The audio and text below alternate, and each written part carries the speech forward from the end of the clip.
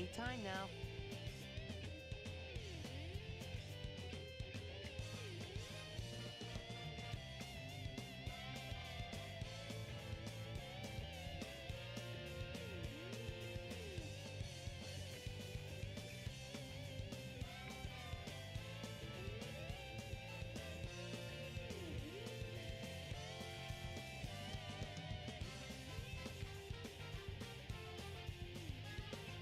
I'm out of here.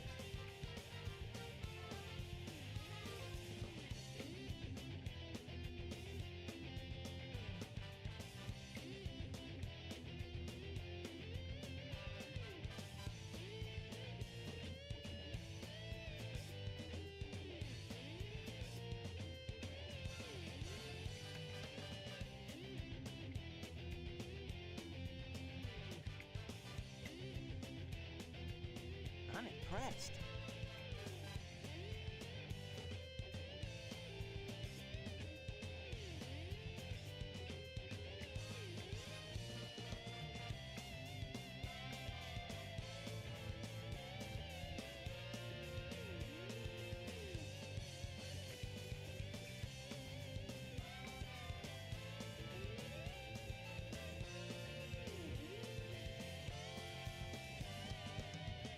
Well, better get going.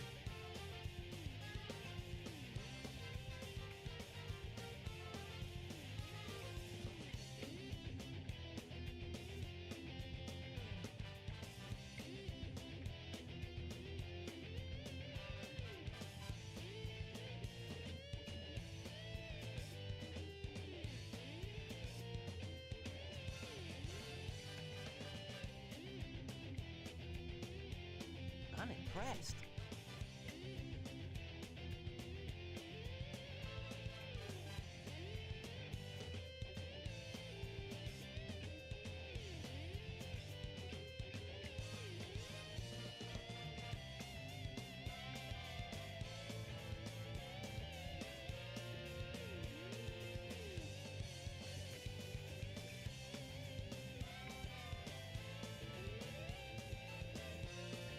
Anytime now.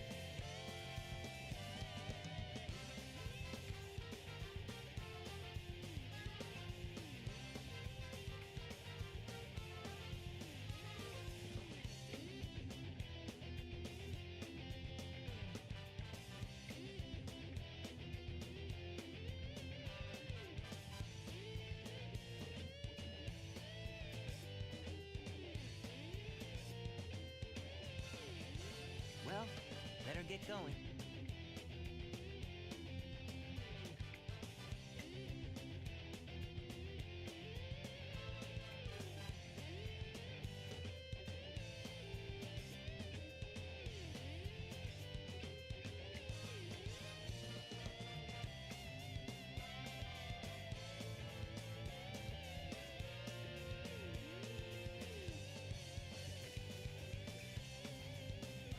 Anytime now.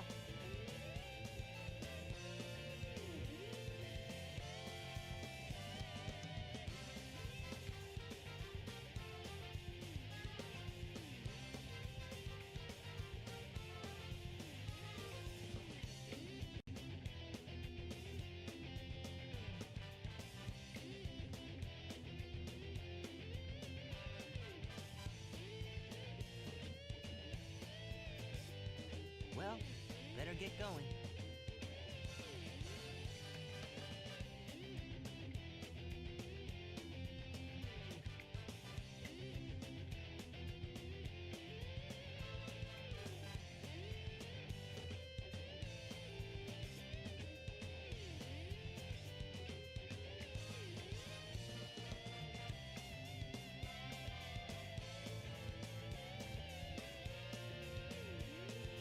Well, better get going.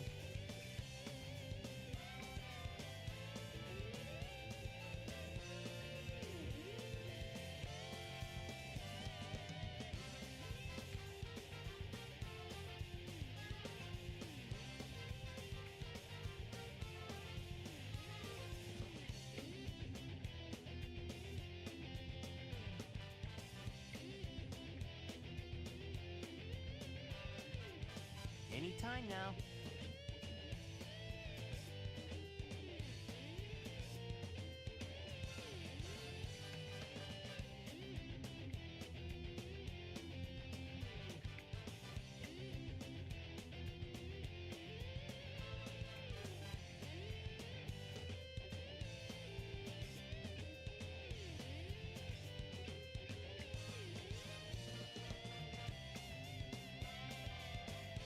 I'm impressed.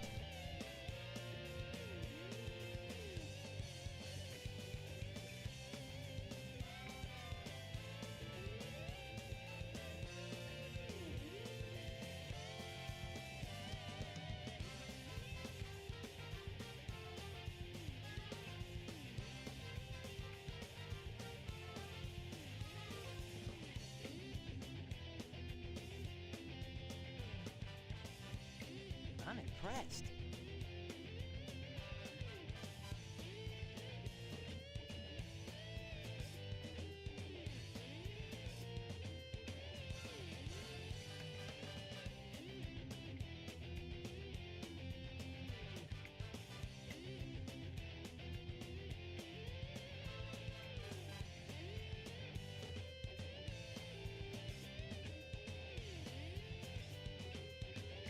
Good evening, party people. Welcome back to the Bar with an X, the only bar, at least in my local area, that is serving coffee after 5 p.m.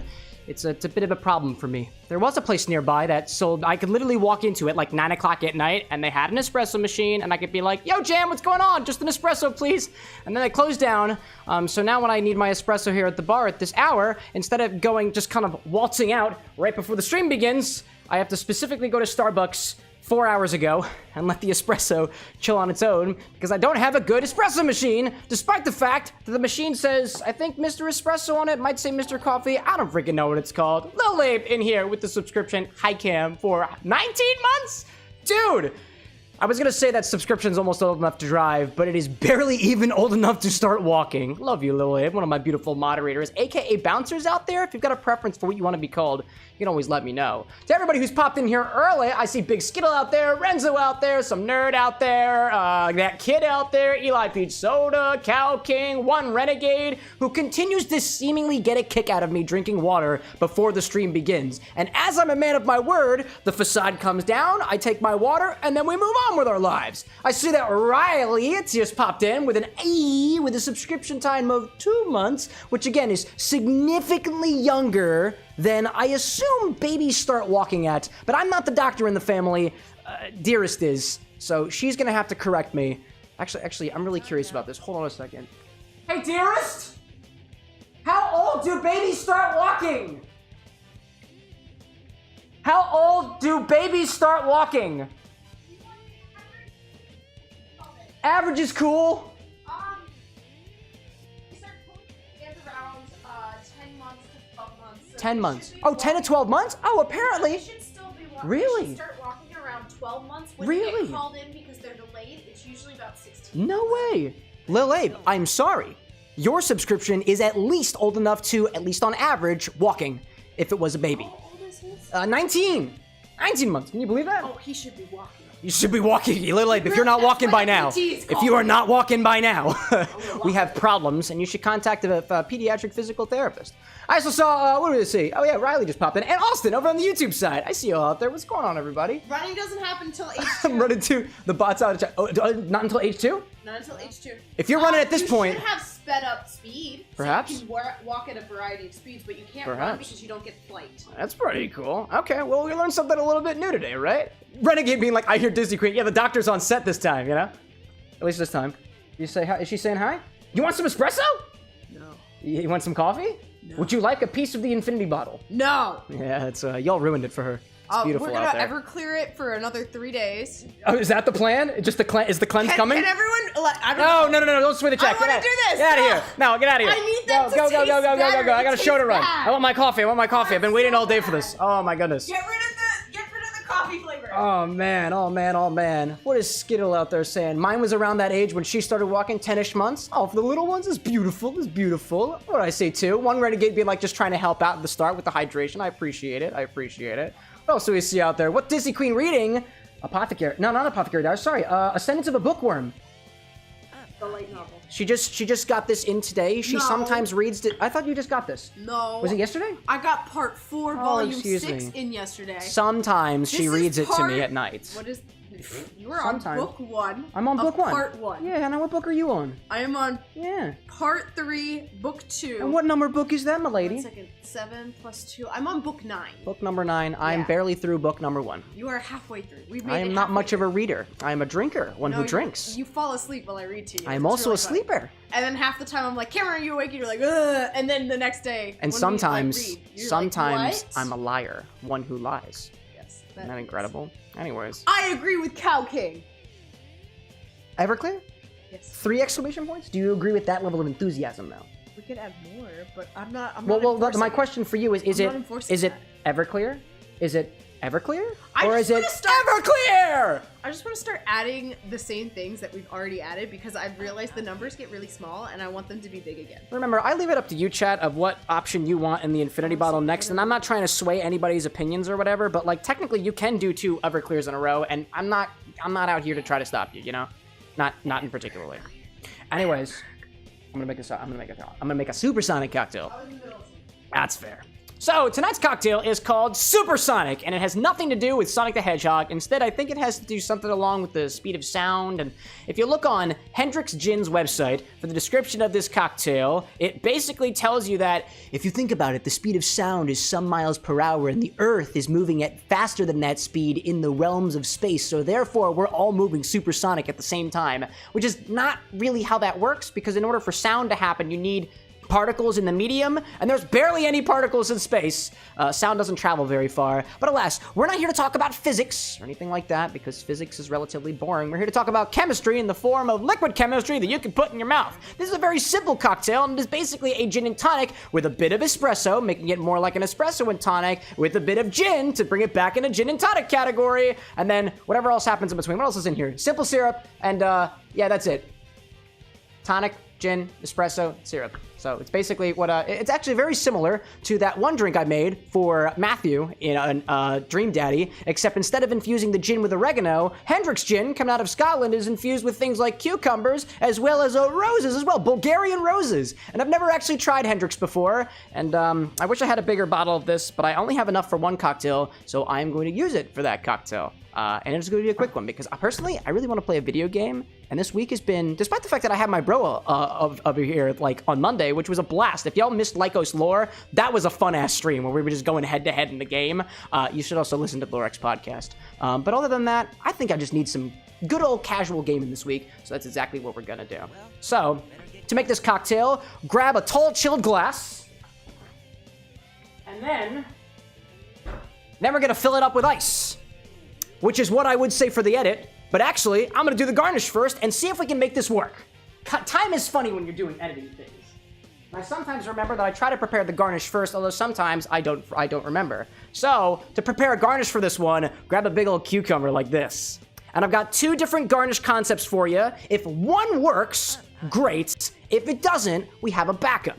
So, cucumber, cutting board. Let's start with the simple one. We're gonna start with this fail-safe garnish for this one. So I gotta open this thing first.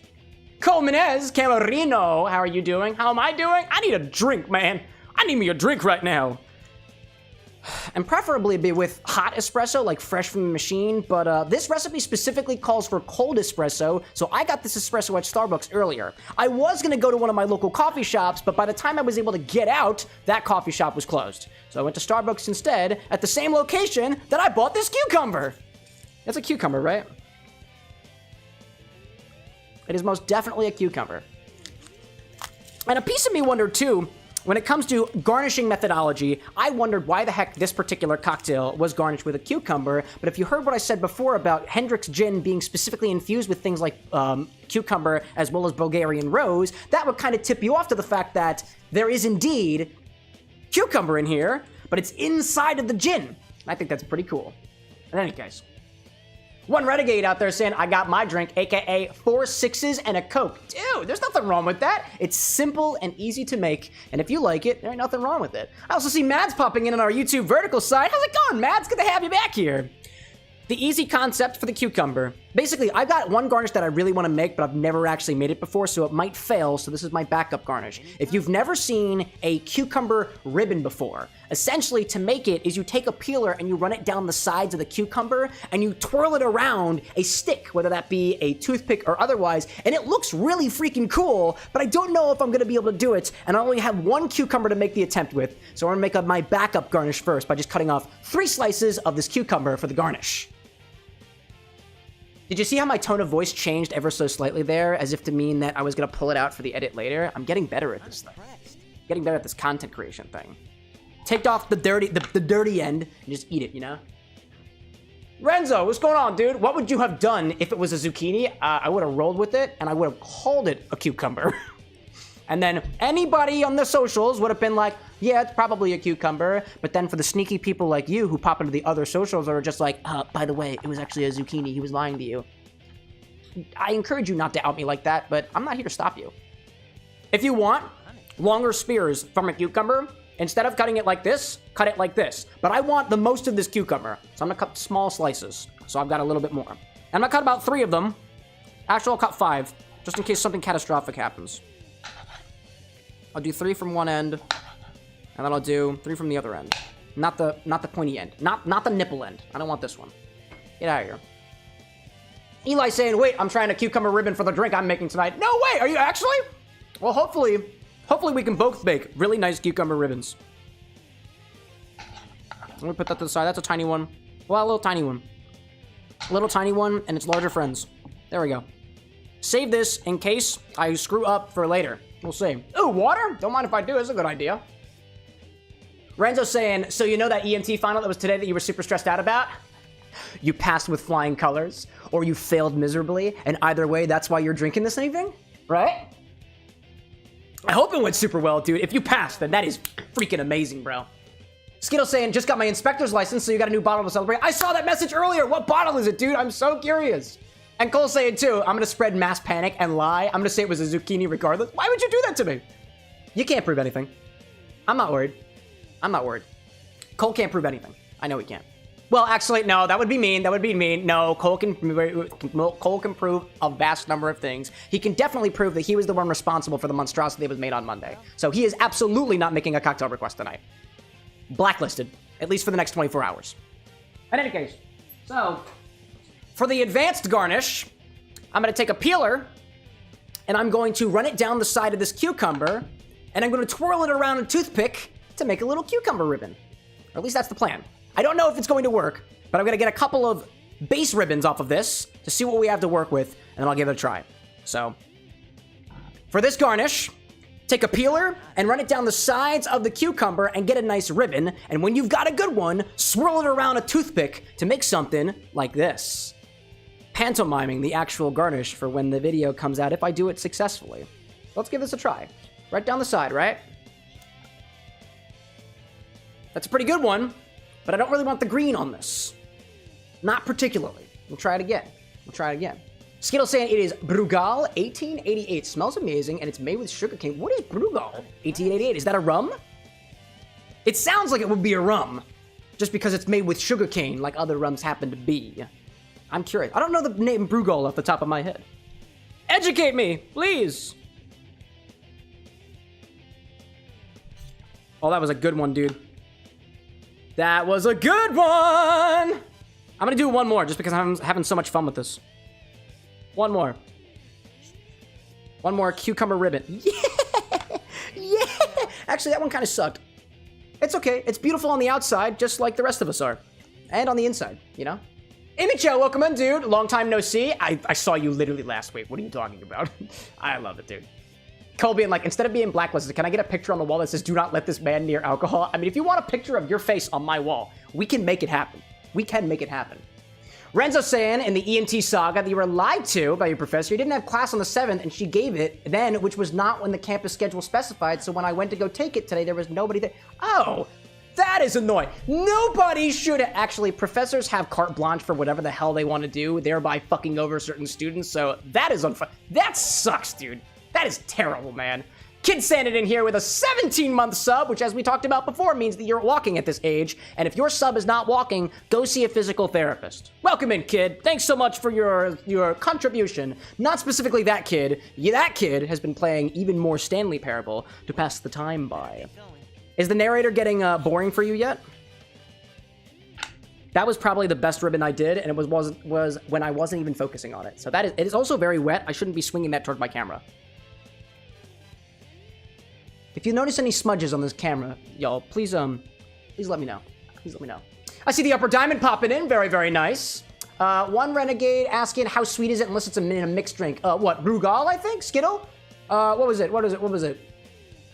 It is a rum. It is a rum indeed. It's the first time I've seen it before. I imagine rums aren't necessarily sweet just because they're made with sugarcane, but it can vary. Spiced rums in particular can have some added sugar into them. But then again, other rums can have added sugar to them too. I'm curious of what the flavor profile is. Let's see out there. Diamond's got auto-correct stuff on the phone. That kid saying the narrator is still amazing. Excellent, excellent. Renegade saying try to arrive into an English 101 class at the very end, but then getting a one-on-one with the teacher. Dude. All things around, all things around. Okay, so if all goes according to plan with this ribbon, I can throw it around a long toothpick, and it should work pretty well. Let me give that a try and see if it works. I'm trying to get a long toothpick, and I'm struggling with it. I am struggling. All right, so ideally, you can take the toothpick and you can kind of thread it through like this to make sure it stays on. And when you've got it hanging, you should just be able to... Or not. Okay. I know there's a trick to this. I know there is a trick to this, and I think you gotta put your finger here, so I'm gonna try this one. Not bad. Not bad. I wanna do it again. I wanna do it again. I feel like there's a way to do it. Maybe if I specifically do, like, another little...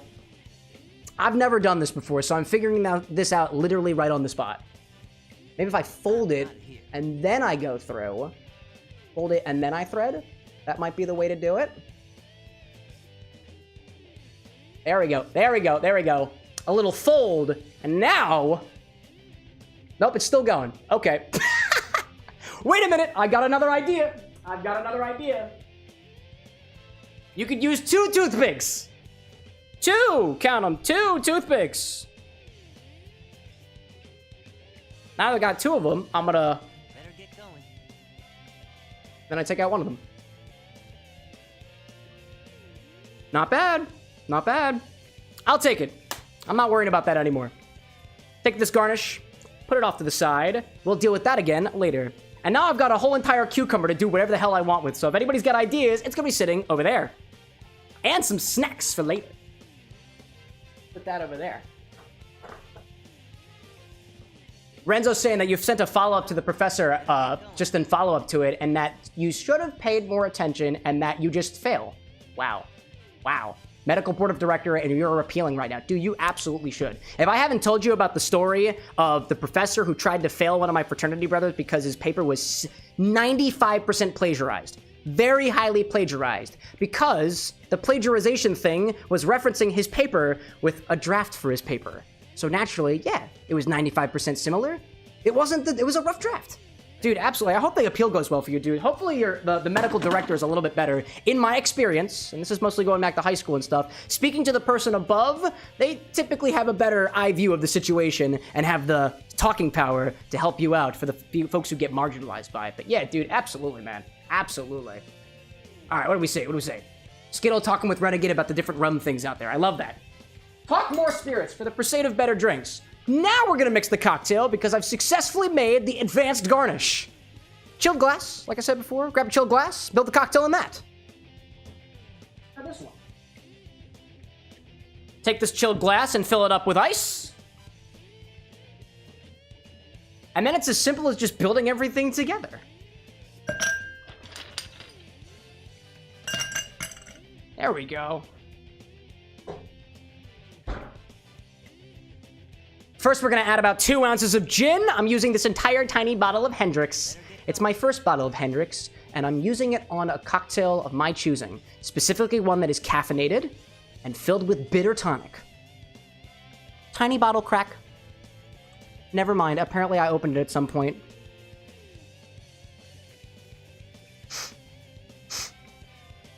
Smells really good. I'm gonna bring the cocktail lingo over for this, just so y'all can watch me do this. I'm gonna get it perfectly. This is how it's gonna be. Better get going. There we go. Perfect angle. A perfect angle. Never seen a more perfect angle in my life. In my life. Put it all in there. Hydration. Well, you want me to take a sip of my Hendricks? If only. I appreciate that. Renzo currently in wait for a response. Oh, dude, chill with your buddy. Have handed a 2-year-old box of Twisted Teas. There we go, dude. Coping. Pour it all in there. There we go. It's good stuff. Glass. Zoom in!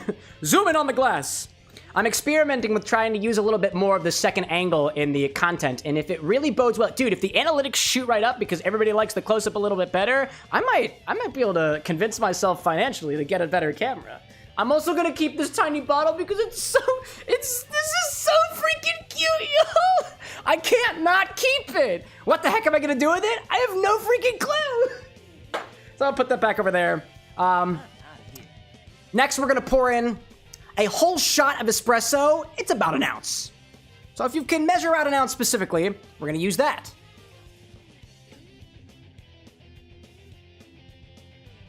Specifically cold espresso, if I didn't say that already. Bring it back over. What do I see out there? Renegade saying, no worries, I like it personally. Travel with it, that's what I say. Oh, travel with a little Henny? Oh, that's not Henny, that is Hennessy. That is a brandy, cognac, Hendricks. That's such a good idea. Yeah, this espresso's chilled, by the way. I mean, it's not chilled. It's been sitting on the bar for about 4 hours now, so it's chilled by the ambient temperature, which happens to be, according to my thermostat, about 74 degrees right now, because I run cold, personally. That kid saying, Cam, do I take the left door or the right one? Dude, you always have to make the right decision. Take the right door. And so that kid took the right door only to find out that they really shouldn't be listening to random people on the internet. The random person on the internet is best served creating a drink inspired by the situation. I call this drink the left door, the one that you should have taken against my will and direction. It's called the Supersonic. I stole it from Hendrick's website. Add 1/4 ounce of simple syrup. It says simp. Not the simp you're thinking of. It's my simp. Cow King being like, I've been screwed over by a glitch and I failed my associate's degree. Because of a glitch? That shouldn't be your fault, dude. That shouldn't be your fault. Rage against the machine. And people. And like shitty professors. Life sucks sometimes. That's why we have people. And therapy. 1/4 ounce of simple syrup. Sweeten things up a little bit. Top this all the way with tonic water. Oh, I didn't get the close-up. Hold up. There we go. I got my close-up. Renzo like, Jimi Hendrix. No. You misunderstand. Hendricksa. Like with a CKS. It's completely different. Okie dokie. Top it with tonic water. If you need to add more ice, you can add more ice. Personally, I want to add more ice, because that's the way I like it. Well, that is the way, I like it. Just one more cube. Do I want 2 more cubes? No, just one more cube. Just one more. One more cube. Let's bring the angle over. I got tonic water in my refrigerator. Please don't pop on me, tonic water. Please don't, thank you so much. Woo! Top this with tonic water. anytime now. Here we go. Yes, indeed. Yes, indeed. The Black Rainbow has just joined the bar with an X. Welcome in, Black Rainbow. If you're a fan of espresso and gin or other fizzy drinks, I got one here for you. I'm so looking forward to this. You have no idea. Give this a small agitation and then garnish with a cucumber ribbon. Anytime now.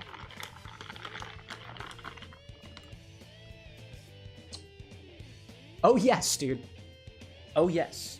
Oh, it's unfurling. Here we go. Little cucumber ribbon. Let's get it for the edit. Let's get it for the edit. There we go. There we go. Let's get it for the edit. Get it for the edit. That's a new saying now at the bar with an X. Getting it for the edit. Gonna do it. Oh man. Or saying Renegade being like, if you want to talk about shitty professors, oh man, tell me about shitty professors. Tell me about shitty professors. Here we go, dude. Renzo saying, I saw you in live yesterday on TikTok, but my internet while playing Magic wouldn't let me load in. Oh my gosh, I'm sorry. I should be more honest about when I go live. I was just doing dishes. Oh, here we go. Let's put it on this side. Boop. There we go. We got it. We got it for the audits. No. We. What was I saying before? Get it for the edit. Got it for the audit. The audit? Now that doesn't. We're not getting audited here at the bar. We were just talking about shitty professors. Don't even get me started about shitty auditors. I don't want to hear it. I don't want to hear it. Not at my bar. There is nothing worth auditing here. Except for the bills. Technically. Anyways. And Renzo like, ooh, dark orange, yeah. Cole like, what about the tax man? Well, the tax man can come in. Tax man gets free drinks. Because they are a vital part of the financial economy. Thank you, tax people. Yo, speaking of which, anybody getting cheers ideas? Cheers to the tax man? April was last month. So if you're still thinking about the tax man now, you probably got fees to pay. This is the Supersonic Gin Tonic, a special... I gotta get the Hendrick thing in there. This is the Supersonic Gin Tonic, a special espresso gin and tonic from Hendrick's Gin. It uses Hendrick's Gin, and this time I'm following instructions. Yeah, freaking love espresso drinks, dude.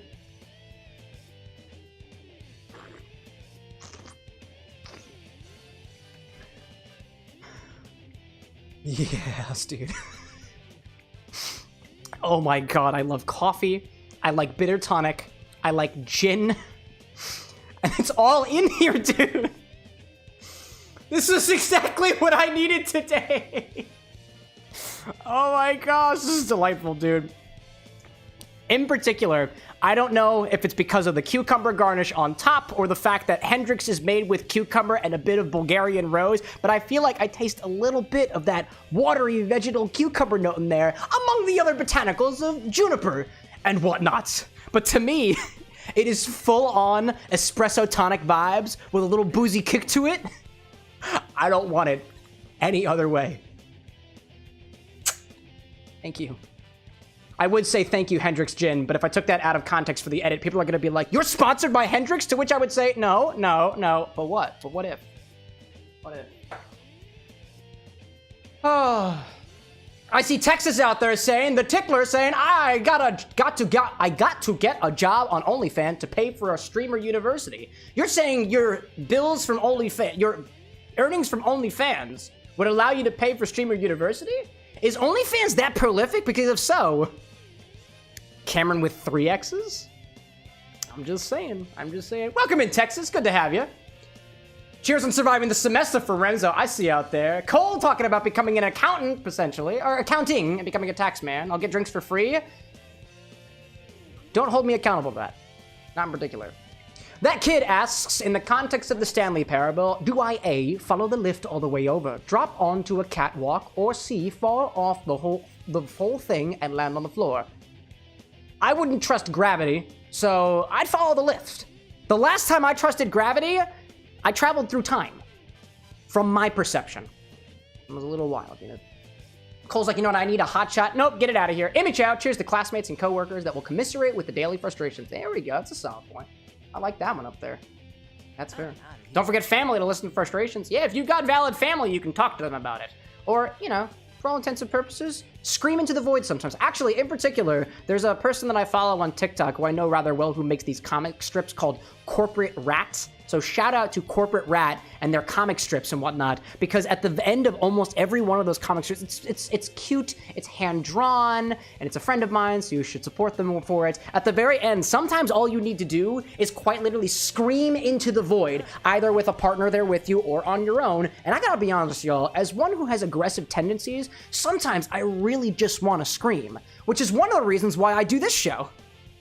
And I have my condenser settings on this microphone designed in such a way that when I scream, it doesn't kill anybody's eardrums. Limiters. Good idea. Anyways, I've got a bit of extra tonic over here, so I'm just going to put this in a sealed container, so I've got a little bit more for next time.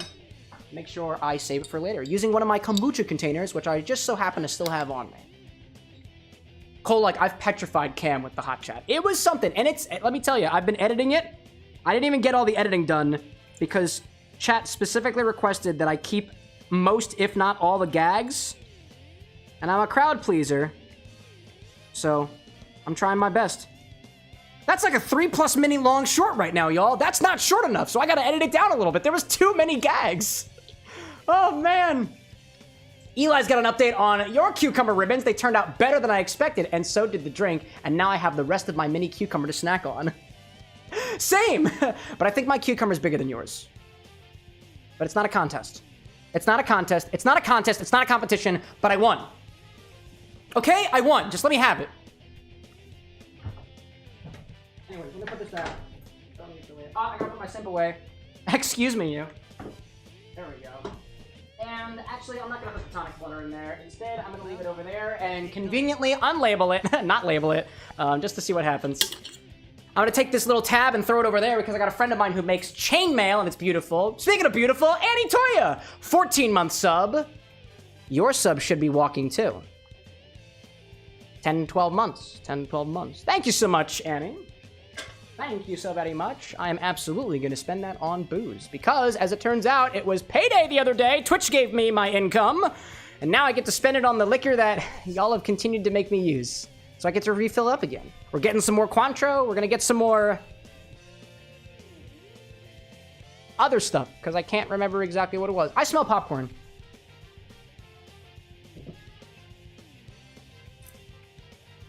I love this dude so much. I love her. Oh my gosh. I just like making popcorn on the same. That's good stuff, dude. Renzo like, don't scream. I just spiral into... I don't scream. I just spiral until I dissociate. Try screaming. Anytime now. If you haven't tried it already, I would highly recommend. Highly. Oh wait, not supposed to chew in the microphone. Hold on a second. That kid is apparently getting lectured about making incorrect choices by the narrator. See, what did I tell you about trusting people on the internet, that kid? I am not a trustworthy resource. Cole's like, size doesn't matter. Depends on the size you're gauging, you know? Amy Chow says it's not the size of the cucumber, it's how you use it. It's not about the girth of your phallus, but instead the girth of your personality. Hey, yo, got him. Did I say phallus? I meant to say cucumber? That was what we were talking about. We were talking about cucumbers, not making dick jokes. That's childish. Anyways, I wouldn't say that I'm above that. Eli's saying, it's also my first attempt at a character-inspired drink motivated almost entirely by the Discord server and your streams. Oh, yeah? So you're telling me that you found a character that you were so in love with or so infatuated by or so whatever with that you were like, I gotta drink this guy. Because that's how I felt about Sonic the Hedgehog. And now we're here. And I continue to dig my way down into this cringeworthy hole. So let's raise a glass for cheers. Did anybody have a cheers? Can we change the subject? I'm gonna play a video game, please. I think we had some shitty professors out there. Yeah. Not the size of the boat, Abe. It's the motion of the ocean.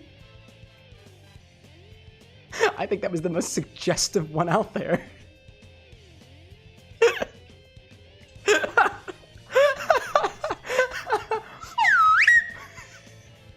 It's not about the size of the boat, it's the motion of the ocean. Wait, does that imply that my cucumber can capsize? Oh my gosh. Annie's saying, cheers to my nephew that was born today. You have a new member of the family, Annie? Oh my goodness gracious, that is beautiful. A new life is brought into the world successfully. Unlike... what has been done unsuccessfully recently? Better get going. Let's not worry about that. Cheers to a member of Annie's family. Cheers to a new member of Annie's family. Cheers to the boat in the ocean that's making the motion. Cheers to the scholars out there who are trying as they might to get a degree, whether it be an associate's, bachelor's, or some other certification, and despite them trying, continue to fall a little bit short. It's a part of life. And another cheers to, what was it, trying new things, doing new things and whatnot, like making new original drinks and whatnot. And cheers to that kid with strep throat, potentially, from either playing the Stanley Parable or otherwise. Either way, cheers to good health. Zum Wohl, Prost, Kampai, and otherwise. Freaking love espresso drinks, dude. I'm gonna grab a straw so I can continue sipping on this beautiful bevy. Beautiful bevy. I haven't said beautiful bevy before. That's a new one for me. I might be using beautiful bevy a little more often. It's the alliteration that gets me. Also, I still have more cucumber. I think that's pretty good. All right, let's play a video game. Where's my thing? There you are. There we go. Hello. Goodbye. Abe being like, we are aunt and uncle times two. Times two. You got two little nephews and or the other ones. What do you call it? Niece. That's what it's called. Sorry, chat. I've been drinking for about 5 minutes now. Annie saying, I've been so hype I showed off pics at the office as soon as you got the news. Dude, I am hyped for you as well. That is super exciting, dude. Man. Auntie Annie. Oh, to Amy Chow's point, Auntie Annie. Auntie Anne jokes aplenty. Oh my gosh, it's beautiful. But also, hats off to, like, cinnamon sugar pretzels.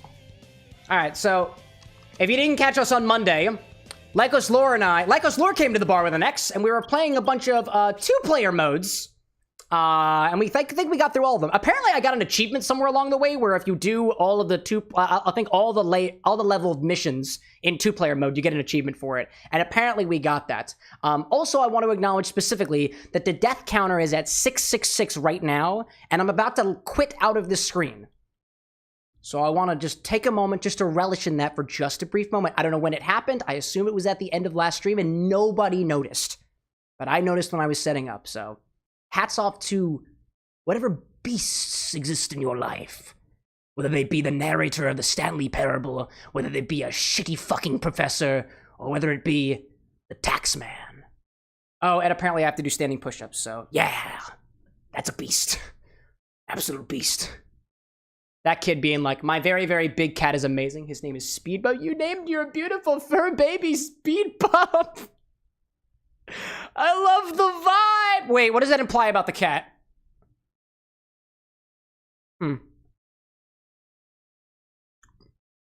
Skittles making mention of hamsters again. Unfortunate. Yeah, you know what? That ruined it. All right, Death, we're done. Skittle ruined it. We're going to the desert. There is a great drought incoming, and I will do things for myself the only way I know how, by sipping to cope with the situation. Speaking of which, this drink is not close enough to my face so I can enjoy the beautifulness of cocktail caffeination and inevitable inebriation. Oh, there we go. Hiya! There we go. Speed.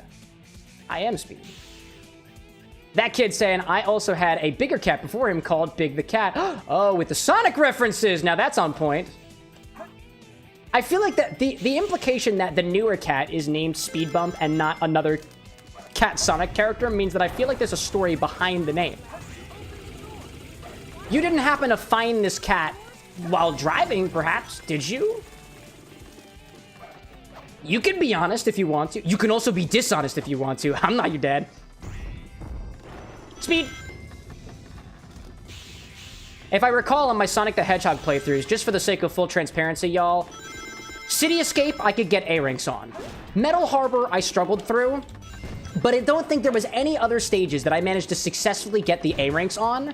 So I imagine for the next, like, week or so, I'm gonna be very, very frustrated with this game. Son of a gun, dude. It begins now. No! Oh my gosh. Get absolutely dunked on, fake Gamma. I love the idea of fat cats, though. Don't get me wrong. That kid's saying his name is Speedbump because, one, he always lays in the middle of the floor, so you have to go over and around it like a speed bump with me. Two, we found him in the middle of the road, perfectly fine, but sleeping. Aww! That feels wholesome, then. I'm so happy to hear that. I am very happy that y'all found him in the middle of the road as opposed to the middle of the road finding him in a way that is harmful to the animal. Cheers to that, dude. But I can't take my... Whoop, hello there. I should have taken you out when I had the chance. Don't please. Nope, no. Get out of here. What? How did that not work? I've been bouncing. How did that not work? Absolutely incredible. Imichelli, you killed Gamma? Yeah, and I do it again. I'm ruthless. Renzo saying, my friend fell asleep playing the new Doom game, so I stole the HDMI cord and I'm continuing my replay of Kingdom Hearts 2. There we go. Which replay is it this time, Renzo? Is it number 2562 or some more realistic number? If it is in the thousands, I don't have any other words but pride and a little bit of shock. All right, on speed. Speed, please. Speed, please. Thank you. Endpoints. Speed, endpoints. Speed, endpoints. Speed, and points. Oh, that was gonna be, no! That was gonna be so cool. Chino, welcome in. I hope you're not being hugged by ghosts, because if so, you are in the same predicament as me, and I wouldn't wish that on my worst enemies. I might wish it on Lycos Lore, though, because you're one of my best buds. Oh, please! Oh, please! Oh, why would you... Oh, what the... The absolute bedunky dunks. Incredible. Speed! There we go. That's what it's all about. That kid saying... And then Big the Cat was a cat I had growing up who was, like, massive. Like, absolutely gahungo manungo cat. Which would make sense of why you would call them Big, because it's just in their name. Also, canonically, in case you were curious, Big the Cat is not dumb. He is canonically not stupid, according to the wiki page. Lycos Lore and I did an episode on Big the Cat in particular. We were absolutely floored to find that the wiki page says Big the Cat is not stupid, but he doesn't necessarily have all the screws on tight. And I was like, oh my god. The screw analogy the wiki did not use, but they did say specifically that he wasn't stupid. It's incredible. Man. But to answer your question, Chino, that's going pretty well so far. I've got a very delicious espresso gin and tonic here, and these are probably one of my favorite types of drinks because it's got coffee in it. It also means that I'm caffeinating at 8 o'clock p.m., and that's not necessarily the right thing to do, but here I am. See? There we go. Bouncing around at the speed of sound. Nice one, Cole. Renzo saying Kingdom Hearts 1. Oh, but Kingdom Hearts 1 is in the 300. Oh, 87th for Renzo for Kingdom Hearts 2. So not even in the thousands yet? Dude, rookie numbers. No, I'm kidding. You're good, you're good. One renegade out there being like, I'm still saving all my channel points for the infinity bottle. I can tell you now, I got a long-ass way to go. Well, to be honest with you, one renegade, the way to get... So, if you are doing just what you do, and you're sitting around and you're watching the stream, no bits, no gifts, no sub either, because there's a multiplier for subscriptions on the Twitch side, it takes about, I think, 2 months to amass enough points. I think that's how the math works out a little bit. And part of that is on me, by the way, because I don't stream that often. I only stream twice a week. And internally, I wanted to stream longer on those days because these are the days that I have to do it. And then the other days are for editing and whatnot. So I am doing as much as I can on my side. But it'll take some time. Gives you time to think about it. And admittedly, with the point cost so high, it discourages people who just randomly pop in and want to fuck around with us to do the same. They gotta think about it a little bit. They gotta come in and stay a while, you know? And that's what it's all about. Don't hurt me, thank you. Speed! There we go. That kid's apparently got 2k points, got a long ways to go. Patience, young ones. Patience, young ones. To be honest with you, in terms of the infinity bottle has a slightly unfair advantage as compared to YouTube. And that's just because all of the commands, like all of them, including the infinity bottle, specifically wait upon Twitch. Oh my gosh. Basically, it checks Twitch first. If Twitch is available, YouTube is available. But YouTube relies upon Twitch because Twitch is a much better source of truth because there's 2 different YouTube streams. Oh my god, no! Don't hurt me, thank you. Man. Renegade being like, you're all good, just pumped to be here. I am happy to hear it. Please don't hurt me. Please don't hurt me. There we go. That was good. Here we go! I'm glad for you to be around.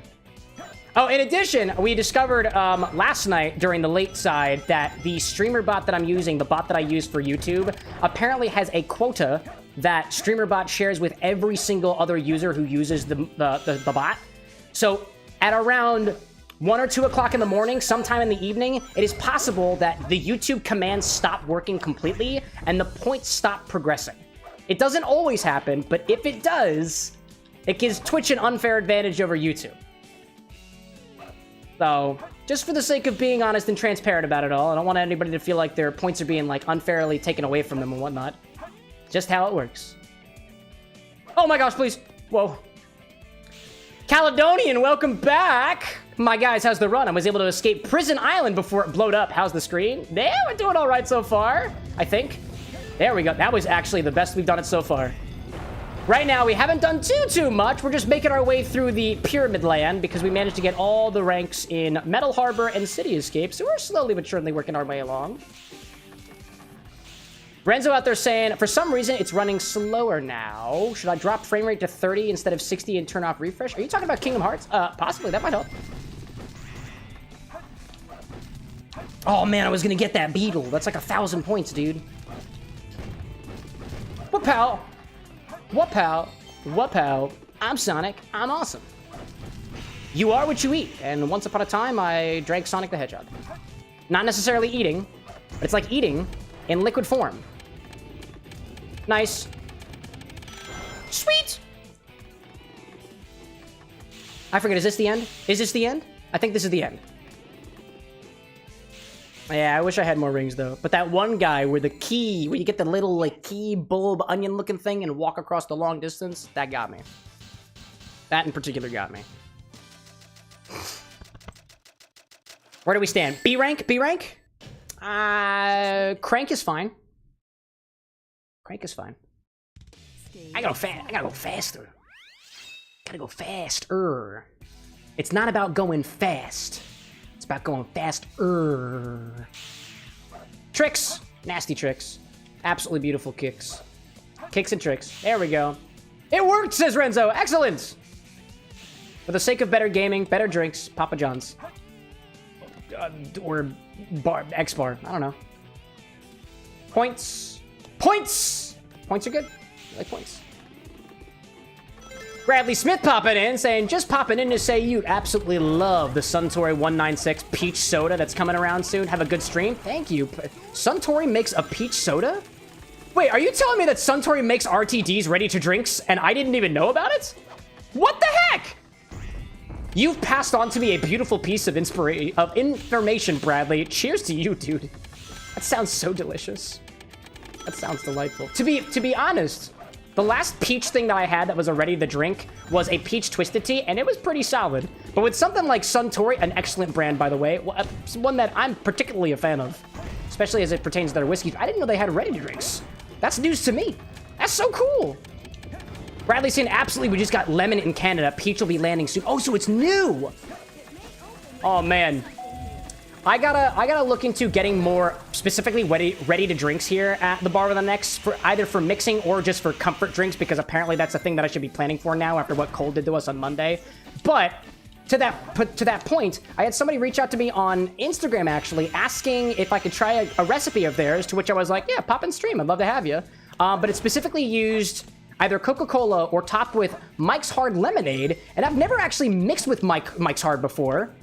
But in the pursuit of being able to try new things, I want to try to get in some lagers and stuff. There's some different beers at the bar, some different wines at the bar, some other ready-to-drinks at the bar that are typically used for mixing. So if you got suggestions, that's what we got the suggest command for. I am curious. And I didn't get smacked this time, which is great. Speed. Oh, hello there, I don't want that. Hello there, I don't want that. Hiya! There we go. I'll take one of... I will not be taking one of those, actually. Speed! There we go. Woo! That kid out there saying, when I save enough, I know exactly what I'm putting in that bottle. No way, dude. You've already got a plan? You've already got a plan? If I could put something into the bottle next, I've got a plan, because nobody wants to put tequila in the bottle. Wait, that looked... No. I just saw a bunch of bumpers up there, and I wanted it. No! No! Oh my gosh, dude. Oh. That was unfortunate. I can't believe... Wow, dude. Renzo saying, I just cracked open a peach twisted tea as I talked about Twitch pisted tea. Can't even speak right now. Peach twisted tea, not Twitch pisted toi or whatever. Oh, man, dude. That kid says it's the Hyper Peppermint Schnapps. Yeah, we don't have anything that's supremely mint in here yet. That would be a pretty good call. But tequila would also be a good choice. Nah, dude, I'm all for the mint. We also received a comment on the Twitch today being like, that mint flavor is... It doesn't want to go away. And I agree. It just doesn't want to go away. It really doesn't. Cole saying love you, Cam, in a bro kind of way. Not in a couple standard. No, I get it. I get it. I understand. That was perfect! Oh my gosh. 100... Oh, just 100? Alright, well. Still perfect, though. I can still be excited. Woohoo! There we go. Get out the other side and move along. Speed, I am. Speed, I am. There we go. I don't think I got a very big time bonus, but that's because I didn't make it through that one hallway the first time, but here we go. That kid is heading off to bed. Might come back later. By all means, dude, go for it. Thanks so much for popping in. It is always a pleasure to host your presence.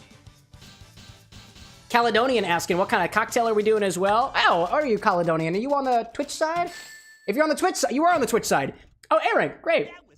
If you ever want to know what cocktail I drank at the beginning of the stream, you can type in !sips into the chat. I'll just send it out there for everybody right now. This is a Supersonic Gin Tonic, and it is essentially gin, tonic water, espresso, and a little bit of simple syrup just to kind of sweeten things up a little bit. This is not really a mind-blowing cocktail unless you've never had espresso and tonic or a gin and tonic before, let alone the two of them together. But it specifically calls for Hendrick's gin, because this is what they wanted to call it. And just because of the garnish choice that they used, the cucumber, it kind of draws some inspiration from the fact that cucumber, as well as Bulgarian rose, are used in this gin, as opposed to other gins out there that are a little bit more forward on herb notes, as opposed to vegetables, like the cucumber. But it's tasty, dude. Really good. Skittle asking, didn't I have an alcohol tester at one point? Like an ABV tester? Yeah, I have a refractometer. I have one to test sugar content and one to test alcohol content. Yeah, I got one of those. All right, we're going for, that's something I want. I want one of those. Heck yeah, I do. Are there any more rings in the air? That was yeah, dude. That was pretty good. Oh, I see rings there too. Oh, dude, we got 47 already? Oh my God. Oh, wow. It hasn't even, at that point, it hadn't even been 30 seconds yet. That's amazing. Oh, come on. Let's do this the right way, shall we? Dude! Oh, man. But yeah, I got one of those. Skittle being like, we should use it on the infinity bottle when it gets redeemed. Remind me. I'd be happy to. If you think, by the way, if you're of the mindset that, like, he's absolutely just trying to avoid the responsibility of testing the infinity bottle, I promise you I just forgot. Because I think I agreed to that last time, but I just forgot to do it. Woohoo! I thought this stage was the hard one. This actually ain't too bad. I was mentioning it on Monday too, like, I used to play Sonic Adventure 2 Battle as a comfort game of mine, but I've never been good at the game. Instead, I would try to speedrun all the levels, and I would get progressively more and more aggravated, and about 20 to 30 minutes later, I just shut off the game. This is going a lot better. It might help the fact that I feel like there are people watching me. Because I know that there are people watching me. And it's you. Thanks for coming to my show. I'm having a good time. Renzo saying, gonna go ahead and slip that Dante cocktail back into your mind. Well, if we don't have anybody else wanting to do requests, then it was between Renzo and Cole last time. Is that more popcorn? That's okay, thank you. Dearest just brought me more popcorn, and I would say that I'm elated, excited, in love. In love is just a statement that exists all the time with her, but I would say that I'm relatively unemotional for now. But the more I drink, the more emotional I get. Did you just throw popcorn at me? No. Oh, you definitely did. Yeah, you absolutely did that. Stop. Why are you doing that? I gotta clean that up. At least throw it in my mouth. Come on, dude. Wait. Hold up. There's an enemy. Oh, there's an enemy. There we go. Okay. No, I missed it. I gotta get the key. Hold up. Get the key. Oh, hold up. Gotta get the key. Caledonian asking if I've ever played Sonic 06. I think I've played it, but I haven't played it on stream yet. Oh no. All right, just go for it. It's a run. I'm usually so good at this. All right, full focus. Got it. This run is bull. Speed. Speed, I am Speed. Who is she? It is me. I am Speed. Speed.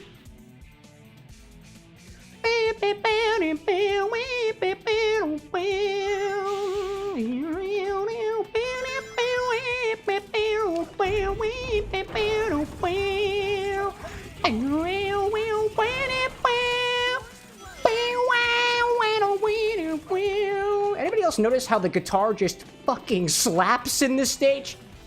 You ever notice how I also am not that good at video games? Especially when I'm distracted by the music? It's okay. I haven't even gotten the chow yet. I shouldn't be so concerned about runs.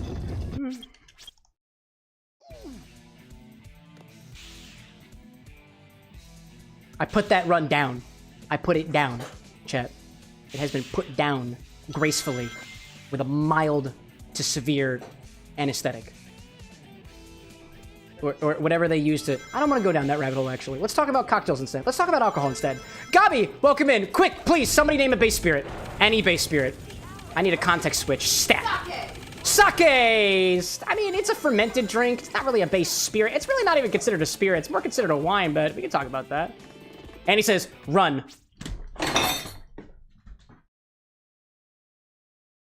Oh, wait. Sorry. No, sorry. I misread it. Oh, rum. Oh, excuse me. That's a good topic to talk about. I like rum. Rum is tasty. Son of a gun, I fell down anyways. Oh, rum is delightful. I think I just accidentally clicked the stock button. Nope, we're good. Rum is awesome, dude. Rum is like such a varied spirit.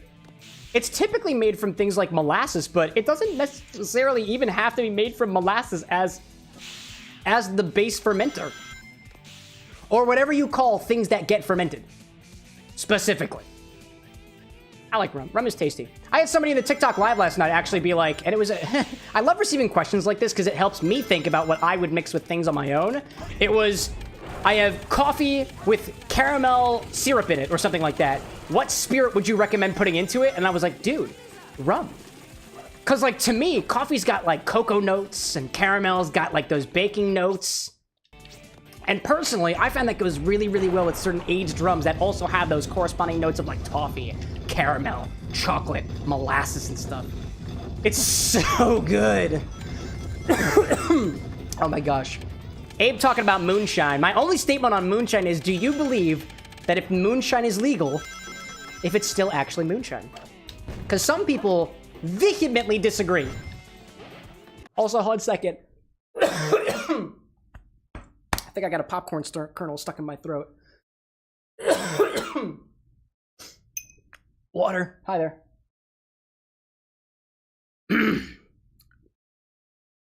I watered myself for once. That was nice. Excuse me. Wow. Excuse me. Hold up a second.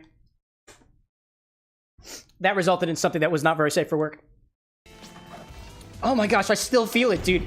I still feel it. It's okay. It's fine. It's fine. We're good now. Anyways, Cow King's like, got the figs yet? Not in season, my guy. I mean, I could go to the store and buy figs, but like, I could. Admittedly, I could just do that, but I'm at my bar. And I don't have the budget to Instacart something again. I learned the first time. Hello. Goodbye. No. There we go. That works. Renzo being like, I feel like Roxas, Shion, and Axel are the most traumatized trio out of the three. Why?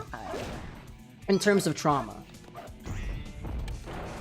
I'm curious. I'm curious to pick your brain on that, Renzo. I don't have enough context on the other Organization 13 members, so.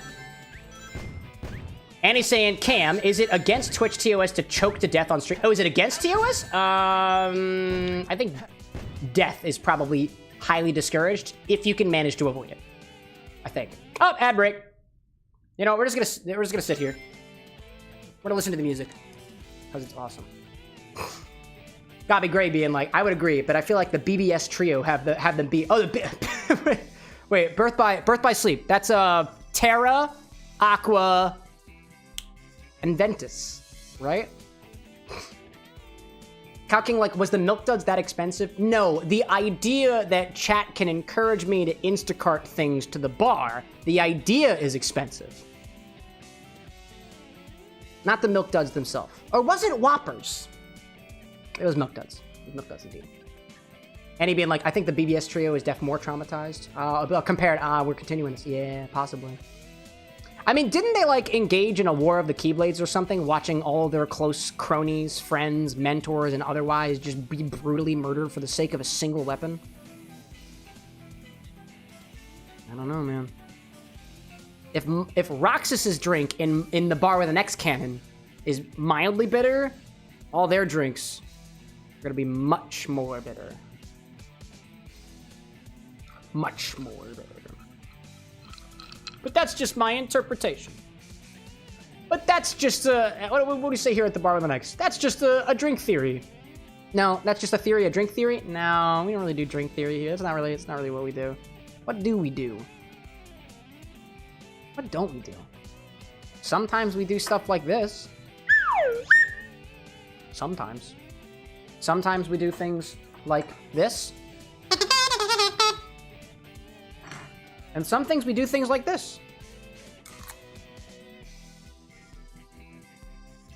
I don't know what kind of show you want. That's the ad breaks. The show really isn't supposed to be happening right now. So, Caledonian. Hello, Internet! Welcome to Drink Theory, the only show on the internet that gets absolutely freaking blackout show wasted every single episode. Every single week. For me, it's twice a week. I'm just kidding. Twitch, if you're out there, I understand your TOS specifically prohibits like excessive drinking to the point where it's dangerous. We encourage mindful drinking here at the Bar with an X. I have been drinking mindfully. And I'm about to do it again. Like it. Ryan, welcome in. Just got done playing the bagpipes. How's everything?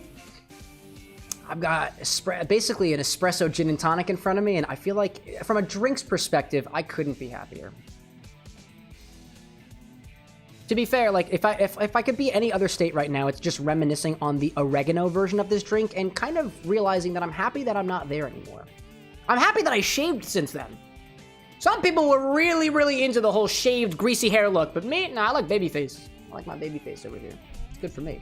Welcome back from the ads, everybody. I appreciate you popping back. Gabi out there saying Ventus should be a mocktail. Vanitas should be a cocktail. But like Ventus and Vanitas are two completely separate beans. They're both gonna get cocktails and mocktails when I eventually get back into Kingdom Hearts. One of these days. Eventually. Renzo saying, I meant out of the three different trios, Riku, Sora, and Kairi are the Destiny trio, Axel, Roxas, and Shion are the Days trio, and Terra, Aqua, and Ventus are the Wayfinder trio. Okay. And you're saying that the Days trio is the most traumatized. All's fair in love, war, and interpretations. Don't touch me. I'm fragile. I'm gonna find the chow first. Ryan's like, gotta go full beard. Give me a reason, chat. Give me a reason. I would probably go full beard for charity. Some people would, like, shave their head. I'd just grow out a beard for the next year, dude. I'd do it. I would totally do it. Because I'm a big fan of mixing drinks and changing lives. Which, by the way, is going to be the name of the charity event that happens real soon.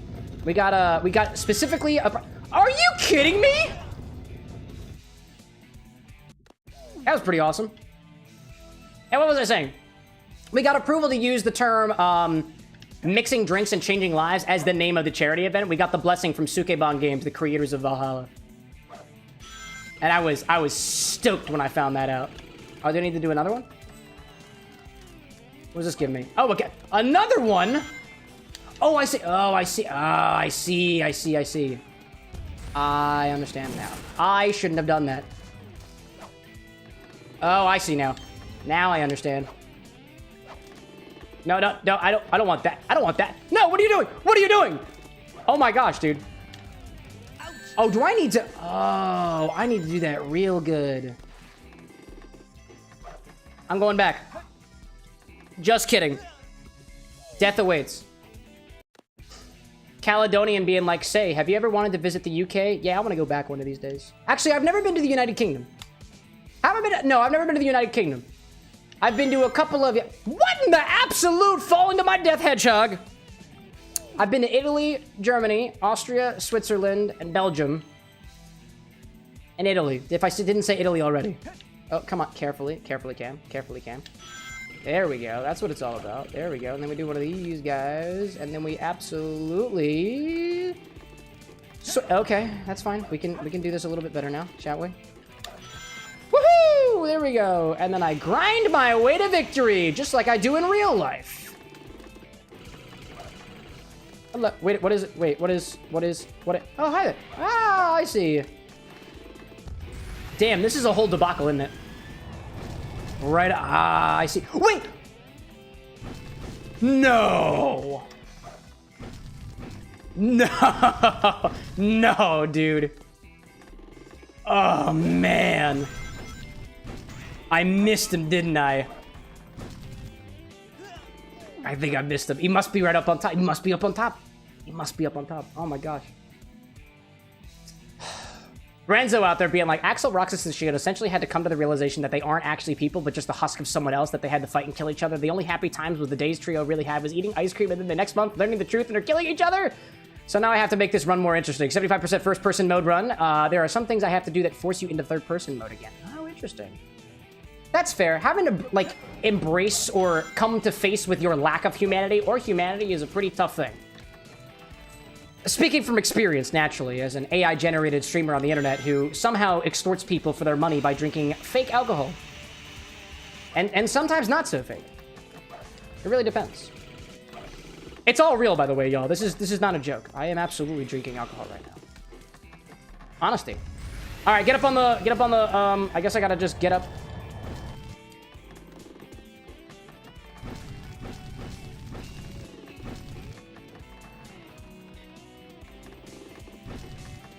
Caledonian being like, dang, that's crazy. But hey, you can say that you traveled the world just like someone else wanted to. Who wants to travel the world, Caledonian? Would you mind being more specific with that? I'm not sure if I understand exactly who wanted to travel the world and didn't have the opportunity to do so. Also, what is up with this? Am I not supposed to get up there? Am I not supposed to get up there? What if I force my way up there? Nope, that ain't working. That is not working. Nope, that's just not high enough. Okay, well, maybe if I go right here. That is fire, actually. Can I get up there? Nope. Okay. Oh my goodness gracious. How does one get up there to the highest of everything? Oh my gosh, dude. Please excuse me a moment while I Google this, because apparently I'm doing something wrong. Pyramid? Cave, Lost Cheo, or do I just have to be really, really good at the game? Ugh. Cow King saying, my sister's graduation from medical school is this Saturday. We leave Friday, and it's her white robe ceremony. That's something to cheers to. Oh, absolutely, dude. You're getting the white robe ceremony? Dude, I have had the opportunity of being at one white robe ceremony before, and it was tear-jerking. For the family. I was just a friend, so I was just like, yeah, you go, girl! It was awesome, dude. Cheers to that.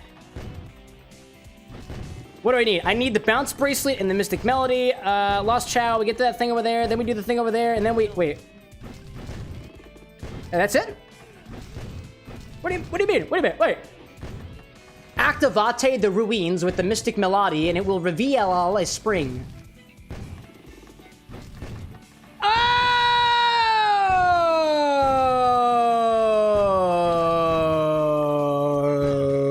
I didn't mean to fall off the edge like that. Oh!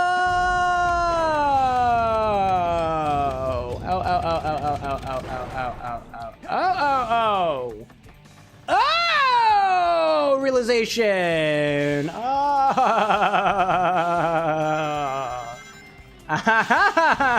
Yeah. Yeah, it's all making sense to me now. It makes sense. Yeah, I gotta go. Yeah, I got it. Yeah. It's all the way over. Yeah. I'm gonna be yang for a while here. Just kidding. Yeah. I'm not gonna stop yang until I find that darn small animal.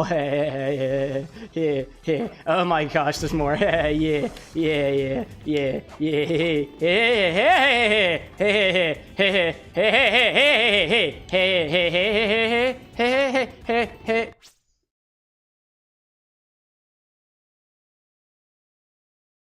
Hi, Teos.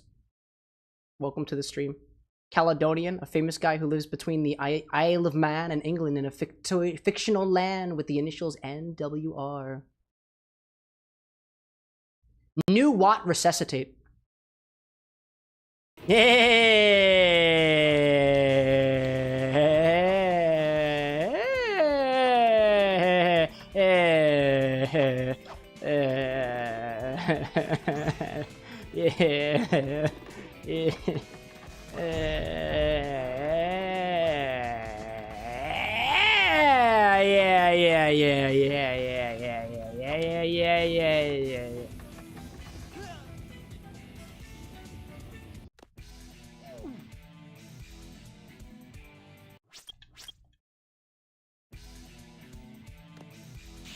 Anyways. Cow's like, I see, said the blind man, as he picked up his hammer and saw. You get it? A saw is a tool. But so is a hammer. One who hams. Oh my gosh. By the way, Teaz, in all seriousness, welcome in. Good to have you. Good to have you. My lackluster greeting before was merely because I was on a confidence kick that was subsequently smushed to a pulp, much like what hydraulic presses do to some things and otherwise chemicals. It's kind of cool. Gotta be like, are chows animals? I don't know. I don't think they're necessarily. I mean, what is an animal, right? Is it merely one who is alive and isn't capable of higher levels of conscious thought? But, like, humans are animals. The Sonic the Hedgehog characters are also animals, so would it be wrong to say that the Chow are also animals? I mean, it's my belief that humans are animals. I mean, we are, like, scientifically animals, but some people just find that calling a human an animal is it's a whole thing. It's a whole thing. And I'm not one to take it away from people. We ain't yucking nobody's yums. But I think there are specific laws that define what an animal are, because I can think of some actions that you're technically allowed to do to humans that you are definitely not allowed to do to animals. But I don't know where that leaves us with, like, insects. Actually, let's not follow that train of thought. Let's think about another random spirit. How about the Holy One? Just kidding. Vodka. In all seriousness, I was looking into a vodka company the other day, because on Mother's Day, I was chatting with my dad, one of the musicians of the family, and he apparently got into contact with a vodka company. And my father, the musician, managed to get a whole case of vodka just because he said, yeah, I like your vodka. Yeah, I'll put it on my social media page. And if I can vent for a moment, he didn't give me a bottle of the case of vodka he got. And I was like, oh, Dad, I cannot believe you didn't think of your drinky drink son when you got a whole case of vodka. I was like, what did you do with it? He's like, I gave it to friends. And I was like, that's totally valid. You're such a good father. Oh my God. And because I'm such a good son, I confronted him about it after the fact. And I was like, oh, do you think you'll be getting more cases of vodka? And he was like, yeah. Oh, we'd love to, maybe they'll send you some specific cases of vodka. And I was like, Daddy, I love you. Dad, if you're out there, I promise I would not say it in that way to you in person. I am a lot more poised when I'm speaking to my actual biological father. The only actual father that I have who I call daddy is my father-in-law because I think it's hilarious. And I don't think he understands. Gotta be like, but you give Chaos's animals to evolve them? Yeah, but like, that's just carnivorous. That's just a carnivorous animal. But, like, not even that. Think of it a level further. They don't eat the animals, Gabi. They absorb their essence. The animals don't die. They just become, like, husks. And they wander around only to subsequently just disappear from the Chow Garden. Just a little more mindless than when they entered. Renzo, like, and what would those actions be, Cam? I think something like you're not supposed to give alcohol to animals, probably. It's definitely nothing more, it's nothing more inappropriate than that. Definitely not. Skittle's saying, so you're saying you call people that? Aren't your, whoa, hello there. You're saying you call people that aren't your father daddy. Yes? No! Oh, I realized that there was a second chance one down there, and I didn't even bother to utilize it. That's incredible. Going back. Annie, like, they don't die. They just become husks, Terranort, before stabbing the residents of their alien garden. They're not dead. They're just husks of the people they used to be. It's beautiful and humane.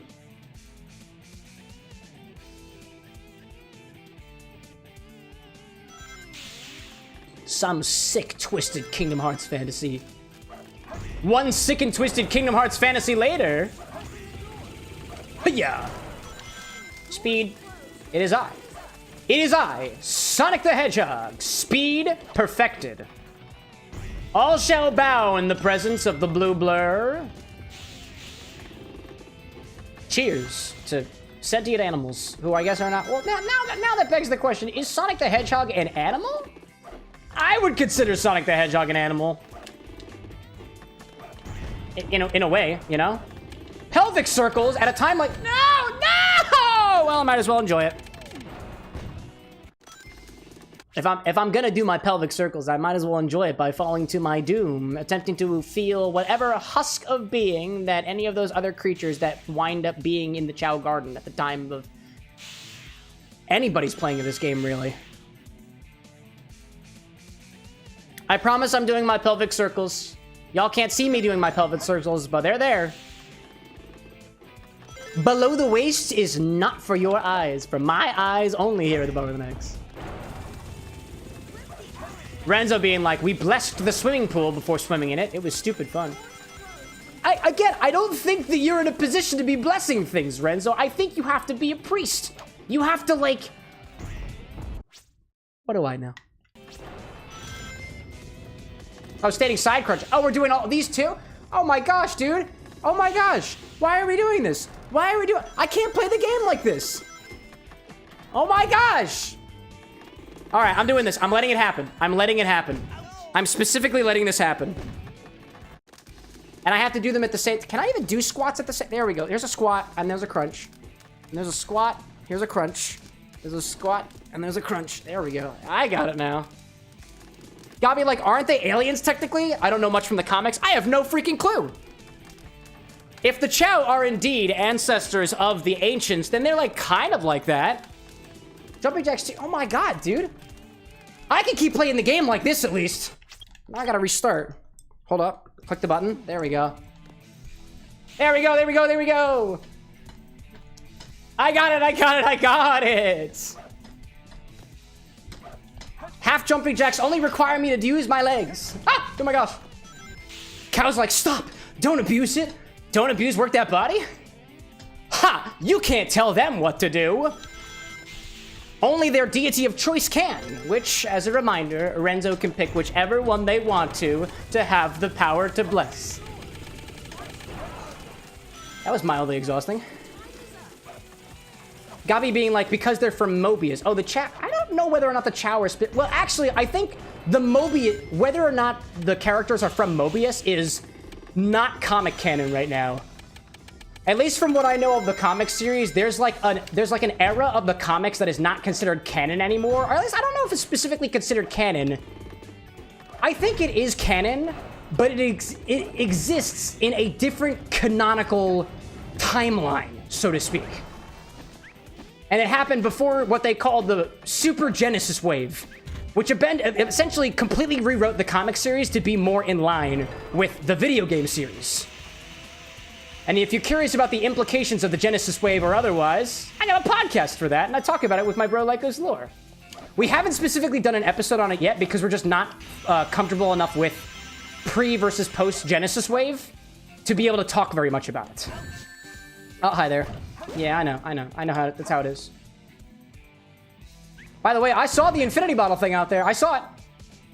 I saw the warning, so this is your verbal warning, chat. It's coming, and it's coming soon. To Annie's point, yeah, it is kind of her job to abuse that power. Yeah. And when I turn it off, specifically unturn it off, under the proper circumstances. Oh, you got it, dude. Yes, you do. Yes, you do, Sonic the Hedgehog. Woo! Get him.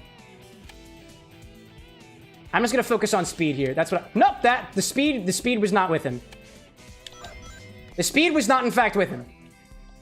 It could have been more speedy, but it wasn't. But it wouldn't. You got this, Sonic. I believe in you, dude. I believe in you, my hedgehog. That's good. There we go. Renzo saying, I am the Pope of the small local religion. We had our 2 ordained priests help. We unironically made a religion 3 years ago, and we have a church and 600 plus people. Yeah. Religious freedom. I get that now. My sincerest apologies to you. Are you a priest, Renzo? How should I address you? Deacon Renzo? Priest Renzo? Father Renzo? Father? Is that how it is done? I try to be as respectful as I can here at the Bar with an X, but my ignorance sometimes gets the better of me. Yeah. And this is the one that I want. This could be good. This could be this could be actually unironically perfect. Nothing is gonna stop me now. Because I'm having a good time. I'm having a ball. Don't stop me now. Just give me a call or something. There it is! There it is! That's our boy! That's our boy! That's our boy! Yeah! Alright, dude. Ryan says, I'm sorry, Daddy. I've been naughty. Yeah, that's at least from my Catholic upbringing, is exactly how you address a Catholic priest. Stage select. And the reason why is if you didn't know already, and I'm only gonna I'm not going any deeper than this, y'all. This is the surface level, so the dog's gonna be just okay. When you make your confession, you can't typically see the priest, so that when you call the priest Daddy, you can't see their uncomfortable and flush face when they accept being one with the Daddy of all daddies. That's apparently how it works. Anyways, there it is. Lil Abe with the infinity bottle. De Kuiper, Pucker, Island Punch, Sweet and Sour, Schnapps. We're getting more Island Pucker in there. Check that out. We're really keeping within the tropical vibes now. It's all for the blue. It's all for the blue. Let's do it. Let's do an infinity bottle. I just finished with my Lost Child thing. We'll go back to the pyramids after the fact. That's great. Renzo saying Pope or Father, but I don't really care. Well, as Father Renzo. That is your title. That is how we shall address you. I am one for respecting the authority of the people around me. Whether or not it's a local organization or a global one. I love that. Lily was like, boom, there we go. Skittle says, remember to test the ABV. I am curious about it. I am curious about the ABV. Let me go get the Island Pucker, and then I'll be back. So we've now become familiar with the fact that we can repeat bottles in the infinity bottle, right? If you didn't know what's in the bottle already, there is an exclamation point infinity command which tells you what is in there already. Admittedly, you can't know what's in. Actually, no, you can know what's in the. Well, I was gonna say you can't know exactly what's in the bottle unless the bot is running and there's a live stream happening. So if you are planning your infinity bottle redemption, there's no way to find it unless you are a member on YouTube and have access to the videos early if they are released. If you all are interested in something somewhere that tells you, like, offline what's in the infinity bottle, let me know. I will think about that. I didn't click with me until just this very moment. Island Pucker.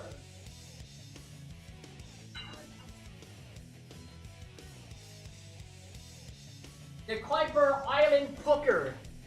We're putting the pucker in the infinity bottle. Or something like that. Cow King saying, I became a local legend during my high school years, and I'm a contortionist and double jointed. Also, I can move my throat and touch my spine. Can you touch your spine with your throat? How does that... That means that this part of your body touches that part of your body. That's terrifying. Nice. That's incredible. Wow. There's the infinity bottle. We're ready for it. Also, chat, at some point, I do have to filter this thing out because it is getting mighty dirty. There is a heaping ton of sediment on the bottle, on the bottom of your infinity bottle. This is this is your infinity bottle. And it's kind of nasty. It is kind of nasty. And he's like, where did the sediment come from? Coffee liqueur. Mr. Black coffee liqueur is... It doesn't specifically say on it that it is unfiltered, but it has bits of coffee still at the bottom of it, so it does have sediment. That was a call that I made because you're not supposed to add anything. My rule is nothing unfiltered goes into the bottle. But Mr. Black doesn't specifically say that it's unfiltered. So I was like, if somebody redeems it, cool. And then we'll see what happens when it does. If that's the case. Anyways. Let's see. Renzo saying, we did have to edit the Catholic purifying prayer, but I did have to learn that for being publicly ordained in a church. But we made a customized version of the prayer, so it fit our values and views. There we go, there we go, there we go. Nerd being like, youch, the sediment. Yo, yeah, dude. Youch on the sediment, indeed. This is your infinity bottle. Every single time we take from the bottle, we gotta put something back into the bottle, so let's give it a try so far. This is your infinity bottle. How alcoholic is it right now? I don't know. We're gonna find out. I gotta get my refractometer. Let us test the ABV of the infinity bottle first. If it is anywhere between 0 and 80% alcohol, I will be able to measure it with this apparatus, a refractometer. Do I have my, cool, I don't have my droppers up here. And I got one of these guys, and that's what I'm gonna use. There we go. So admittedly, I forgot my little things downstairs, my pipettes. So I'm gonna go get a pipette real quick, and then I'll come back and we'll test the ABV of the infinity bottle. I'm running out of them because they're cheap and plastic. And they break! They're not very good! They're all broken! Every one of them.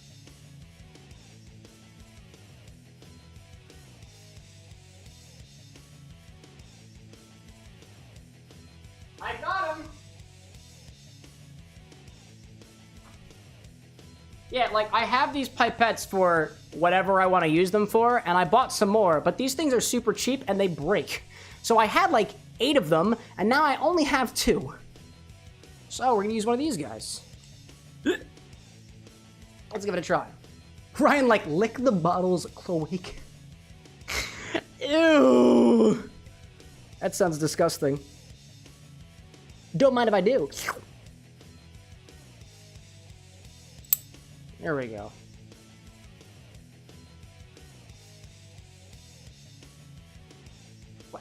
No, it isn't. No. There's no way that's correct. It doesn't say there's any alcohol in it. What? What that cannot possibly be correct. Hold on.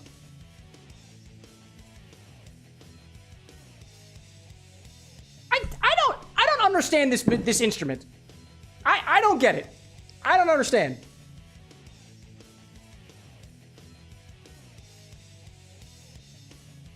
There is no value. There's no blue. If there's no blue, that means there's no alcohol. Oh my gosh. Jay being like, I thought refractometers measure bricks. It depends. This long one here measures alcohol. The smaller one measures bricks. I'm confused. I wanna test this. I wanna make sure that this is calibrated because there's no way it's 0% alcohol, or the fact that it's 100%. It's definitely not 90 ABV. It's absolutely not that. I need to wash it off with something. I have a towel over here. That's how it's gonna work. I'm gonna put a little water on this and see if we at least have it zeroed out. It might not be zeroed out. Calking, like, it doesn't really say anything. It reads. Oh, yeah, dude. Yeah, dude. Naturally. Hello. Then you Welcome in, Mr. Strobinitz, to the bar with an X. I've got my infinity bottle running right now, and I'm trying to measure the ABV of this thing, and I'm having trouble right now, so I'm calibrating my refractometer. Also, hi Cam. Also, hi Jay. Good to have you. Nerd saying maybe it got confused because of how much stuff is in there. I mean, so if you think about it, there's a lot of sediment at the bottom of this bottle, and if there is a significant amount of sediment, it's going to impair the refractometer's ability to use light to measure the alcohol content. However, on its own, yeah, okay, so just to give you an idea, chat. Oh, this thing's totally not calibrated. That's the reason why. This thing is totally not calibrated. Let me put a little bit of water on this. I have a second pipette. Let me make sure. Hold up a second. Do a little rubby rub. Put some more water on this.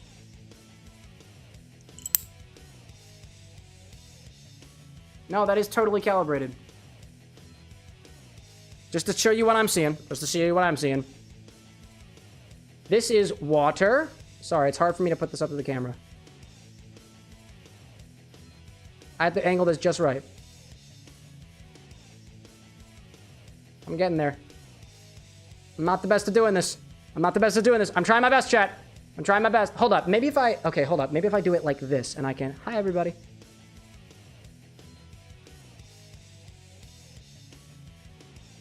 Why is it still... Oh, there we go. I gotta... Oh, okay. Hold up. If I... Little bit. There you go. Maybe. Anyway, you see all the blue? It becomes white at the very... Oh, come on. You got this, Cam. There it is. You see the white at the very bottom? There you go. Anyway. Oh, hi there. Sorry, chat. I'm gonna try this one more time. Ryan's like, you could have nothing but Everclear. You know, it is very possible that there is a lot of alcohol at the very top of the bottle. I mean, it shouldn't be layered. It shouldn't layer that ridiculously, but it might have. So let's give it a stir and see what happens. A very small stir, because I really don't want to knock up too much of the sediment.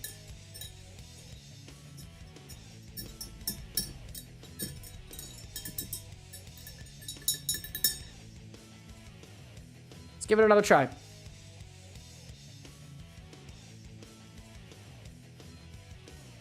It smells really good, Jet. Smells really good. Ryan's like, filtered the bottle. If I had another decanter on me right now, I probably would. But I don't have a spare decanter.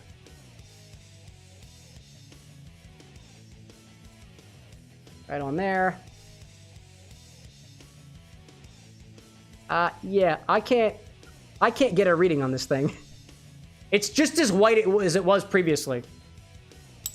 That's interesting. All right.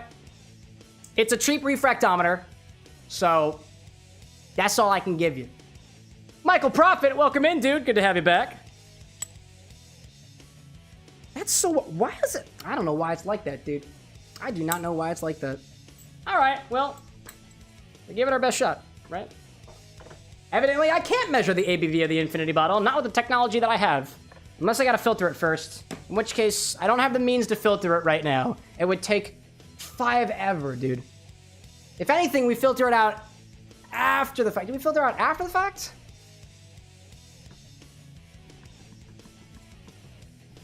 I don't know. I don't know how we do that. What do you think, chat? Do we filter it before adding something new? Or do we filter it after the fact? I don't know how we would do that. Renzo, like, when do we get the breathalyzer redeem? When I get a breathalyzer, but I haven't gotten a breathalyzer yet. Like I said, if you keep reminding me about stuff, eventually it'll happen, but I haven't heard about the breathalyzer redeem for at least a couple months, so I just naturally forgot about it. Okie dokie. This is your infinity bottle. Every single time we take the bottle, we gotta put something back into the bottle, so let's give it a try so far. Bam. Now we're back in the headspace for infinity. Jay Novice being like, 5 ever? It's more like 4 ever. 3ver. Infiniver. Infiniver.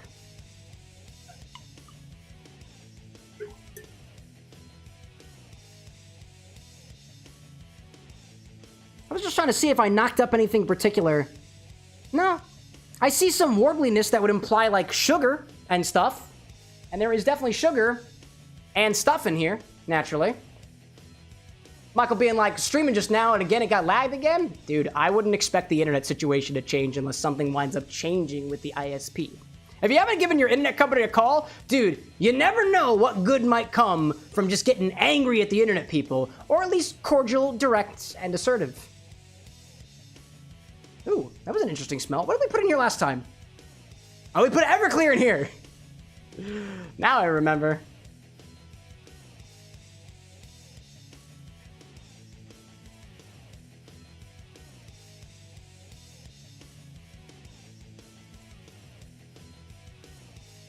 Admittedly, it's a little difficult to smell.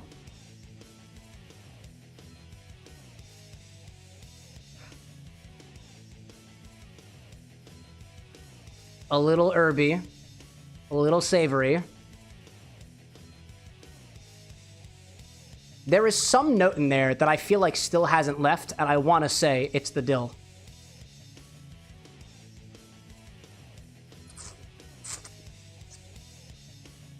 Wow, that hits you very sweet.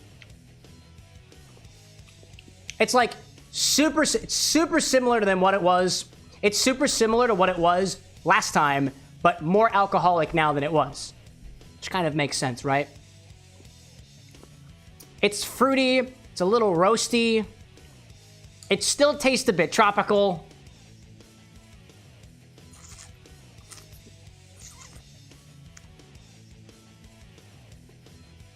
It has quite a bite to it.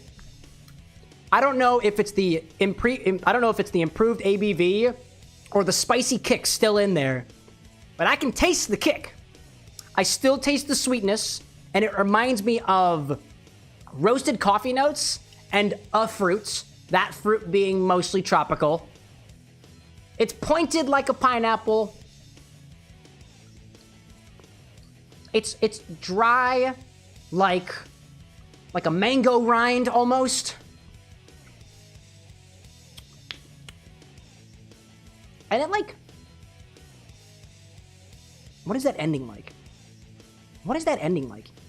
The ending is confusing me, but I guess it's a little vanilla-like because I swear I got a note of root beer or something. Maybe it's just some other root and I'm getting confused. What are we going for again?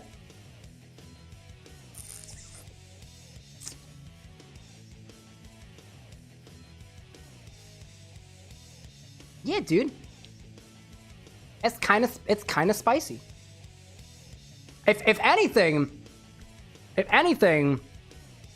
I think we're moving away.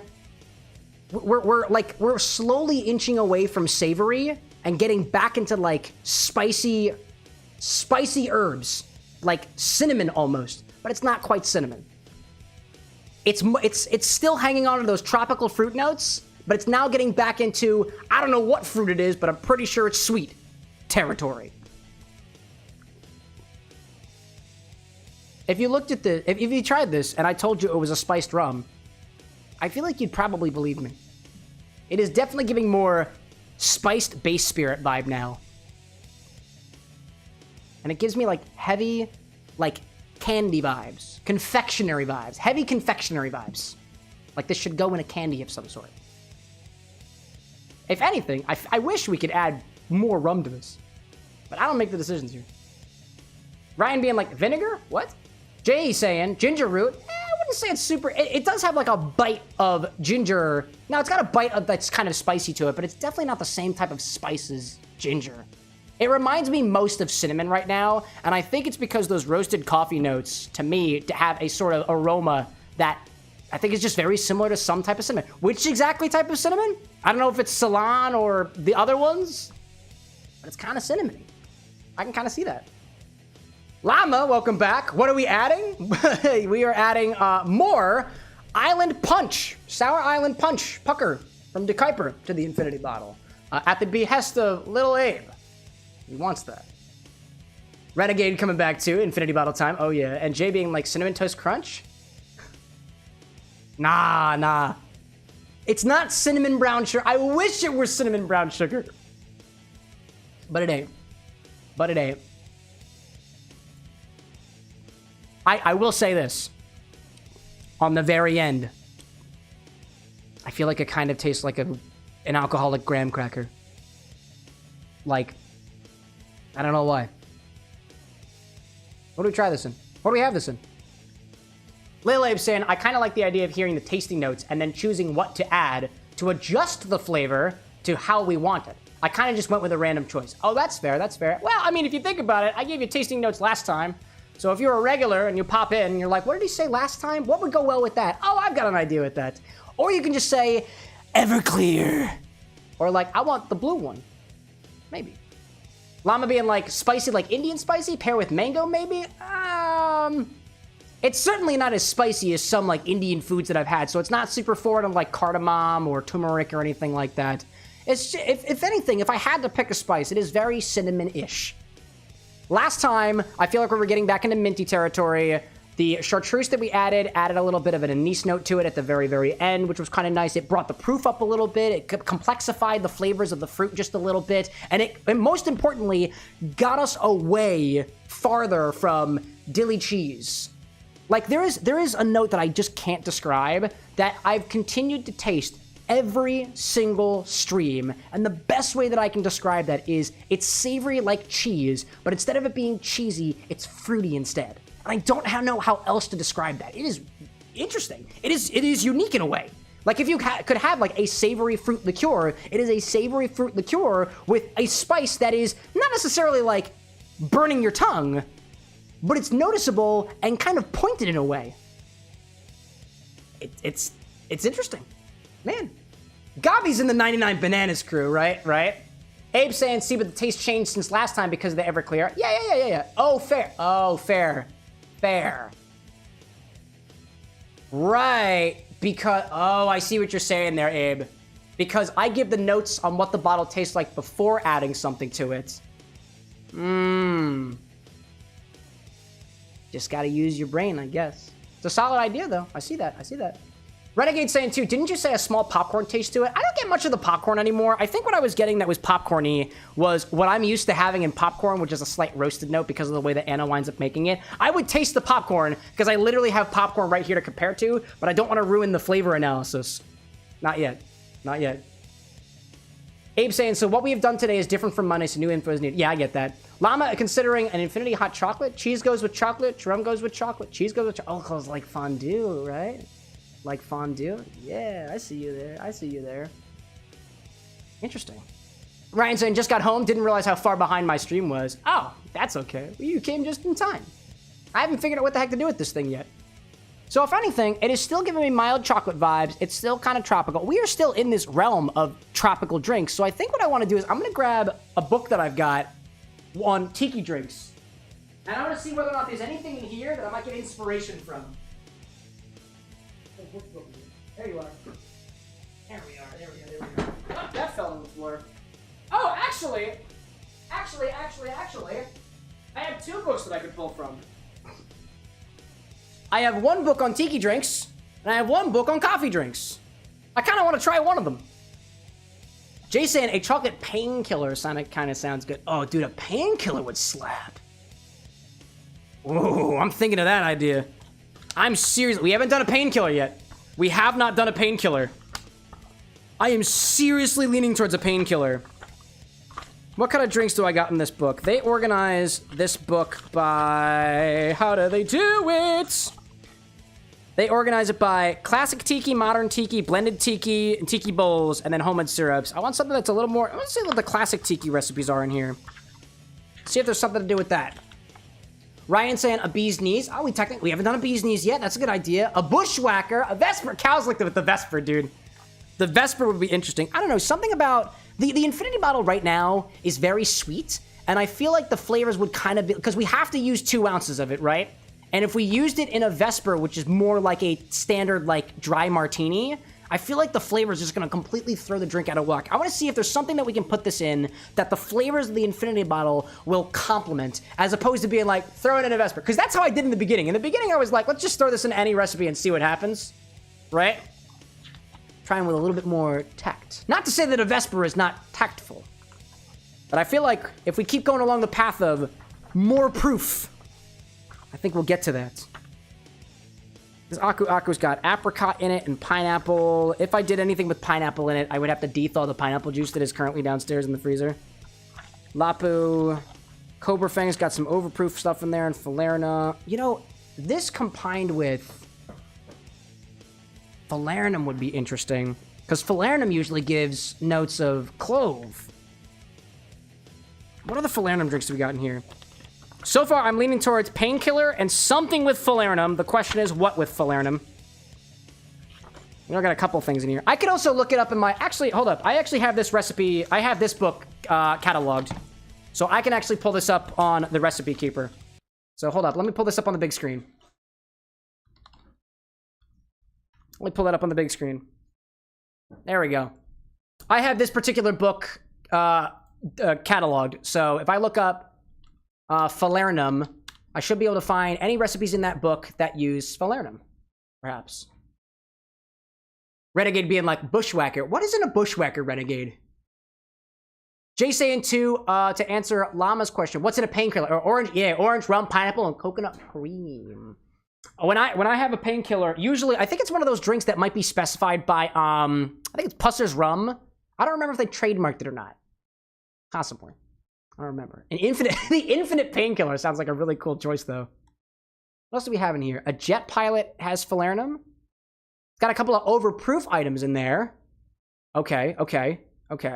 Cinnamon syrup. I don't have any cinnamon syrup specifically. The infinity bottle's got enough in cinnamon. Well, you know, the infinity bottle has enough cinnamon flavor in it that it could sub out. It requires grapefruit juice, and I do have some grapefruit juice. It also requires a rum blend, and we do technically have a blend of rums in here. That might actually look pretty well. A dash of absinthe, too. Add all ingredients to a blender with a cup of... Oh, it's a blended drink! Oh, I haven't done a blended infinity drink, haven't I? Did we do a... Have we done a blended drink like that? That might actually work. I kind of like that. What do I see out there? Ryan said, I accidentally ordered a $50 pizza delivery to your home 4 hours ago. Uber refused to cancel or change. I was 30 miles away. Guess who gets to dispute the charges tomorrow? You do! Good luck with Uber Eats. I had terrible customer service experience with Uber Eats when I still used them. One Renegade saying, we'll send link via mod, please hold. Got you. Jay saying, they haven't trademarked it, but they have done legal stuff, which is still kind of shitty. Dude, I kind of want to do this. I love the idea of the painkiller. Let me do a comparison between what painkiller recipes I've got cataloged. I have a couple of them, including a riff on a painkiller that I did. This is from the book. This is from this book. This is the painkiller recipe from this book. I know because it's marked as such. Pussers, pineapple, cream, and oh, coconut is the thing with the painkiller. And OJ. This is what I think. All right, we're gonna go with the jet pilot. But if somebody puts something coconutty in here, I think a painkiller could be absolutely worth doing. I like that. Let me try that jet pilot. We'll see about that one works. Apparently that's a classic. Was that a classic tiki one? I don't remember. No. That was from liquor.com. That was from liquor.com. So I don't know if that's a classic tiki drink or not, but it's a tiki drink nonetheless, and that's what we're gonna do. Cole saying, know what I should add next to the infinity bottle? Fireball. Just so Cam is reminded constantly of the hot shot. I can't stop you, man. I can't stop you. Ryan saying, no, you did a blender cocktail suggestion from you last stream. Oh, I mean like for the infinity bottle. I don't think we've done an infinity blended drink yet. I don't remember. The infinity pilot. Yeah, there we go. All right, cool. Let's do that. Let me do my thing. Gotta set up the stage for this. I'm gonna try this in a jet pilot cocktail. No, I always say that, it's giving me tiki vibes. So how about it's giving me tiki... Can't say anything. It's giving me tiki vibes, so why not a jet pilot? Did the machine just go off downstairs? Yeah. The laundry just finished, chat. It's giving me tiki vibes, so how about a jet pilot?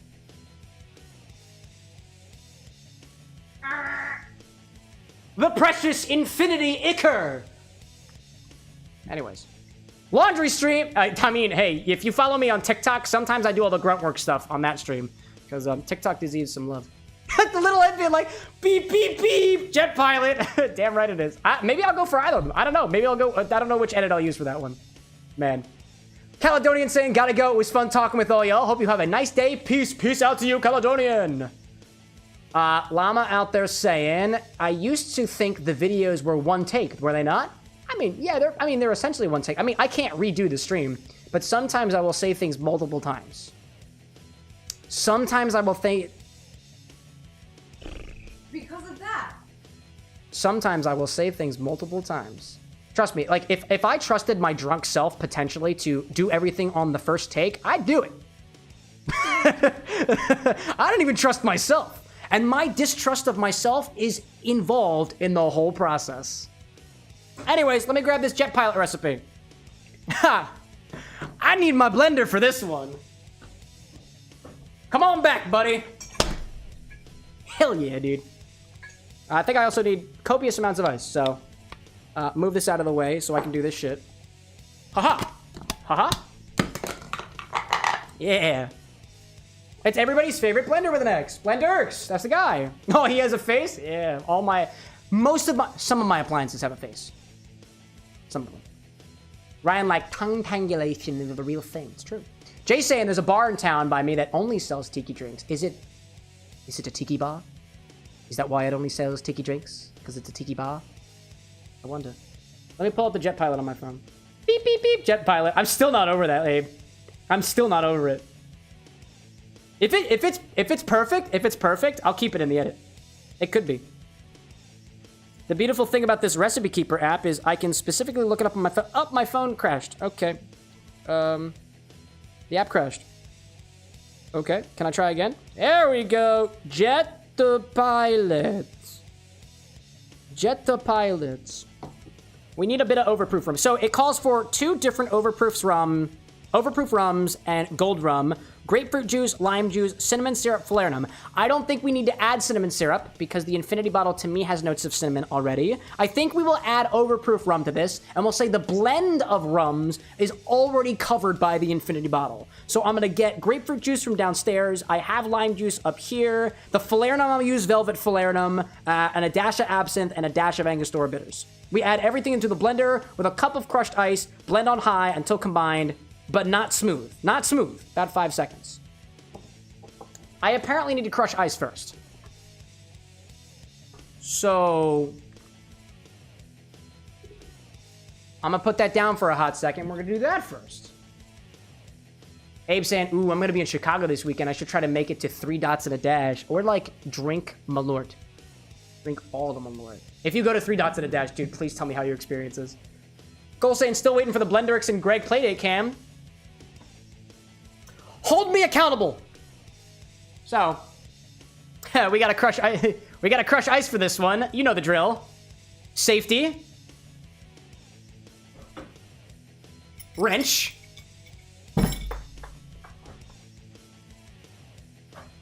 And a bag. Move the infinity bottle. Do not break the infinity bottle. Move the microphone. Move the microphone. To anybody who needed this, this is for you.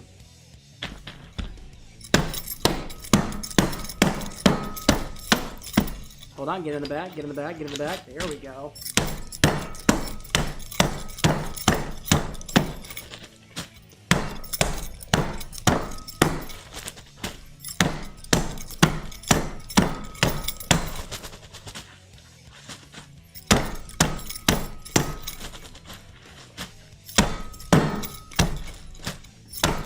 Oh, the bag broke.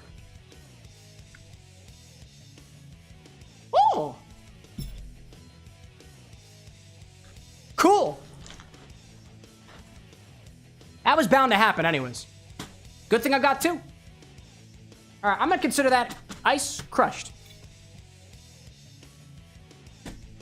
Put it all away. And then... Wait, where'd the top of Blenderx go? Got you. Then grab a blender. Hello there. That's going in the edit. That one's definitely going in the edit. All right, what'd I miss? Renegade saying, if you ask what's in a bushwhacker, be prepared for the runaround and a long list of ingredients. Every blend is proprietary and closely good. Oh, it's complex. The bushwhacker is complex. Oh. Oh.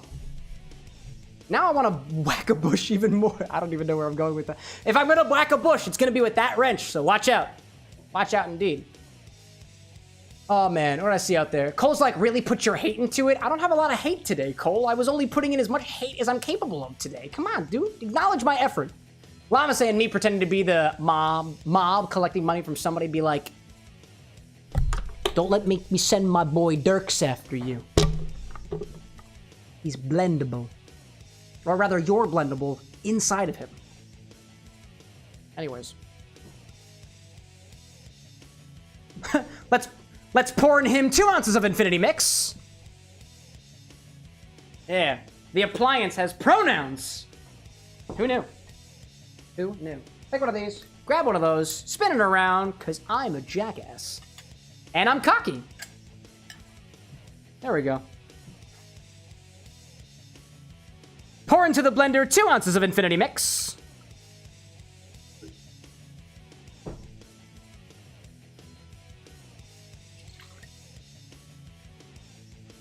Did that sound get picked up? I wonder.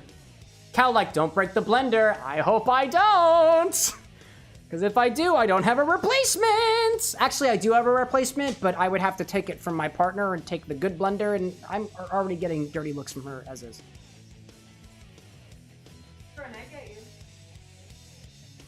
Try me. Go ahead. Throw the egg. I'm gonna take it head on. Oh, is this plastic? Yeah. Oh, I thought it was gonna be a real egg. You think I would waste money like that? I had so much faith in her. Oh my gosh. I was totally ready for a full egg to be thrown at me, and then it'd be part of the edit, and me be like, she loves me. And then we continue with the drink. Llama's like, she's smart. She is. She's the doctor in the family. Wait a minute, are you leaking? Oh no, I must have just spilled some. Are you leaking?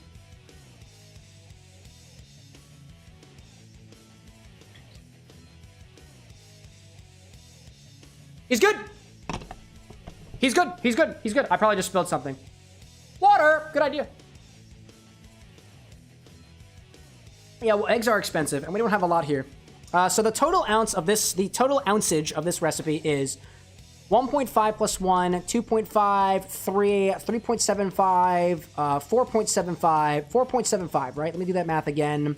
1.5, 2.5, 3, 3.75, 4.75. Okay, so 4 and 3/4. 4 and 3/4. I'm trying to add there. I have 2 ounces so far. If I add in, I'm taking out the syrup, and I'm taking out some of the overproof rums. The overproof rum, the rums in general take up 2.5 ounces, plus the cinnamon syrup is 3 ounces, so I need 1 more ounce of rum in here to make everything mix up well, and then I can follow the same ratios for everything else.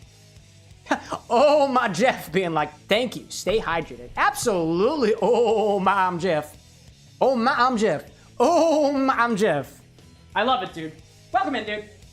Where's my overproof rum? There we go. An ounce of overproof rum. it's to make sure that we keep airborne. Because it's a jet pilot, get it?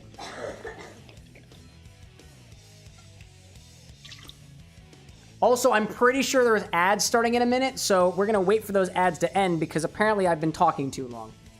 That makes sense. Oh, Ray and Nephew. You never disappoint. If I ever told you that, you know, I would say that Ray and Nephew kind of tastes like if rum were set on fire without being set on fire. I freaking love it, dude. I like Ray and Nephew. I want more Ray and Nephew drinks. I want more overproof rum drinks. Bring me more, chat. Bring me more. And bring me ad revenue so I can buy more of it. That's how it works. Renegade being like, probably me. I sent long messages. Oh, you're good. You're good. You're good.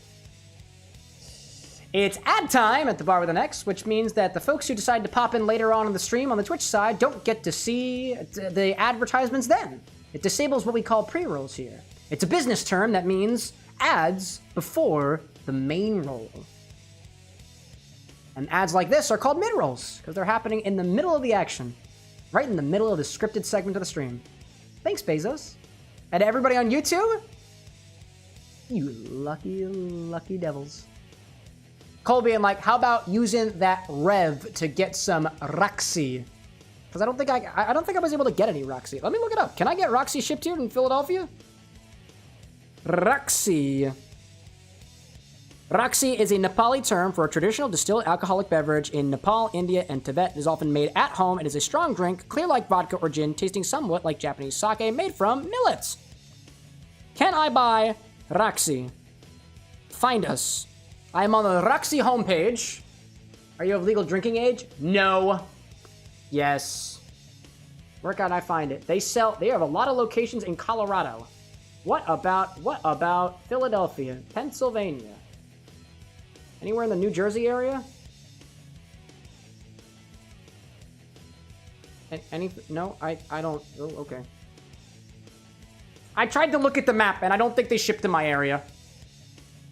Big Callan, hey, Mr. Tender. Hey, not so Mr. Tender. Mr. Callan. Mr. The Big Estep.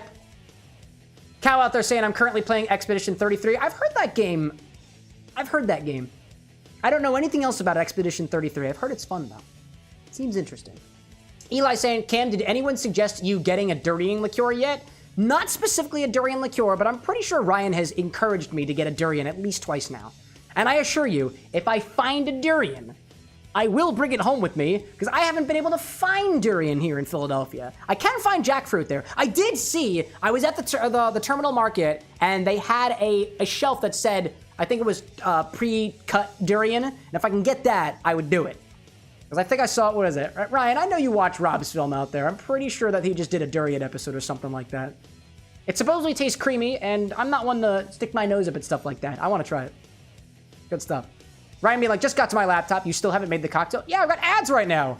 I was too busy doing whatever I do behind closed doors and a camera in front of me where the bottom half of my body is not visible from the rest of the audience. You know, like this. Skittle like jackfruit is not fun to handle. It is spiky. Renegade says you're back from a short ad break. I'm still hoping for a peach liqueur. Nah, Lala just said you're hoping for it. Dude, you have the power. You have the power in your mobile device or not so mobile device to make the change that you want to see in the world. Be the change that you want to see in the infinity bottle. Welcome back from the ads, everybody. I was having an existential crisis. Not really. Not really. So we have an ounce of overproof rum in here. Blenderx is not leaking. And 2 ounces of Infinity Mix. Let's go with the rest of the recipe. I gotta get grapefruit juice from downstairs. It's what do you call it? Pre-juiced. Actually, hey, dearest. Hey, Anna. Can I bother you to get me the grapefruit juice in the refrigerator? Yeah, it's pink. I love her so much. I love her so much. Chad, I love my wife so much. She's really cool. I need grapefruit juice next. I'm gonna wait on that. Should have done that during the ad break. Whatever, a smart idea, right? Ryan saying, I just found out that durian does not mix well with alcohol because if you have kidney issues, it has to put 2 people into... It's put 2 people into renal failure. Whoa. Grapefruit juice. Grapefruit juice. Is this acid adjusted? No, it's just grapefruit. It's just G-fruit juice. Is this acid adjusted?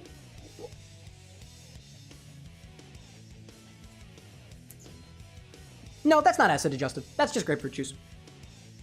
Great. Half an ounce of grapefruit juice. Good night, love. A little bit of grapey fruit. Good night, my dearest. Cow King saying that our Asian market has some available. Yes, the store is called the Asian market. Yeah, I get that. Skittle saying it's not at all. Jackfruit is insanely sticky. Oh, jackfruit is sticky. Oh, that would do it. Callan saying I'm lightsaber dueling with a friend and watching the stream. It's awesome. Which one? The lightsaber dueling or the stream? Because I'll take compliments. Hopefully nobody's getting hurt. And it's all in good fun. That sounds awesome, dude. I was able to do a lightsaber thing once upon a time because one of my buddies invited me to it. It was not really my thing, but I enjoyed it. I enjoyed it very much. Both? You're welcome. Skittle saying it makes your hands feel like they're covered in glue from a real sticky label. Yeah, I believe it. One of these days I want to handle it just so I can share my story with you all about how I survived with durian and or jackfruit. Grapefruit juice. Lime juice! I have lime super juice. It says you have to use freshly squeezed, but I am a heretic! There you go. 3/4. Whoa, is it 3/4 of an ounce? 3/4 of an ounce of lime juice. Yeah, that was kind of 3/4 of an ounce of lime juice. Say it that way. I shake it a little bit, specifically to kind of get the juice going. Really rile up the juices. What else do we need? Half an ounce of falernum. I'm gonna use. Here's the question, chat. Do we go with velvet falernum, which is the pre-bottled stuff, or this custom-made falernum that I made probably like, it was made 4 years ago. Still good, probably. I think because there's a bunch of other variables in here, I want to stick with one of a known variable. So I think I'm going to go with this one. But this is really clove forward, and this is clove adjacent. Compared to this. Very tasty, very rum forward, and very, very nice. Skittle's got a vote on the custom. Ryan's saying, durian contains high concentrations of diethyl sulfur. Oh, it's the sulfur in there. It inhibits the liver's ability of aldehyde dehydrogenase by 70%, which is an enzyme that breaks down alcohol. So you get more alcohol, bang, for the buck that you spent on the durian. That makes sense. Callan out there saying we're both getting hurt, but it's the game. Last week he got poked under the rib and that was bad, but it's okay. It's all good and good fun. It's all good and good fun. Okie dokie. So we're not doing the cinnamon syrup. We'll do the falernum instead. I'm gonna use velvet falernum in this one. Feels good to me. Half an ounce of falernum. Using this one. This is giving me like a roasted note today. Usually doesn't smell like that. Very sugary. Very sugary. If I didn't say it already, half an ounce of falernum. And now we need dashes of things. Gotta do dashes of things. I need a dash of absinthe, and I really don't have that many dashes of absinthe. Ryan redeemed. How did you redeem Work That Body? Wait, how did you redeem Work That Body? How did you redeem Work That Body, Ryan? How did you do that? That's not supposed to be working right now.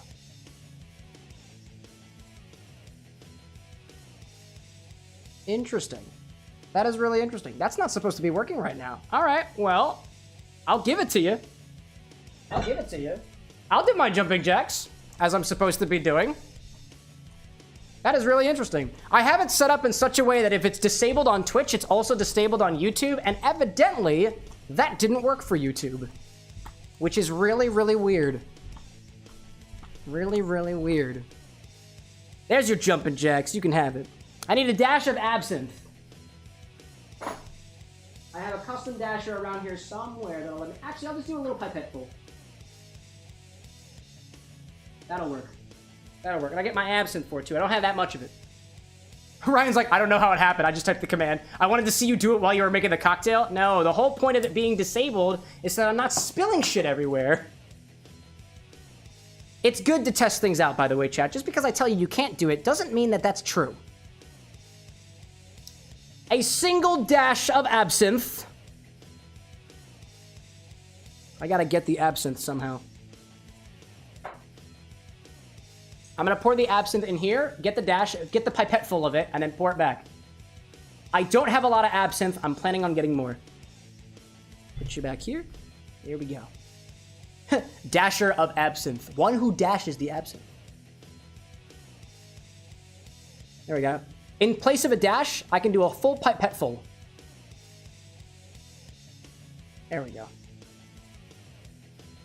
Put this back in the bottle. And then we need a dash of bitters. Yeah, I probably just need to check the bot. It's supposed to read out what the status is on Twitch, and I can see with my eyes that the status on Twitch is off right now. So it's possible it might have just been a glitch. Possibly. Now let me pull this off. I gotta put this back over here so I have access to it later. That dasher is glass. A single dash of Angostura bitters. Throw about a cup of crushed ice in here and blend it up. That is the idea. And then how do you serve this? Pour into a double old-fashioned glass. Pour into a double old-fashioned glass. Garnish as desired. I can garnish it with whatever I want to. I got plenty of things over here. Renegade being like, I'm surprised that I had to look up a bushwhacker for a stream. Oh, I think I found a drink that Cameron doesn't know about. Dude, I don't know every single drink. If anything, I'm curious if my recipe keeper has a bushwhacker in here as a recipe, because it might. Oh, I literally do. This bushwhacker recipe has an ounce of aged rum, an ounce of coffee liqueur, an ounce of creme de cacao, 2 ounces of cream of coconut, 2 ounces of whole milk, a maraschino cherry dark chocolate, and it kind of looks like a milkshake. Calculating, like, would I ever do a shot of absinthe? Yeah, I have before. Would I? Yeah, I like absinthe. Absinthe is kind of cool. Oh, there was, what was in there? Probably some extra falernum. All right.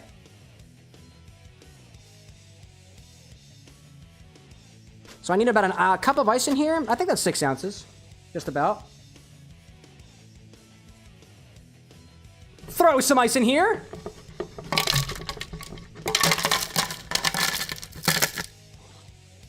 You know how it be. Oh, that smells so good. That smells really good. Wow. It smells really good. That was really loud. I'm so sorry, chat. I wasn't meaning to... I'm sorry, Glenn. That was really loud. Wow. Oh my gosh. Renegade, like, it's a freaking delicious milkshake, I can imagine. Calking being like a 4 horseman cocktail with a shot of absinthe? Like, in the thing? Like, what you mean, like, just an ounce and a half of absinthe in a drink? I've done that before. That's not new to me. Let me plug in my blender. Oh, I gotta move Blenderks. The cable ain't long enough. Hold up. There we go. The cable ain't long enough. Come on, buddy.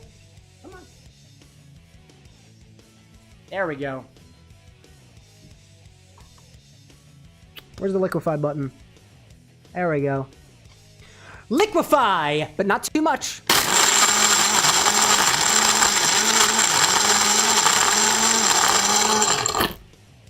That'll do.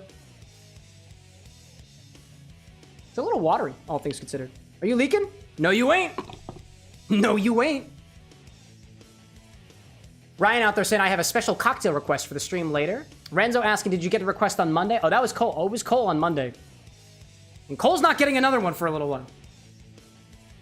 Not just because that's how it works, but because Cole did me dirty. He did me and Lycos both dirty. It was impressive.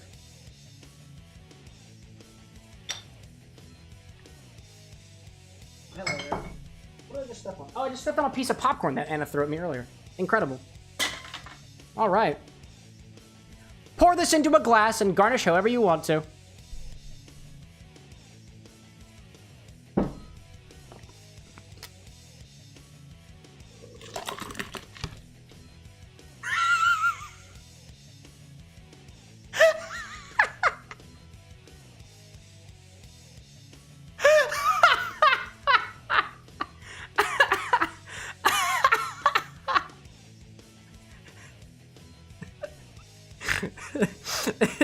I did it. I wasn't expecting that to happen. Wow, all right. Way too overconfident on that pour. Wash line? Whoopsie. Excuse me, Bled. I've taken advantage of you enough this stream. Get out of here. Wow, that was great. Diamond being like, and back, decided to record a Pokemon video for no reason. Oh, the reason is because you wanted to, and done by your own rules, you know? Oh, man. Ryan saying, blended scotch, Irish whiskey, fresh lemon juice, and orgeat. Dude, I don't have any orgeat, unfortunately. If I did, I need to go to the store at some point. I need to order. You know, I'm going to write that down for myself right now, Ryan. Because I've been meaning to buy a shelf-stable orgeat, and I haven't yet.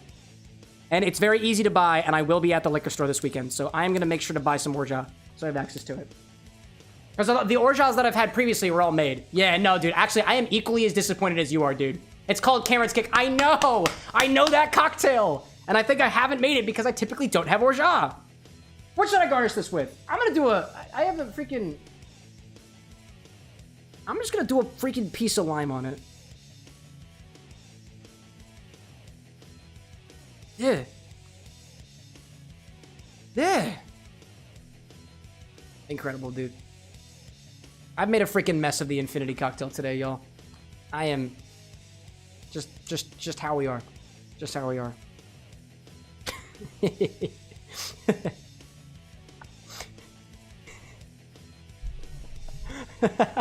The Infinipilot.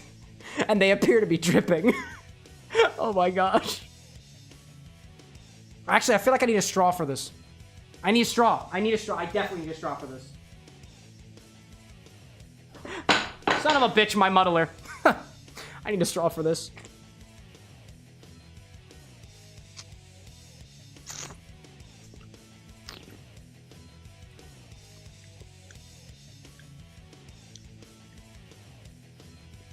That's oddly herby. Like, it's not super sweet. I taste the lime, and I taste the spices that were in there.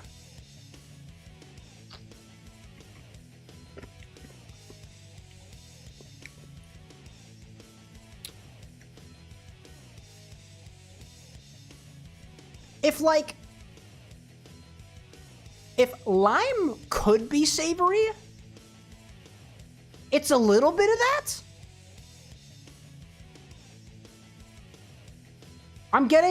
I can taste the Ray and Nephew in there. I taste the rum. I taste the clove. But the cinnamon notes that I was getting earlier from over here,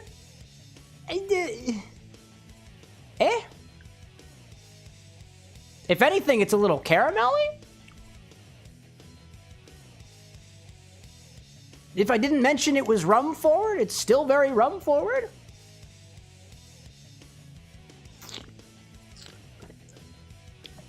That is a very rummy slushy.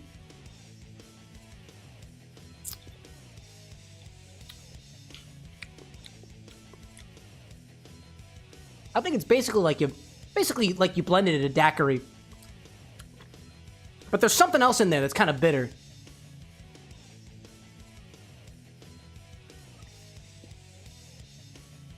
And it tastes like it's a little burnt, too. They can't all be winners. Oh, my God. And the... Oh, jeez, dude. This is a mess. This is a mess of a drink. Oh, my gosh. Ryan, like, have you made Fish House Punch? Not on this iteration of the show, but previously, yeah. I've done a Fish House Punch before. I haven't done a Fish House Punch here on this show for the Infinity Cocktail. That would be interesting. Kind of like that. Big Callum being like, what went into this one? This one had 2 ounces of Infinity Mix, an ounce of overproof rum, a half an ounce of grapefruit juice, 3/4 of an ounce of lime juice, a half an ounce of falernum liqueur, a dash of absinthe, and a dash of Angostura bitters. If anything, what I found here is I don't think there's enough sweetness in here. For some people, this is probably a little bit more on the side that they might like, but to me, this is a little... It's not even that it's too sour for me. It's not sour. It tastes pretty good, but it's really rummy. It's really, really rummy. Huh. Diamond being like, clipped. Took a while, but clipped. And I see Mystic Experience popping in with a, hey, what's going on? Welcome to my XBar. It's a bar with an X. And I'm Cameron with an X. That's kind of why I did it. Which came first, the bar with an X or the Cameron with an X? You decide. You decide. I also have a bit more of this, so might as well fill up if I can, right? If I can, right. Oh dear, okay, never mind. Yeah, you know what? Let's go for it. Yep.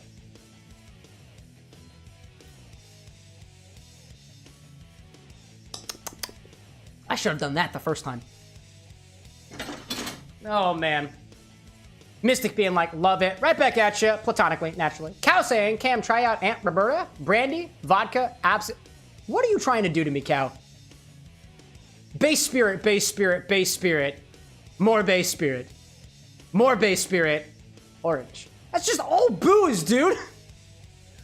Oh my gosh. I'll knock down the proportions, but that's a solid cocktail request. That would make for a pretty interesting video. Gabi's saying simple syrup to replace the cinnamon syrup. Yeah, it's possible that I should have added some syrup to this. My interpretation was that the infinity bottle was sweet enough to stand up on its own, and that is something that I'm going to take with me to the next drinks as I continue to learn about how this bottle functions. Because, don't get me wrong, I'm learning about how this bottle works too.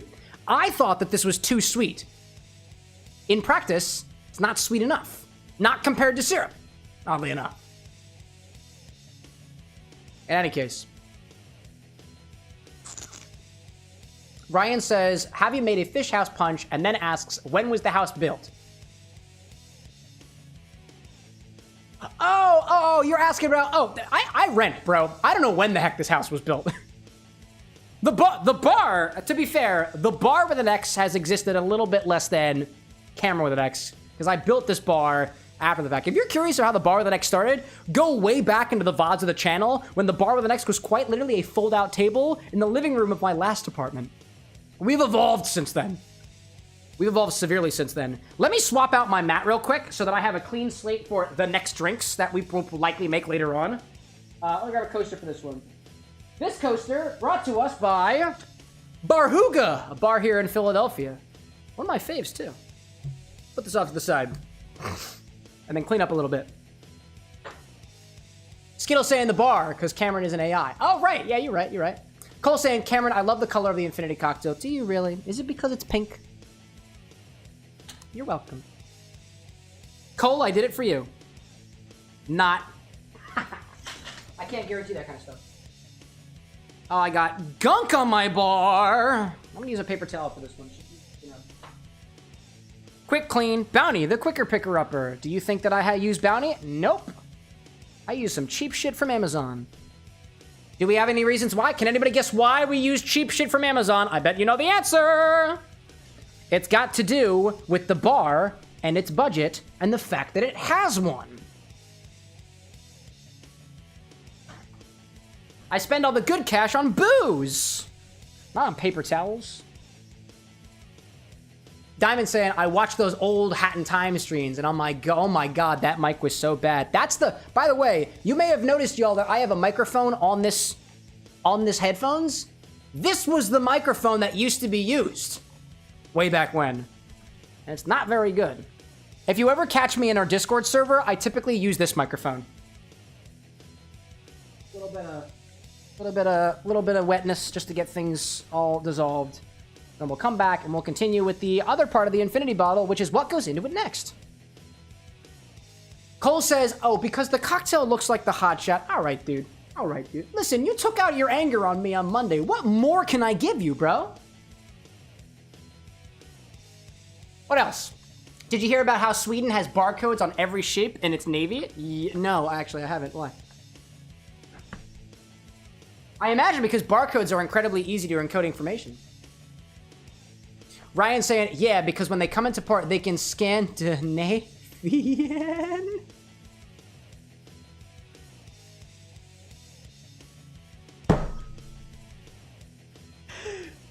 That is so good! That's so good! Because they can Scandinavian. I mean, to be perfectly fair, Ryan, you forget the fact that you can scan a bunch of different types of codes, so it doesn't necessarily have to be a barcode. But that joke is incredibly accessible because everybody knows what a barcode is. That's incredible. Actually, here's a second one. That's super good, dude. Scandinavian. They can Scandinavian. Oh my gosh. Man. Nachos, welcome back, dude. I missed the infinity bottle. What drink was it today? I made an infinity jet pilot, which is typically overproof rum, gold rum, grapefruit juice, lime juice, cinnamon syrup, falernum, absinthe, and Angostura bitters. Instead of the cinnamon syrup and the blend of rums, we used the infinity bottle, kept the overproof rum, added the grapefruit juice, lime juice, and falernum, and the absinthe, and the Angostura bitters. It's not a balanced cocktail, but I like it. It's rum forward. It is a rum forward drink. It does not mess around with admitting who it is, and I appreciate that. Anyways. Lil Abe says to put more island pucker into the infinity bottle. Were you the one who did this last time? You know, oddly enough, I got this bottle as a gift from a friend of mine, when the bottle was at this point here. And I got it from them because they don't do a lot of liquor stuff at their house. And they were like, we literally don't know what to do with this. And I was like, let me bring it to my bar. I'll find something to do with this. And I'm gonna be honest, chat. I have never done anything with this bottle. Except for, I think, some gin and Sonics that we did at the beginning, at the way beginning of the Sonic series. Wild, dude. Skittle saying, wait, if you're scanning Navy, how are you gonna do that with the submarines? You can't scan a sandwich. Sandwich. Oh, like a submarine sandwich. You can scan a sandwich. Just type into ChatGPT, create a barcode of me that translates to the bar with an X, but make the barcode as submarine sandwiches. I'm pretty sure that works. Anyways. Let's take 2 ounces of this, put it into the bottle, and we'll check on this again next time. Where is my measuring majigger? I found you right over here now. That's what we got. The top of this is very gunky, by the way. On this guy. The infinity bottle is getting more and more blue. More and more blue. Bring it back here, y'all. Bring it back here, y'all. There we go. 1 hop this time. For those of you who join me on stream, you're aware of the fact that there is a small indicator on the back of this bottle that I fill up to every time to make up for the fact that I sipped it in the very beginning. Here we go. We did it!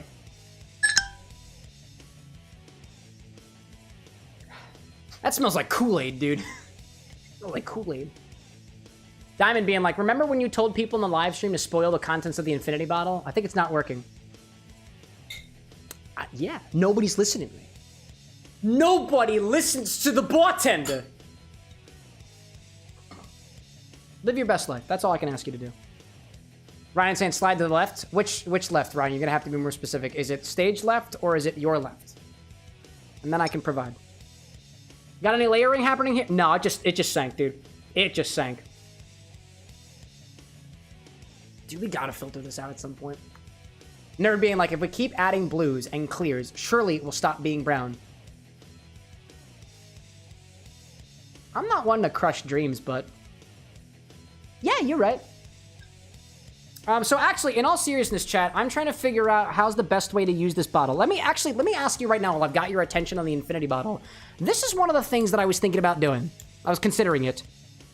Do we want to keep this infinity in this bottle, or are we open to the idea of swapping the bottles as the infinity bottle evolves? So what I was thinking is either I decant this into an intermediary container, I clean out the original bottle, and then I filter it back into the bottle, or I actually take this and I put it into a new decanter. I can get another decanter. Like, decanters are not very expensive if you know where to find them, thrift stores. Because to me, I kind of like the idea of, as the infinity bottle progresses, it seems to change in form as the infinity part of it changes. So if you're open to it, we can put it into another bottle, and when I get that other bottle, because I don't have any spare decanters on me right now, I'll get a couple of options if I can, and then we'll choose what bottle it gets filtered into, and if I can get that prior to next week, we can pick which bottle it goes into, and y'all can be the ones to tell me, if you're into that kind of stuff.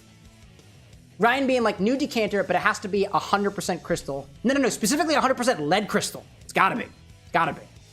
Skittle being like, it would be a visual of age, a full evolution. I kind of like the idea, you know? I see that. Nacho being like, it's gotta look silly, like that bottle. Part of the visual of the whole shtick being silly. Yeah, because this thing literally looks like a butt plug. Yeah. Don't get me wrong. I can use the top of this bottle and let it continue if the world is really obsessed with the butt plug. Actually, you know what we'll do? We'll swap the bottles. And then if the internet's like, wait, where'd the butt plug go? Then we'll bring it back, right? By popular demand, the butt plug bottle. Crucifix, welcome back. Dude, you got a new car today. Feel free to let us know the make, model, color, and miles on the vehicle and your social security number while you're at it. Don't actually. Good to have you back, Crucifix. Don't fall for that stuff on the internet. Don't trust people you see on the internet. What do I see out there? Nerd saying 100,000 channel points redeemed to change the decanter? Nah, dude. No flare base says Gobby Gray. None? Nut? Yeah, so it gets stuck in there, right? Oh my gosh. We have to keep the tap. I'm already demanding it. All right. So consensus. Consensus is this bottle needs to be filtered. So we're going to filter it. And we're going to filter it into a new bottle. If I can get my hands on a couple of different options, I will bring those options back to the bar either next week or hopefully the time after that. And we'll choose what it goes into next. I'll provide a couple of different options. And you can tell me which one it'll be. But we'll wait until next time. For now, put this back up on top. I also... Oh, excuse me. I had one other question for y'all. Oh, this is number 35. Hello there. 35, y'all. 15 till the next checkpoint. My other question for y'all was this. And let me pull up the back end while I'm doing this. When I say the back end, it's not actually a back end. The infinity bottle right now, y'all can only know what's in it if you watched the last stream, which I'm not trying to hold everybody accountable to, because that would be mean of me. You can only access what's in the bottle right now via chat command, which is not always available because the bot is not always on. So my question for y'all is, do any of you... I know some of you check the website. I know you check it for the infinity stock. I know you check it for the stock and whatnot right now. Would it be useful for you to know what is in the infinity bottle during 95% of the time when we're not streaming? Because if so, I can do that. All right, Infinity Command's been updated. You can use it now. Back to the game. All right. We're still good? Yeah. What else you out there? Crucifix being like, Chevy Malibu. Oh, dude. Ooh. There we go. This dude's playing with fire out there. Ryan saying, people have used hamsters and Hot Wheels. That's fair. I guess they hamsters, you say. Halfway to 69, says Cole. Oh, more than halfway to 69, actually. We're getting there. Ryan saying, hell, there's a dude who used the mason jar for whatever you... Dude, it's possible. Light bulbs. I remember that was a whole Scrubs bit. What do we see out there? People are talking about the not flared base, not stepping anybody before. I swear, dude, I am not letting that infinity bottle into anybody's behind. No, won't do it. Nerd saying, I think that would be nice. There should be a Discord tab for the infinity bottle offline. Oh, that's a good idea. The infinity bottle could be in the Discord server. That's a good idea. That's fair. And that gets updated when something gets added. That's fair. That is a solid idea. Ooh, actually, that is a really, really good idea, Skittle. If we can add something to the infinity bottle via command, and when the command happens, it sends a new message to the Discord of what the infinity bottle status is so far. I like that. I like that idea. Ryan's like, Cam hasn't seen one guy, one jar. Not the guy you're thinking of with the jar. Discord update with infinity bottle. That is a solid idea. I like that. Gabi being like, so they have to join the Discord. Oh, yeah. Well, then what'll happen is just like when you make a suggestion, just like when you make anything like that, I'll put a command in chat that says, we just updated the infinity command list. Join our Discord if you want to know what it is. And then anybody who's just like, wait, how do I know what's in the infinity bottle? I'll be like, duh, go to the Discord, obviously. Or pop in a chat and do the command. There we go. Ryan saying you can also have a Discord bot that auto-calculates the percentages of the bottle. That is very fair. I think the thing that I would do is we have more space in Discord than we do in the chats. And somebody was said to me in a TikTok comment that, or maybe it was a YouTube comment, I don't remember, that eventually we'll just need a Google Doc, because if you think about it, what's the logical conclusion here, y'all? The more we add to the bottle, the more words we have to use to describe what's in the bottle if we get distinct spirits. So eventually we're going to reach the character limits on these platforms. And eventually we will reach the Discord character limits. What happens next? Probably some very, very creative encoding, which I happen to be very good at. In any case, that's the infinity bottle, y'all. We just added, for anybody popping in later, we just finished the infinity bottle segment. The infinity bottle now has 35 different spirits in it. If you want to know what is in the infinity bottle right now, you can type !infinity in chat and the bot will auto-calculate it for you. It's a lot of messages, so be wary of that. I made an infinity jet pilot that has 2 ounces of infinity mix, a single ounce of overproof rum, about 3/4 of an ounce of grapefruit juice, half an ounce of grapefruit juice, 3/4 of an ounce of lime juice, instead of a half an ounce of cinnamon syrup, I skipped right to the other part of it that uses... Oh, what was it? I thought I knew it at the top of my head. Half an ounce of falernum, a single dash of absinthe, and a single dash of Angostura bitters, garnished with a maraschino cherry or more if desired. I put a whole half of lime in here as my garnish, and it is subsequently sunk to the bottom. So it's in there. And the most recent addition was the Kuiper Island Pucker Schnapps from Lil Abe, who I feel like did that one last time. I don't know. You gave us Blue Raspberry Moonshine. That's what it was. That's what I remember. Ryan says Discord has a 5K character limit if I remember correctly. That's not too bad. That's not too bad. Nacho's saying, what if you just have a screen on the short that Star Wars scrolls the contents of the bottle so the longer it gets, the more ridiculous it gets? That's a solid idea. Little Abe confirming that you did the shine last time. Winterwool is popping back in my chat. Hello there. Good to have you back.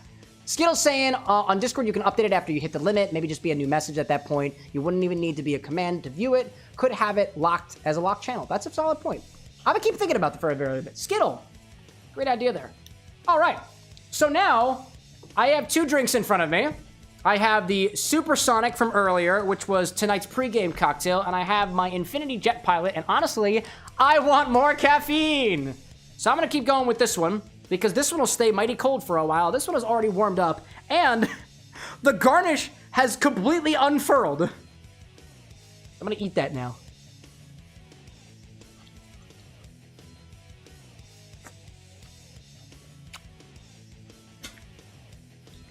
All right, chat, let's play a video game.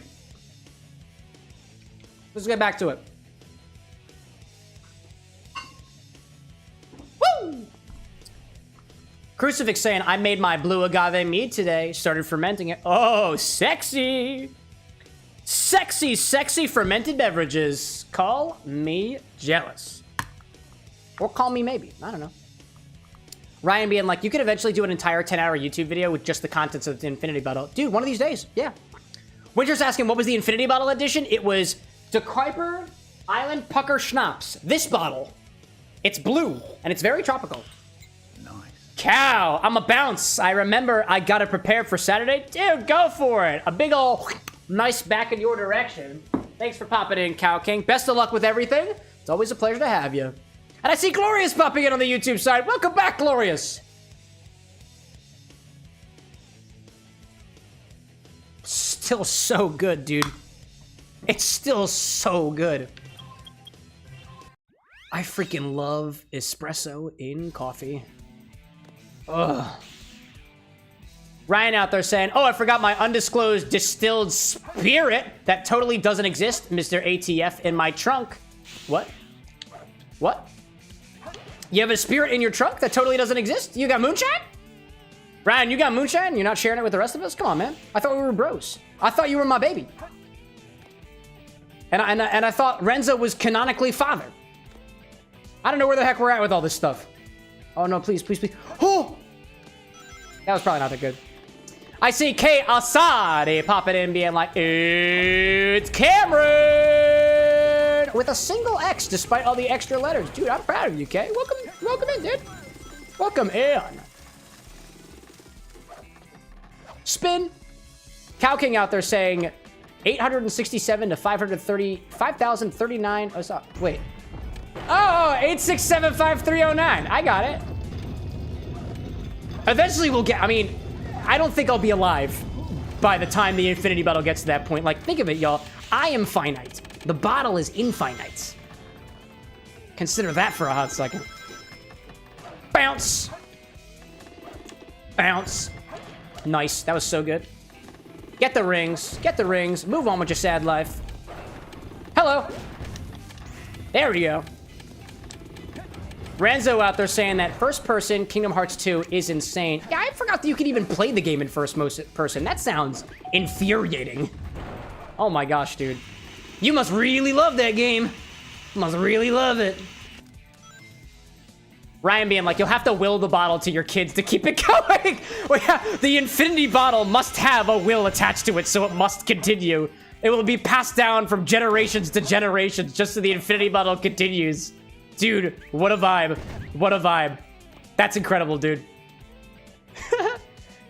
KSati being like, hell yeah, I can't stay, but wanted to shout out. Keep it up, Cameron with an X. You are infinite, my friend. Maybe not in flesh, but in essence. Really? Wow.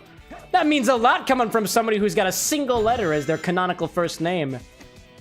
Speaking from experience, I considered perhaps just going on the internet as X Cameron, but I didn't like the implication of X giving it to you, because that's not really my vibe, you know? I'm not here to give it to you. I'm here to encourage you and give you the tools to give it to yourself. No, I wanted to get the thing. Yeah, dude, that's what I wanted to see. That's what. No. Oh.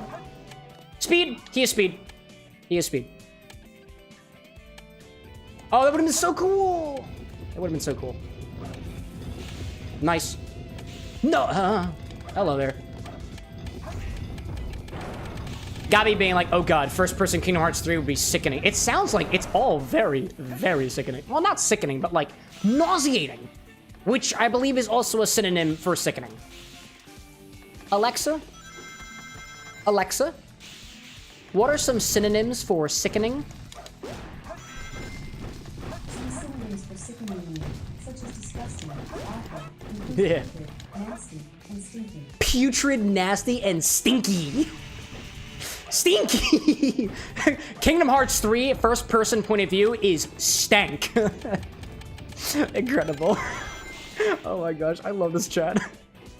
Skittle being like, add a bit of each generation's asses to the infinity bottle. Dude. Think about it, y'all. The infinity bottle doesn't just have to be alcohol. It could be anything you want. And you could take a piece of every single person's ashes and put them into an infinity urn. Wow. Unhinged. Too easy. That was pretty good. That was pretty good. I want popcorn.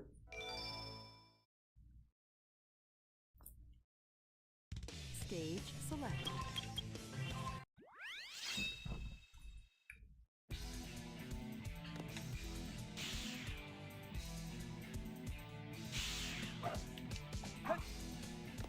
I got you, chat. I know that chat doesn't like the sound of my mouth masticating. So I've taken my mastication and put it somewhere else. Now I'm back here. It's not just Cameron with an X, it's Cameron with distance. But I'm back now. I'm done chewing. Gabi's got the... Oh, Gabi, you've got the Kingdom Hearts game on PlayStation? Wait, like PlayStation devices, I imagine. I guess there are multiple Kingdom Hearts games. I've got all mine on PC, because I'm a PC gamer.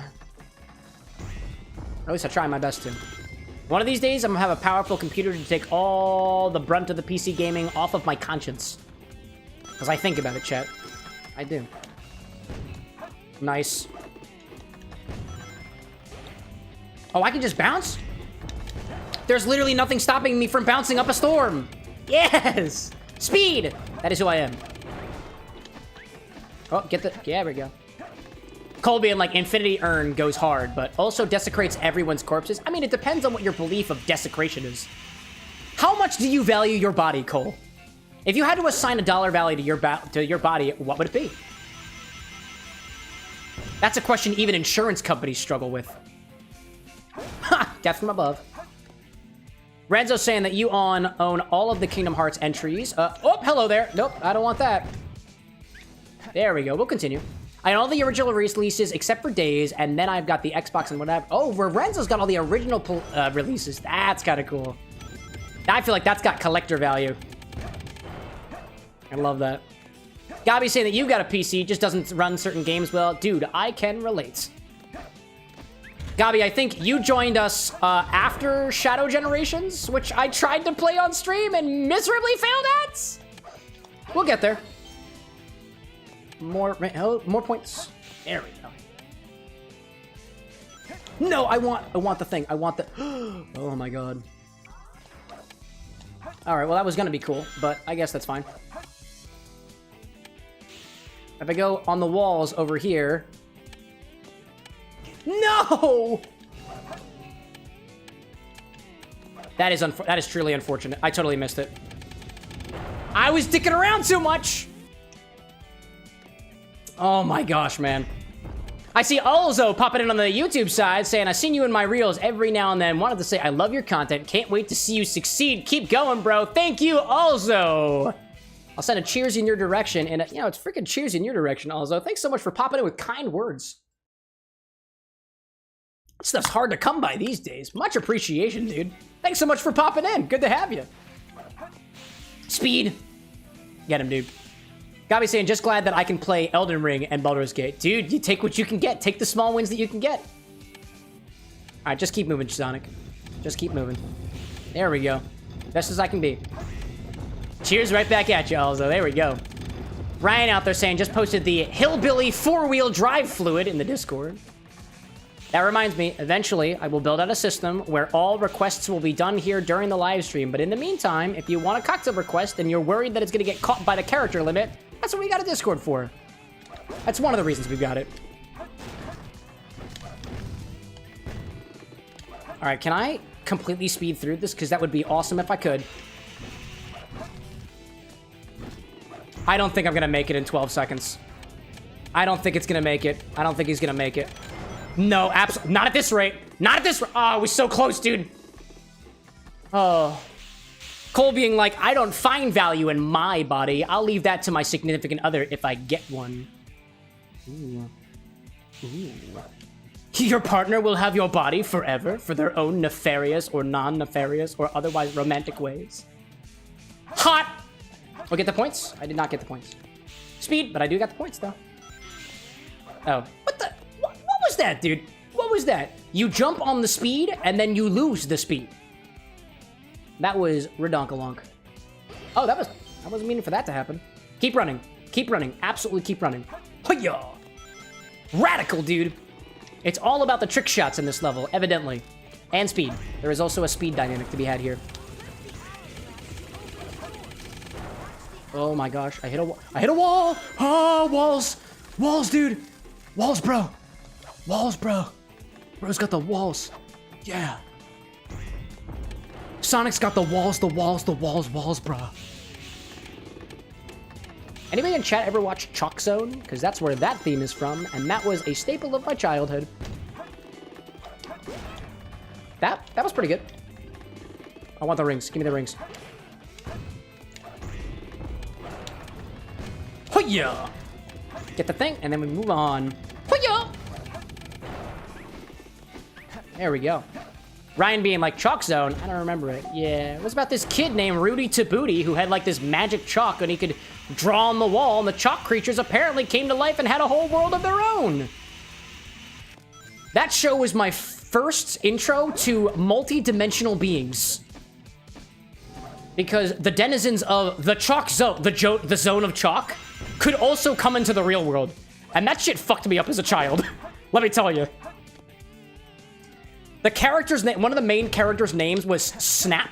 And I drew, me and my younger brother would, when we played Pretend, would have our own version of Snap that we would draw on little pieces of paper. We'd attach them to paper clips, and they would be denizens in the towns that we would build out of paper. Straight up entire civilizations my brother and I would create. It was wild. And it's such a young age, too. Hiya, got you. No. Oh, that was close, dude. That was close.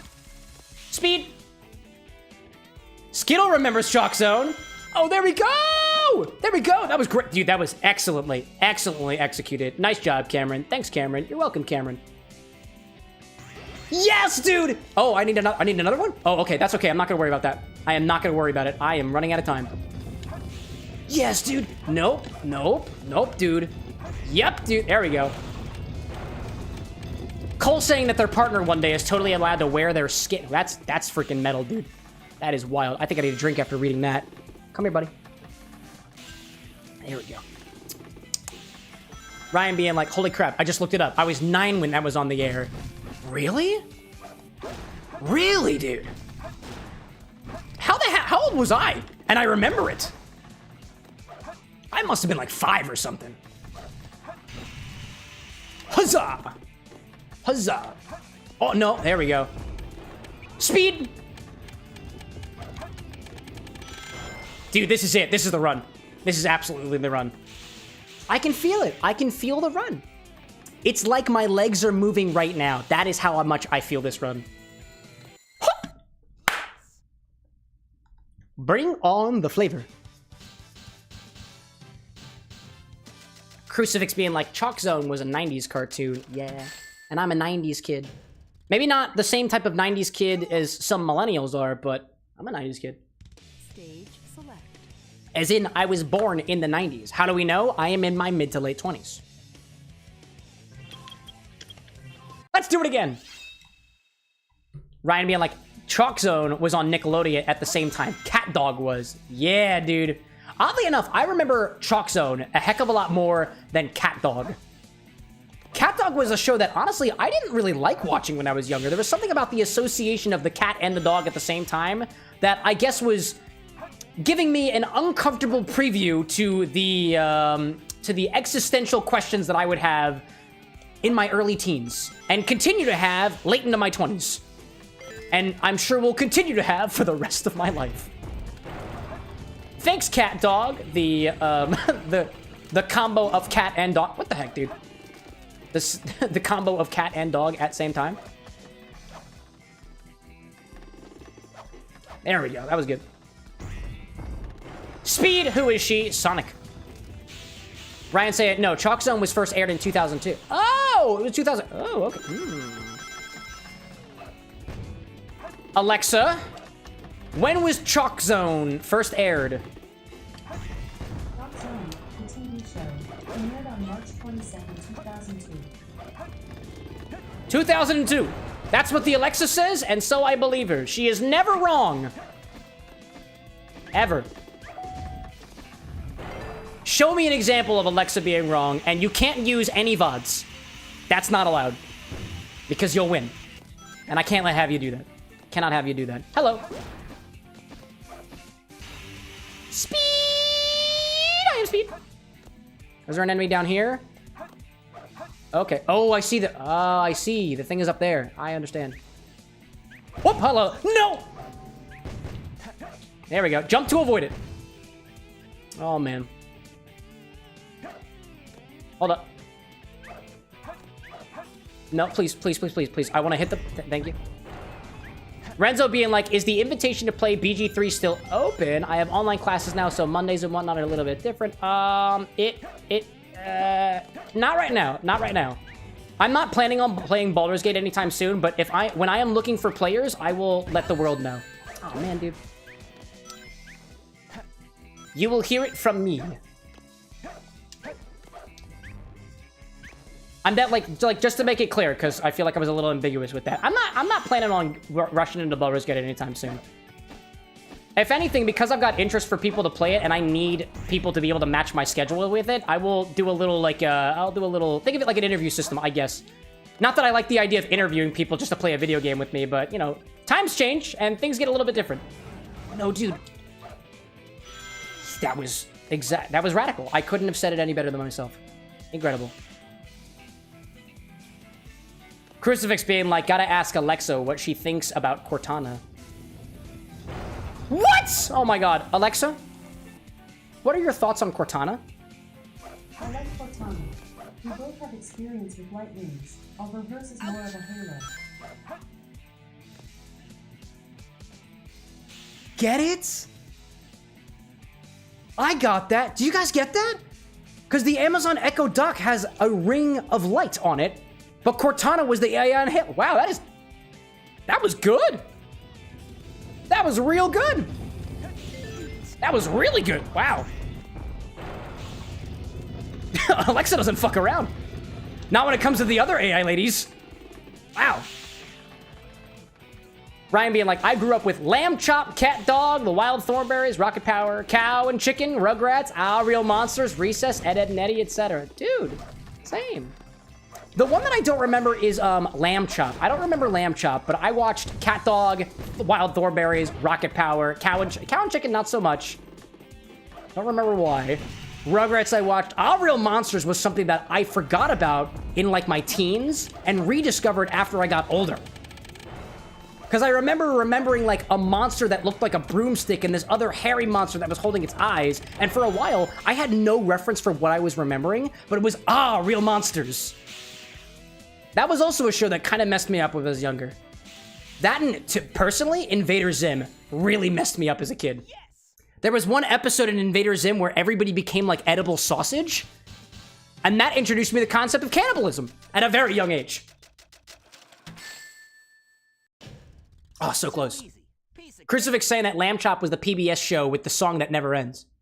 Oh, interesting. I don't remember that one. Ryan saying, do you remember Fighting Foodons and Gargoyles? I don't remember Fighting Foodons. I didn't watch Gargoyles when it originally aired. Way after the fact.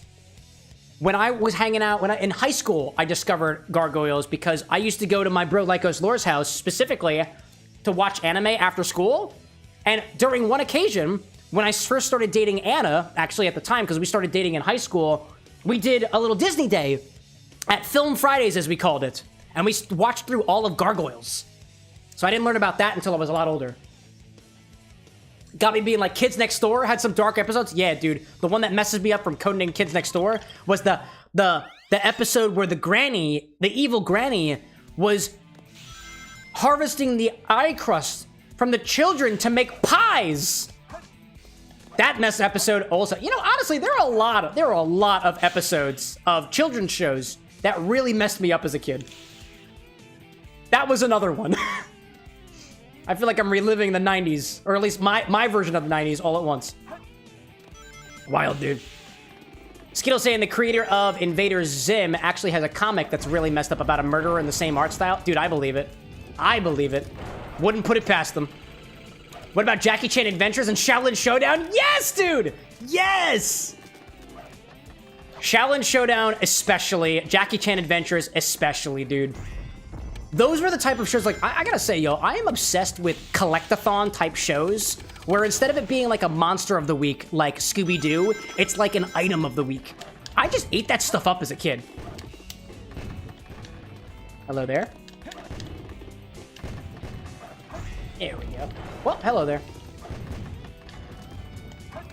Speed is overrated. Just kidding. Man, those are good. Those are throwbacks. Throwbacks indeed.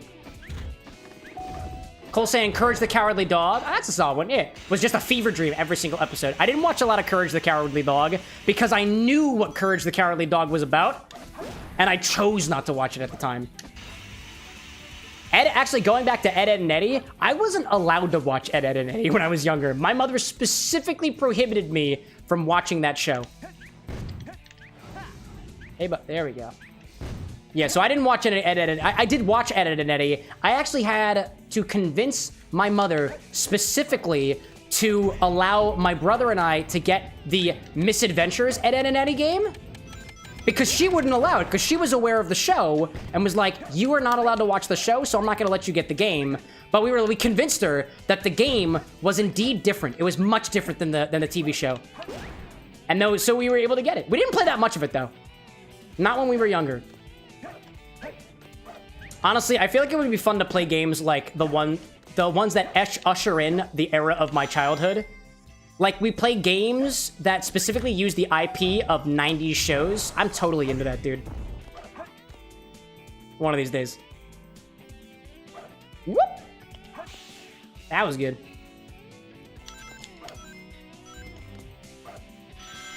That could have been better, but here we are. There we go. Got a lot of rings and we're moving on. Got a lot of rings and we're moving on.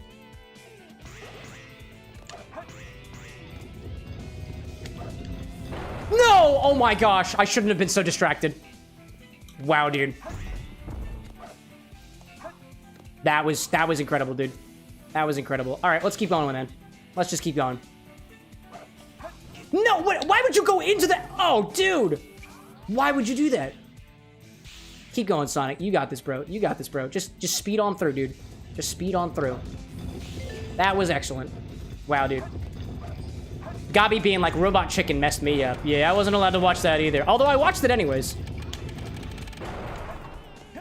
There we go.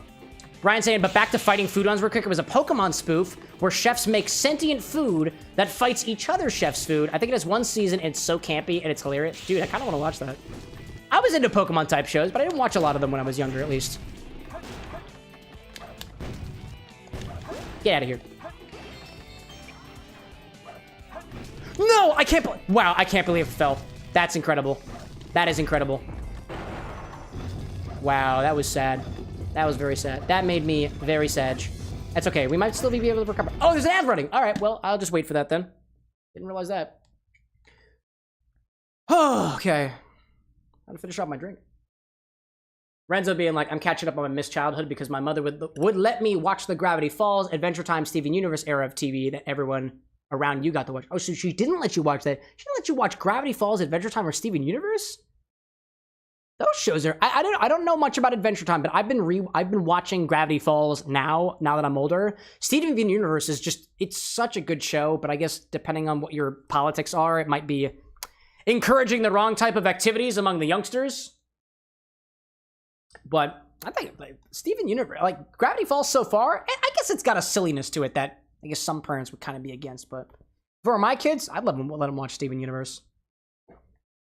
Let's see. Jay being like very sad. I feel that. Ryan saying, remember when I was 6, my mom had never heard of South Park. She was extremely religious back then. She got the full first season on VHS and brought it home. She put it on and left the house for a while, couple hours, and came back to the kids cursing, and she freaked out and sent you to your room immediately. Yeah, because she was the one who put on South Park without doing enough research on it. Granted, at the time, like, how, nowadays you can look up a review for a movie, for a TV show, for a video game, for whatever. And I feel like even at the time, now that I think about it, they had ratings for movies. They have ratings for games. But for the most part, it wasn't that easy to know what the rating of a television show was. Like, if anybody else remembers, if there was like an ESRB rating or a movie rating for TV shows, I don't remember where you would have found it back in like the early 2000s and late 90s. I don't know. I still don't know, really. Come to think of it, I still don't know how to figure out what the rating is on some of the shows I watch. Still confused. Colby and like George Lopez was a banger show. I used to watch George Lopez when my mother worked night shifts. And at that point in time, I didn't want to go to bed without my mother home. So I would watch George Lopez into the late nights. Gabi being like waking up at 3 a.m. to George Lopez. Dude, it's a vibe. It is a vibe. Skittle saying too, everyone I've ever met has woken up to George Lopez at least once as a kid. On the TV, the rating would come in the top corner. Oh, I guess I feel like I don't have a good memory of the rating on the TV showing up. I don't know. A different time. I'm going to finish off my Supersonic cocktail. That's freaking tasty, dude. Man. JB in like early 2000s had those sites. My mom used it and told me to no to PG movies. Your childhood was ridiculous, dude. So just to say, Lycos Lower, my bro that was on the other day, he wasn't allowed to watch SpongeBob when he was younger. And it's not because like, Mama Lore is ridiculous. No, she was great parent, by the way. Family friends. We go way back. But like, not being able to watch SpongeBob. Actually, SpongeBob was kind of weird. And at least nowadays, SpongeBob, you have these SpongeBob episodes that showcase SpongeBob getting like an infected toenail. I feel like old school SpongeBob, parents saying no, is a different vibe than mid-range SpongeBob and late-age SpongeBob, like modern-age SpongeBob. That's completely different. Welcome back from the ads, everybody. I finished my my Supersonic drink, which is the drink that's currently on the screen. And now I'm going to go to my Infinity drink. It's so rummy. Oh my gosh. All right, let's get back to the game. JB, like, that's the problem. Anyone can have kids. Yeah. Nope, don't do that. Speed. There we go. Anybody can have kids. Can you believe it? Oddly enough, I was watching a podcast with my dearest recently in regards to just things. I don't really know exactly what kind of podcast it was. I don't remember what the content of the episode was. But if you think about it, your parents are randomly picked from your perspective.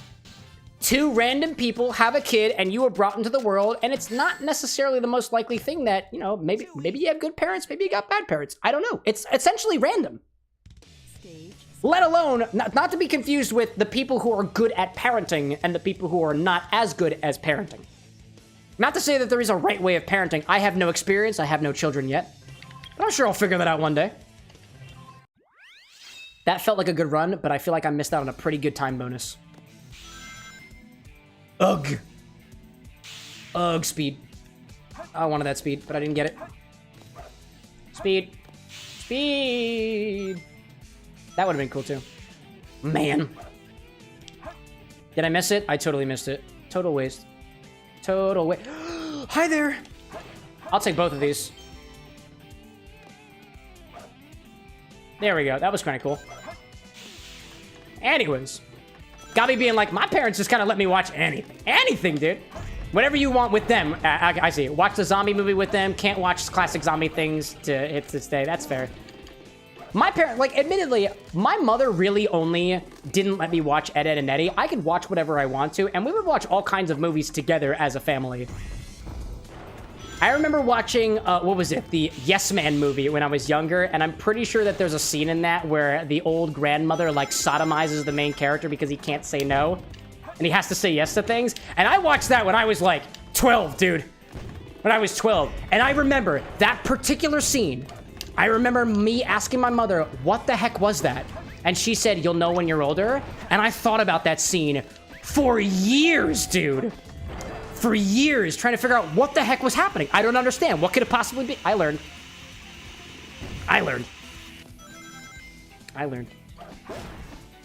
Fellatio, by the way, for anybody who didn't quite get what I just said. Anyways. Cole being like, I hate to say it, but there are people out there who should not have kids, period. You know, it's a matter of opinion. We have the innate ability to be able to do this as a species, and I think it's anybody's right to do it with whatever they want to. However, stuff like that has consequences. You've brought a new life into the world. Please be considerate. Nobody's asked to be born. They don't really have the capacity to think before it happens. By that point, it might just be too late. No, I want this. Please, please. May I please? May I please? Oh my god, dude. No. Nope. Nope. I don't want it. I don't want it. I don't want it. Renzo being like, all the spinning, dude. No, I want it. The hoops. The hoops. The hoops. Not the hoop skirts. Not the hoop earrings. Just the hoops. I remember watching a short making fun of Sonic Adventure 2 Battle by the fact that every single button is B. Everything you can do in this game is all the B button.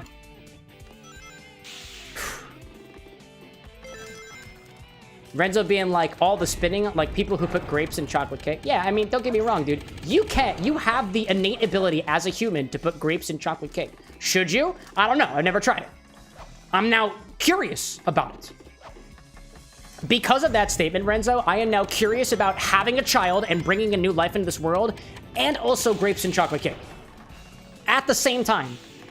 Don't ask me how I'm gonna do it, and I'm probably gonna forget about this craving in a couple of years. But I'm thinking about it now, and I think I have you to thank for that. No, please.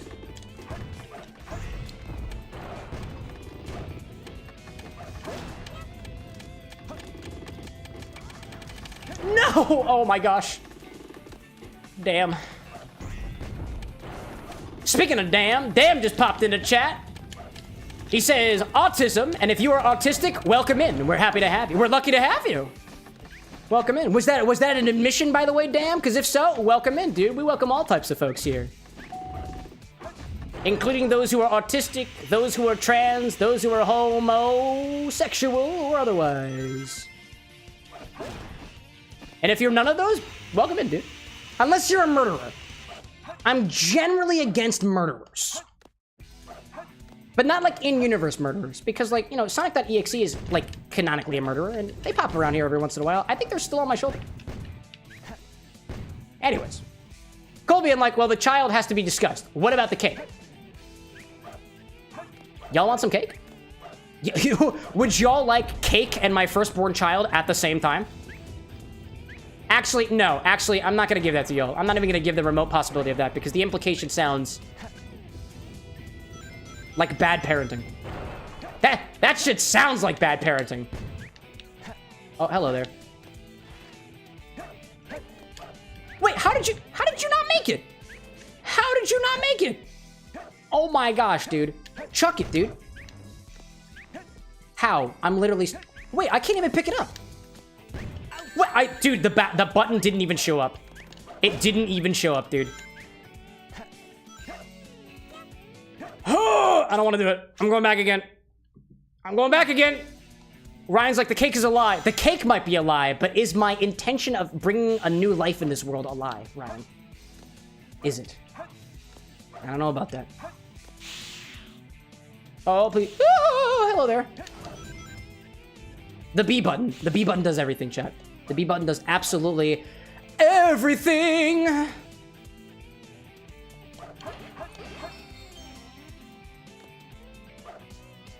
Woohoo! There we go.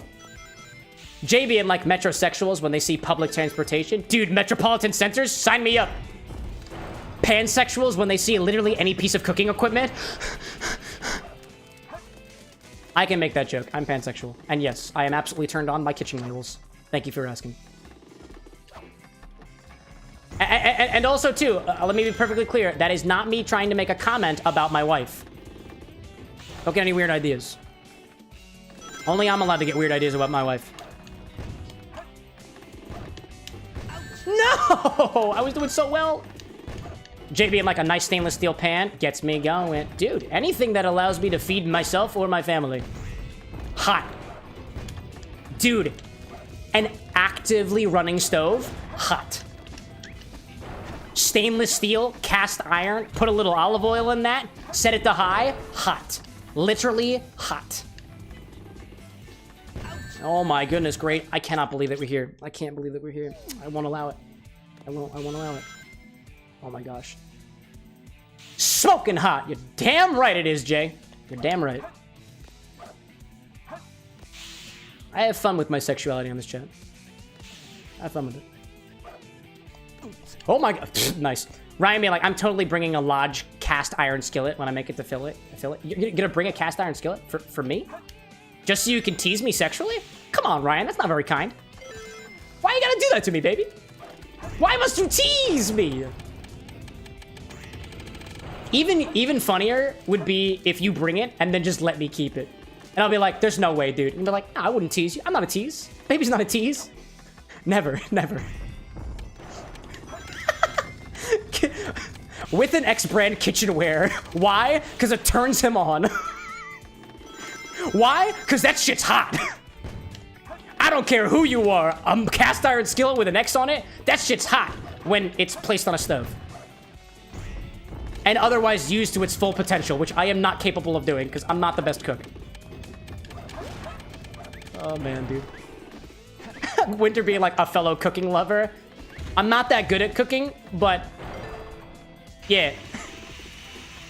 I'm better than Anna sometimes, but don't let her hear me say that. Don't tell her that I said that. She knows it. She knows it. Good stuff though.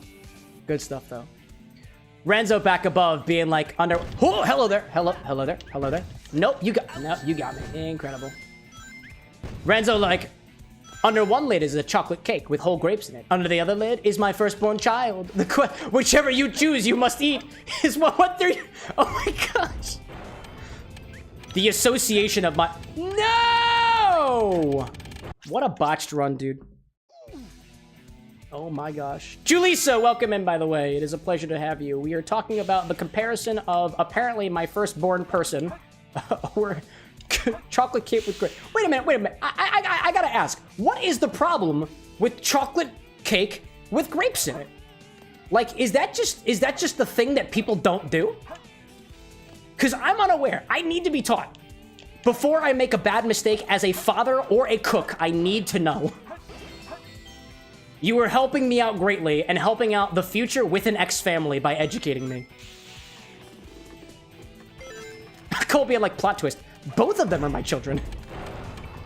Now that would be interesting. Wow. Mr. Stroopy being like, that seems like a texture issue to me. Oh, with the grapes, right? Oh, with the grapes. That's a solid point. I'll try anything at least once, right? But, like, I wouldn't be totally against trying it for once. Or maybe there's something about the idea of... Actually, no. There's definitely nothing wrong with grapes and chocolate together because I have had chocolate-covered grapes before, and I am all for it, dude.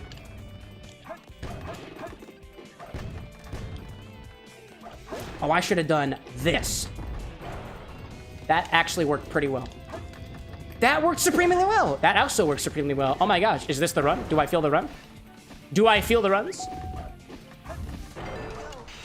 Ryan being like, I'm only catching bits and pieces of the level music, but it kind of reminds me of Crab Rams. Oh, dude, it's definitely the steel drum.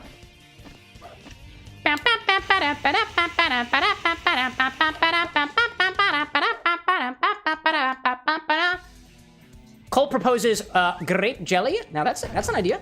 That's an idea. Dude, that was so solid. Oh my gosh. Manic, welcome back, dude. Now if I keep it over here, and I keep this here, and then I can pick this up real carefully and use my speed to get through the door. Are you kidding me? I was able to defeat it the last time I ran into it, dog. Nope, I apparently can't pick this thing up while this guy is alive. It's just not possible. I'm just not allowed to do it. Not allowed to do it. Renzo out there saying that you had an experience when you were in 2nd grade. I went to a friend's house and his mom made chocolate cake. I was excited until I bit into it and there were whole grapes throughout the whole cake. Hated it. Yeah, I feel like that's a texture thing. That feels to me like intuitively a texture thing. Whether or not it's the thing or not, I don't really know, but...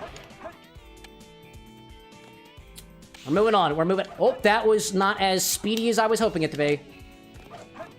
Okay, that was also not as speedy as I was hoping it to be. All right, we're going for it. We're going for it. I'm not even going to worry about the points here. I'm going for speed. There we go. That was what I needed to do. Otherwise, I might have botched it. Speed. There we go. EXE, welcome back too. Cam, are we going to not talk about where Manic fell asleep on Monday? No, we're not going to talk about it. We don't shame people for sleeping. I'm sure Manic's body probably needed it. The only thing that I will say is I approve of more sleepy time for the people who may need it. No, why would you?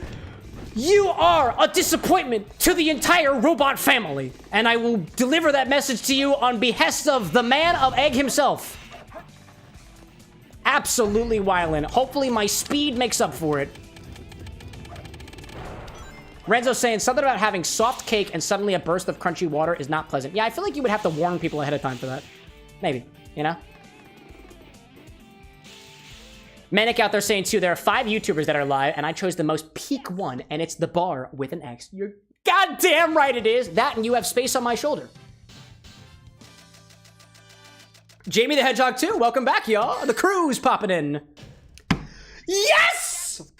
It is a good omen. The Sonic characters are back, and I have a cucumber. Fuck yeah, dude.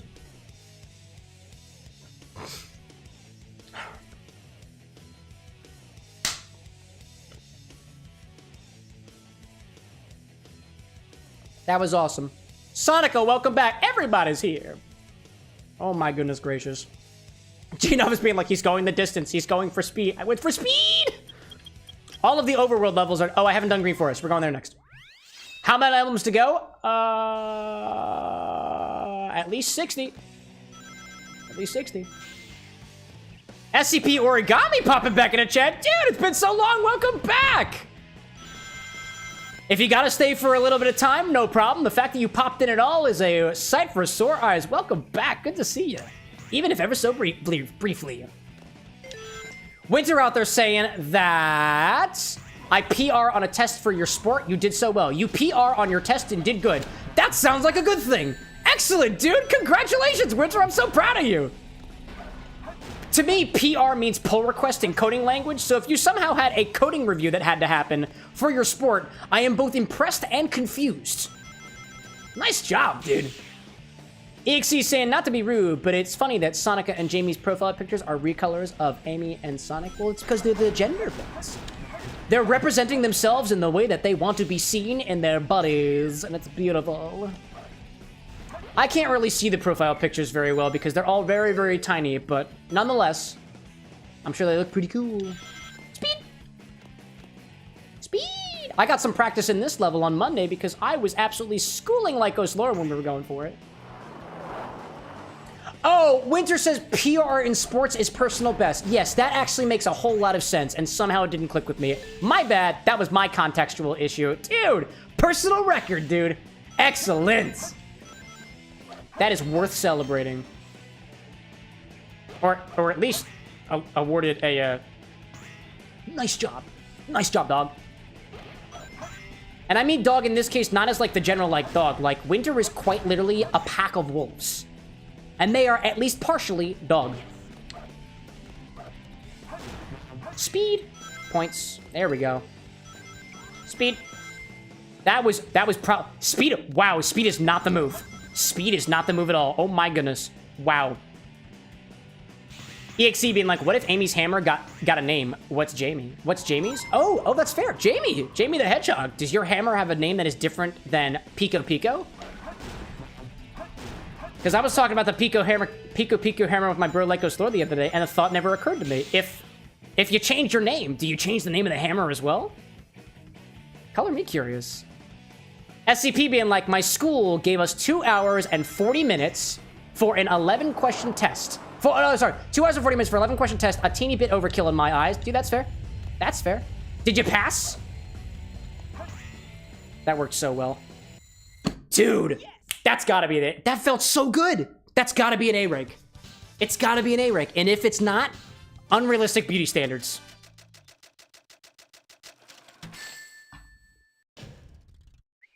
That was cool. That was cool. Damn right it was. Select. Oh man. Jamie being like, I may be a male Amy, but I don't name my hammer. I just call it hammer. Dude, that's fair. Hammer. One who hams. I dig it. Dude, we are just going through here, yo. Just going through. SCP being like, I don't know, state tested, not scored. Oh, I see.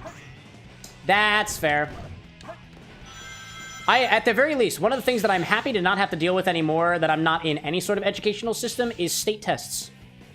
Oh, that was interesting. That was interesting for a hot moment. Huh.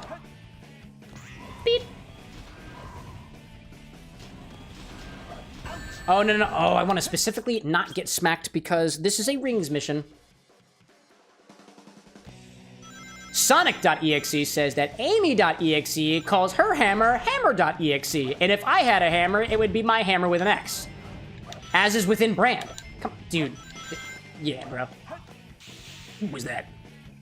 EXE being like, my cousin in middle school, he has his tests tomorrow. Like, the final test. The ultimate test of ultimate destiny to decide their fate as a human or otherwise non-corporeal being. I don't know how the whole EXE situation works. How dare you stomp in front of me like the absolute brainless automata you are? I'm sure your creator loves you very much. And so does your robo-mom and robo-dad. Or two robo-dads. Or two... Honestly, it could be any number of robo-moms, robo-dads, or just robo-parents. Polycules exist, and I'm sure there are many of them in the robot world.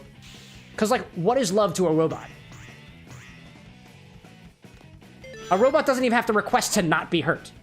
I don't think there is pain for a robot. Unless they're programmed for pain. Never thought about that before. Renzo being like, you need no hammer. You will have mixologist dream. Yeah, Renzo, but like if you make for me a keyblade, I'm not gonna want to utilize the keyblade lest I'll break it like the last one. I got a lot more respect for the things that people give me as a gift. Let alone make for me as a personality in general, which honestly doesn't happen very often. I should be appreciative and gentle. Unless it's made for thwacking, in which case, you know your audience. Oh, seriously? There we go. Ryan being like, that tree just jumped out in front of you. Yeah, what the heck, man? Woo! That was cool. EXE being like, and me and him made a bet. If he passed the test, I'll take him to Universal. But if he fails, I take him to Legoland. See, it's still a win-win. Oh, Ryan, I have, 49 more to go. Select. 49 more emblems. I also have no idea where the Lost Chow is, so we're gonna figure it out. Figure it out. Dude, the fact that you've offered the ultimatum of Universal Studios or Legoland to your, what was it, your younger cousin? You seem like a pretty damn good older cousin. Or his younger cousin? Oh, just cousin. I don't know how old you are. Don't dox yourself. That sounds pretty cool. I never got anything like that when I got good grades in school, because I always got good grades in school. I always got A's. For a while, my grandfather offered to give us money for whenever we got A's on the report card, but admittedly, I got many more A's on my report cards than my younger brother did, and it became really unfair. So I stopped getting all the money. It's only fair. Winter Like Cam is absolutely flying around these challenges. This is going a lot better than I expected. I was struggling a little bit in the earlier, but something, something, something, alcohol makes you better. Not. Probably not. Oh, man. EXC saying that by the end of last stream, you and Sonic were racing, but who won? Ryan saying, did I ever tell you about the evolution? Oh, the one with the brick? Yeah, you did. That was hilarious. All right, I feel like the thing that I'm looking for is somewhere around here, so I'm going to be very gentle and a little more explorative. That was absolutely... Oh, hello. Wait, I saw something down there. I saw something down there. I don't yet know where the Chow is in this level, so I'm going to mess around like a dumbass until I possibly find it. All right, what if I go down here? Oh. Oh. Oh, there's something down here. Oh, this is where I got the power up, wasn't it? Oh, this is where I... Did I get a power... No, I have no idea what... Okay. Hi there. Wait, I just heard the... Wait a minute, I just heard it. I just heard it. I just heard the Chow. Chat, did you hear that? I absolutely heard that Chow. I absolutely heard it. Where are you?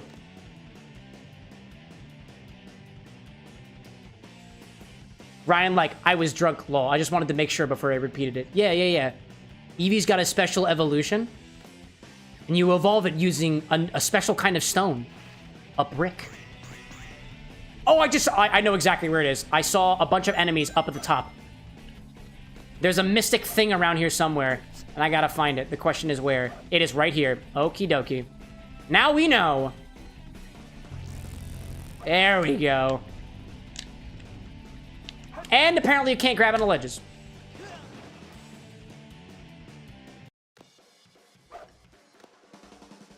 Well, at least we'll get the emblem, and then we'll come back for the... What?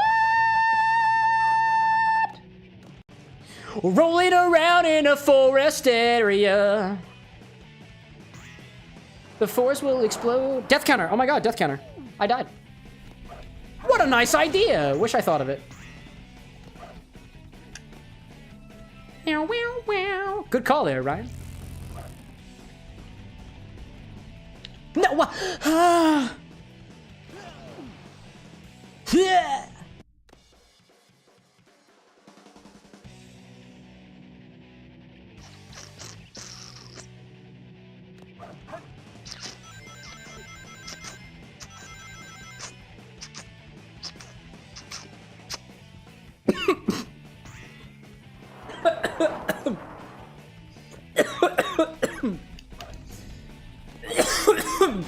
Sorry, I got overconfident and I swallowed it the wrong way. It went down my windpipe. I was trying to do something funny and it failed. I'm coming for you, Chow! No, I'm not! I'm dead!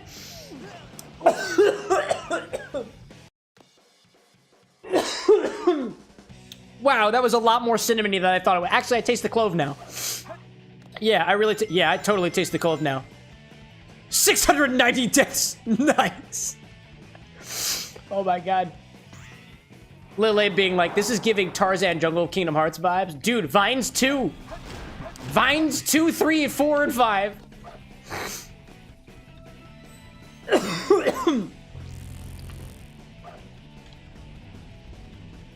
The question is, how do? I just gotta be more careful, right? Oh, I see it. It's right over there. Hey, baby.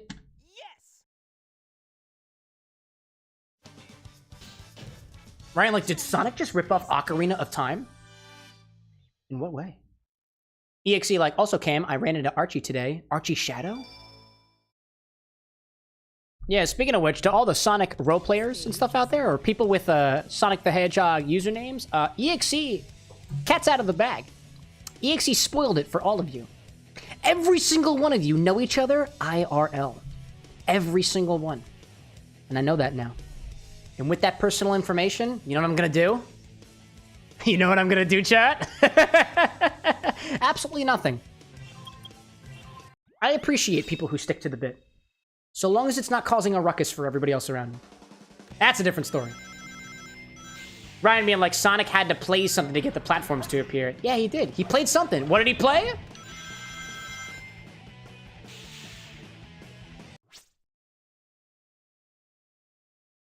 Wait, what did he play? He just kind of manifests a flute out of midair. That seems like a job for the Lorex podcasters to do an episode on one day. Have I told you about the Lorex podcast? Are you a fan of Sonic the Hedgehog? Go ahead, tell them, chat. How great is the Lorex podcast? And you can be honest. In my opinion, it's subpar, but we're working on it. We have fun with it, and that's not necessarily the only thing that matters, but, you know. But it's pretty wild. Dude, not even kidding, speaking of Lorex, like, after Monday's stream, after Lycos Lore came on stream and co-started with me, like, the Lorex podcast channel was at about 51 subscribers, I think. And it grew by 10 subscribers since that day. That is a 20% increase in a single week because Lycos Lore joined me and he just edited a really, really good video, a really good short that brought some more folks in. And when we saw that, when we were recording an episode earlier today, we were just ecstatic, dude. We were ecstatic. Like, don't get me wrong, y'all. Being a YouTuber on this platform has got over 4,000 subscribers. That new sub feeling on an account that you're still working on, a personal project of you and one of your best buds, never gets old, dude. So you have my most heartfelt appreciation for anybody who popped over and anybody who continues to watch it, dude. It is a ton of fun for Lycos and I, and we'll continue doing it, dude. It's a lot of fun, dude. Winter being like, it's legendary. Can't take pride. Absolutely. There we go. There's the pride. It starts with an A. It's A-Pride. EXE being like, this stream was sponsored by the podcast. Damn right it is. Every single stream sponsored by the Lorex podcast. Ryan being like, I haven't listened to it yet, so can't speak of the quality. No problem. Also, no pressure to watch this stream or any of the other stuff that I do. Whatever you do, do it for the best of you. Gabi like, I was one of them. Dude, Gabi, my man. EXE saying, I spend 24 hours a day watching the Lorex podcast. Every single day. Every single day. And EXE takes great pride in it, just like I do. Aziel, welcome back, dude. Nice, absolutely. Time to do it again, but on a time limit.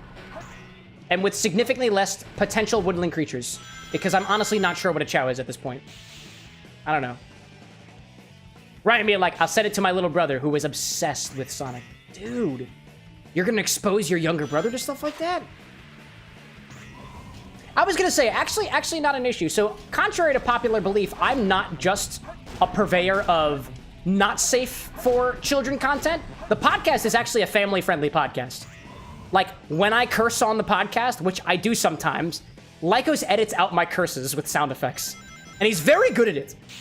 This show is not family-friendly. Lorex is. Oddly enough. Smack, smack, smack, smack, senora. Don't smack senoras now. That's kinda disrespectful. Keep your hands in your pocket, I guess. Or do whatever you do with your hands. EXE being like, my little cousin more of a Mario fan, but I ain't taking him to Mario Land. Haha, no. Wait, but if...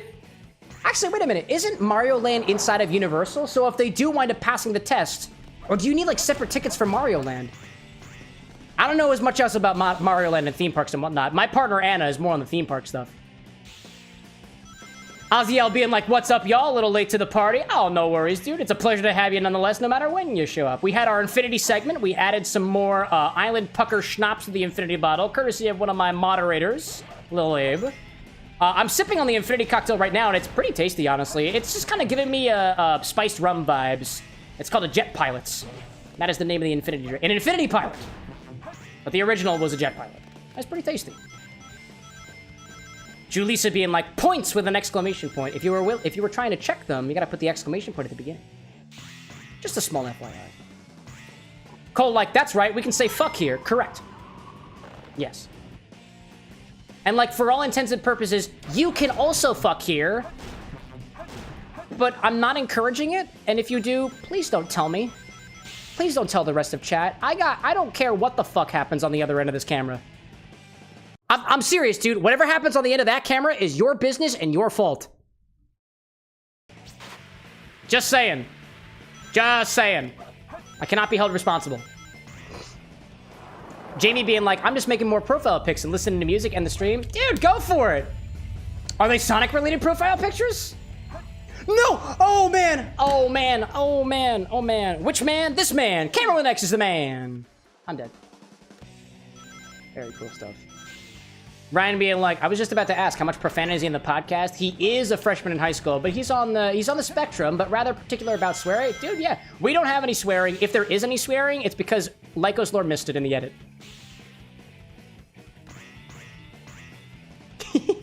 And I think for the most part, I don't think he's missed a swear since episode 1, and that was before we determined that the podcast was going to be family friendly. So I think episode 1 on Shadow the Hedgehog is the only explicit episode. It's a joy, dude. I freaking love it, man.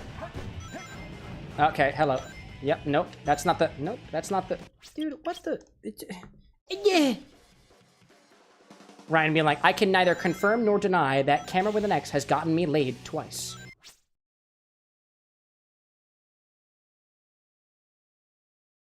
Nice. Dude, put her there. Put her there. Nice, dude. Nice. Ooh, ow. Spicy, dude. Spicy. Dude, that is such a vibe. I feel like that result like belongs on like a Trustpilot review. CameroxnWithAnX's stream is fucking awesome. Because of his stream, I got laid twice. with 2 clap emojis. And a fist bump. Oh my god, dude. By all means, like I said, whatever happens on that side of the camera, your business. Your business. And I don't need to know about it, but like, nice, bro. EXE being like, high school was a dark year for me. In IRL and in Sega High. And Cam, Sega High ain't no joke. Tell me more about Sega High School. That sounds expensive, actually. That sounds expensive. Mighty expensive. That are just tough to pass, you know? Sega doesn't fuck around, dude. They know what their hedgehogs are all about. They have to know what their hedgehogs are all about. Otherwise, people would just, like, randomly start drawing them into situations that are either precarious for the character or just not within their whole shtick. Like, Rule 34. But we're not going down that rabbit hole. No. Only family-friendly podcast on the LoreX podcast. Only family-friendly content on the LoreX podcast. But this isn't the LoreX podcast now, isn't it, chat? No, it's not. It's a hell of a lot more unhinged and not at all family-friendly. And not for people under the age of 18. So if you are, leave. Ryan out there with the clap, clap, fist bump emoji. Now, chat, we all know what that means now. We've learned. We learned. EXE being like, Sega World this year was, I don't know. And when you met Tails Doll and Jim Carrey. Dude, you met Jim Carrey? No shit, dude. You're not pulling my chain, dude. You mean Jim Carrey? That man's hilarious. I've been a fan of Jim Carrey since the days of The Mask. Party time, P-A-R-T-Y? Because he's gotta. Duh. Ah, Jim Carrey EXE. I didn't realize there was an executable version of Jim Carrey either. That's news to me. Cool. Cole, like, it's all fun and games until there's a Cameron tag on Rule 34. I mean, dude, don't get me wrong. No. Here's my honest opinion on not safe for work content. It appeals, it is for some people, and it's not for other people. I am an enabler. Let me make this perfectly clear. Whatever you want to do with the content, it's even in the video. There is a license that you can assign to videos on YouTube, and it is, use it. Do whatever you want with it. I don't care what you do with it. You don't even have to credit me for it. I don't care. Take whatever you see here and run with it. Make something beautiful in the world. If this show inspires you whatsoever, you have my full permission to do whatever the fuck you want with it. Unless you are using it as a means to spread hate, profanity, or otherwise things that hurt other people. And that's by request. I can't legally stop you from doing so. Although I think there are defamation laws, but I'm not a lawyer. So I'll leave it at that. But, like, I guess if you want to draw porn, I guess I can't stop you, right? Yeah, I guess, Let's not think about that. trying to think. Actually, dude, I just had a serious thought. Would I get off to pornography drawn of myself?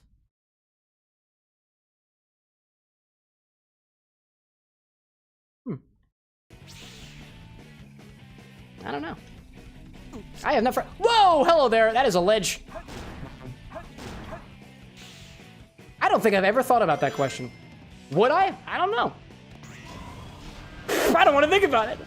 Renzo's like, want to find out? I don't know. I don't know if I do. I'm gonna be honest. I don't know if I do. Actually, blanket statement. Please never send me not safe for work content in DMs. Don't do it. Don't do it. Don't send it in my Discord server. Don't send it to me personally. If I come across it online organically, you're welcome. But please don't send it to me. Speed. High speed.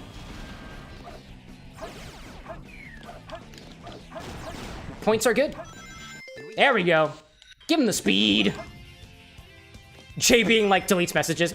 Deletes the Discord messages that exist right now because of the... Wait a minute. Jay. You an artist?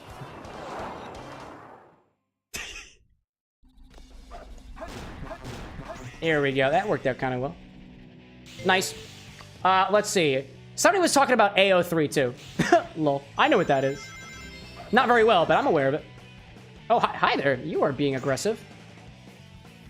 Cole being like, and thanks for listening to my TED Talk. Yeah, would I get off to porn drawn of myself? I don't know. Thanks for coming to my TED Talk. That was smart. That was good. Ryan being like, so you're telling me, yeah, I can bait you into saying single words and stitch them along into a cover song? I love music. Again, so long as it's not like, let me, as a personal favor, I humbly request that if you're gonna stitch whatever happens on the stream together, please don't, like, hurt somebody with it. Like, that would just make me feel sad. Like, you have my, don't get me wrong, I acknowledge your autonomy, I acknowledge your creative ability, but if you're hurting people with, if you're specifically trying to hurt people with this content, that's just not cool. That's all I got.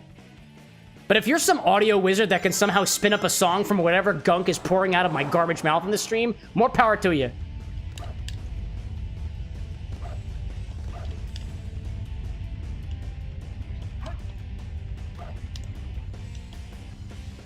There we go. I didn't get all the points there, but it's all right.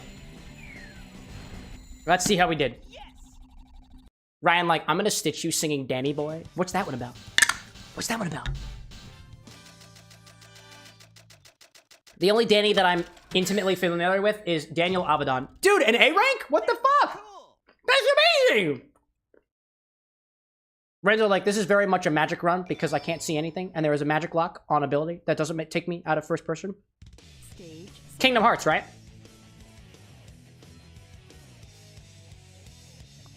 Gabi, like, I feel like Cam would just sing it, though. What song is Danny Boy? Oh, Danny Boy, the pipes are calling?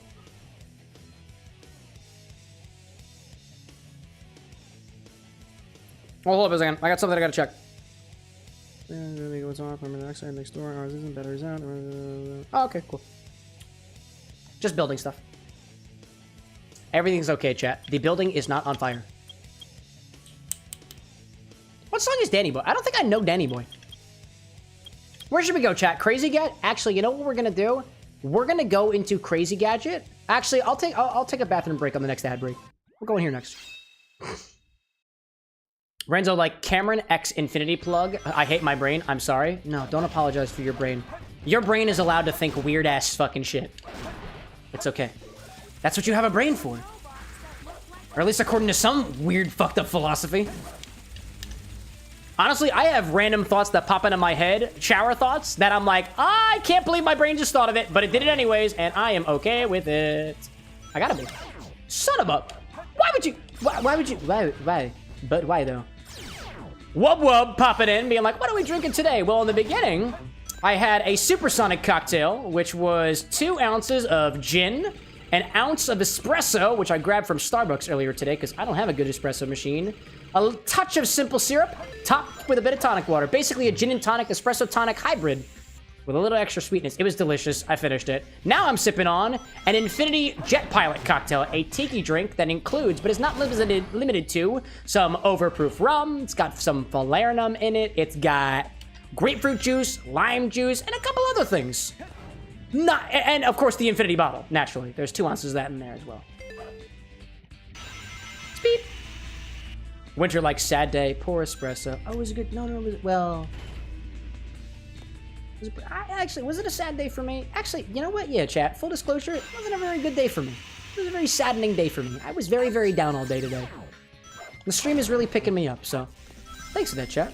Hoya! Oh, it would have been so cool if that worked out, but it didn't. No. Oh my god. Oh my gosh. Dude, can we please? Can we please? Hiya. We're just trying to get through this stage, chat. It is gonna take a hot minute. Ryan out there being like, what is Swedish Punch? Oh, that's a solid question, dude. Swedish Punch is, I believe, a Swedish ingredient that is typically made from rum or Batavia, Iraq, and typically mixed with some lime and some other spices and whatnot. It's a specific ingredient. And unfortunately, I don't have any Swedish Punch here at the bar with XBar. You can make some, right? I can customly make some.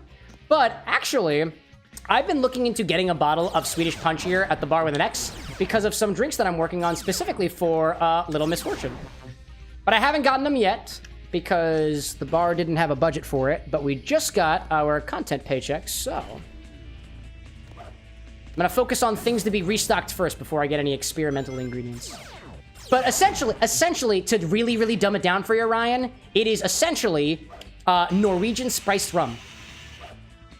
To really dumb it down, I am absolutely understating what Swedish Punch is. That was absolutely incredible.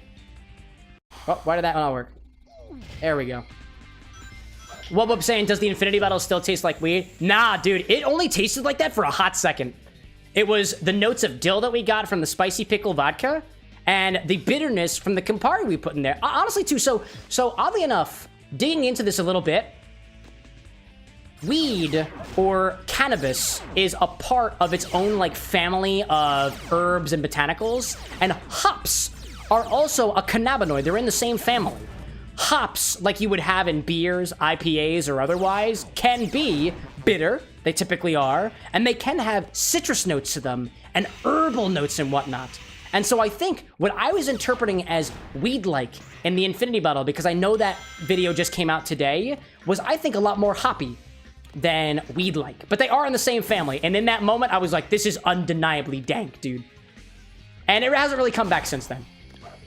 Now, don't get me wrong, y'all. I have a hopped whiskey that undeniably tastes like weed. Because the hops flavor is just that potent. But nobody's added that to the infinity bottle yet. So, we'll have to wait on that one. So, suck my... Hey, I got nothing. Don't suck on my anything. My wife would get jealous. Hey, yo. Hello. Goodbye. Oh my gosh! How could it have been? How could it have been? Smack, smack, smack. There we go. Make it happen! Yeah! Oh wait, do I have to click the? Oh, I gotta click the button. Speed! There we go. Renzo being like, me and my 300,000 milligram infused tequila. Dude, you can just say 3 gram. You can just say, I didn't click the button. Incredible.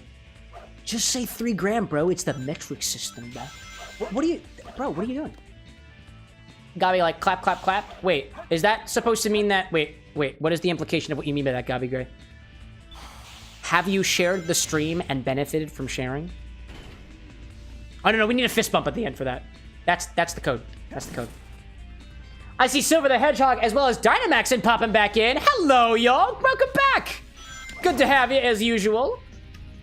Quick update on our Sonic the Adventure 2 battle progress. We've made it through. We completed all of the A ranks for Pyramid Cave today, as well as Green Forest. And now we're working through Crazy Gadget, and we just got here, so... For anybody else playing the game, I hope the progress is going, at the very least, better for you. or on par with. Gabi says, slap, slap, slap, clap, clap, clap. Oh, dude, we're bringing the Jimmy Neutron references now. Dude, we didn't even talk, when we were talking about the TV shows earlier, nobody even brought up Jimmy Neutron. Now that, Jimmy Neutron, that game inspired me as a child, dude. There was, I think, a small CD-ROM of a Jimmy Neutron demo game that I got in a cereal box when I was a kid, and we lost it. We lost it, but I have memories of playing it in the basement of the place where I used to live before we moved into my childhood home. Because my parents used to rent when I was just recently born, me and my younger brother. Ozzy will be like, I don't know, 300,000 milligram just sounds more intimidating. Damn right it does. Dinah's saying, I got the A ranks in Dark Side Story. The only stage left is Cannon's Core. Oh, dude, there we go. I was even thinking to myself, like, okay, if I'm going to do all of Sonic's missions, do I include Cannon's Core? And I honestly don't know. I don't know if I want to save Cannon's Core for last after we do Shadow's mission. What do you think, chat? Dost thou have an opinion? You don't have to. Yes. Renzo saying, nah, it's good. Oh, okay, I believe you. Got me being like the crossover of Fairly Odd Parents. Dude, what was it? The Jimmy Timmy Power Hour. That's what it was called, man. That sucked. That's okay. That is okay. We will do better next time.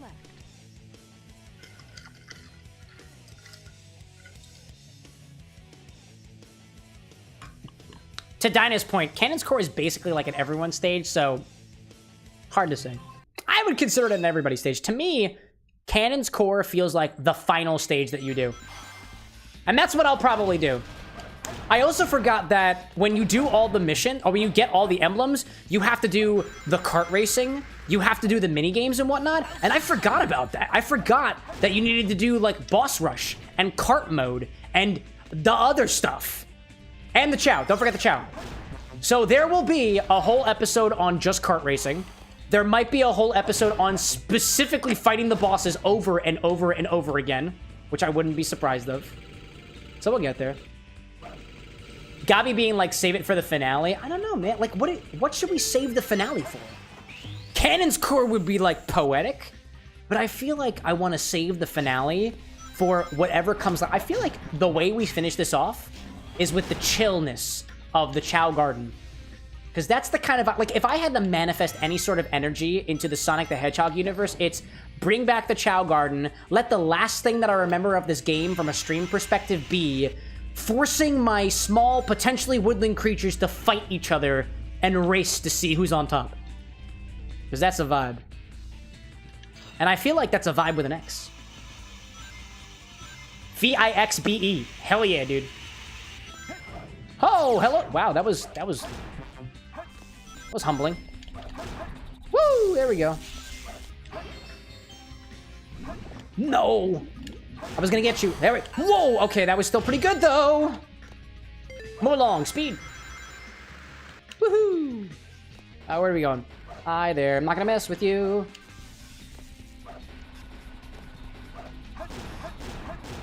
Oh, no! Yeah, that's it. It's dead.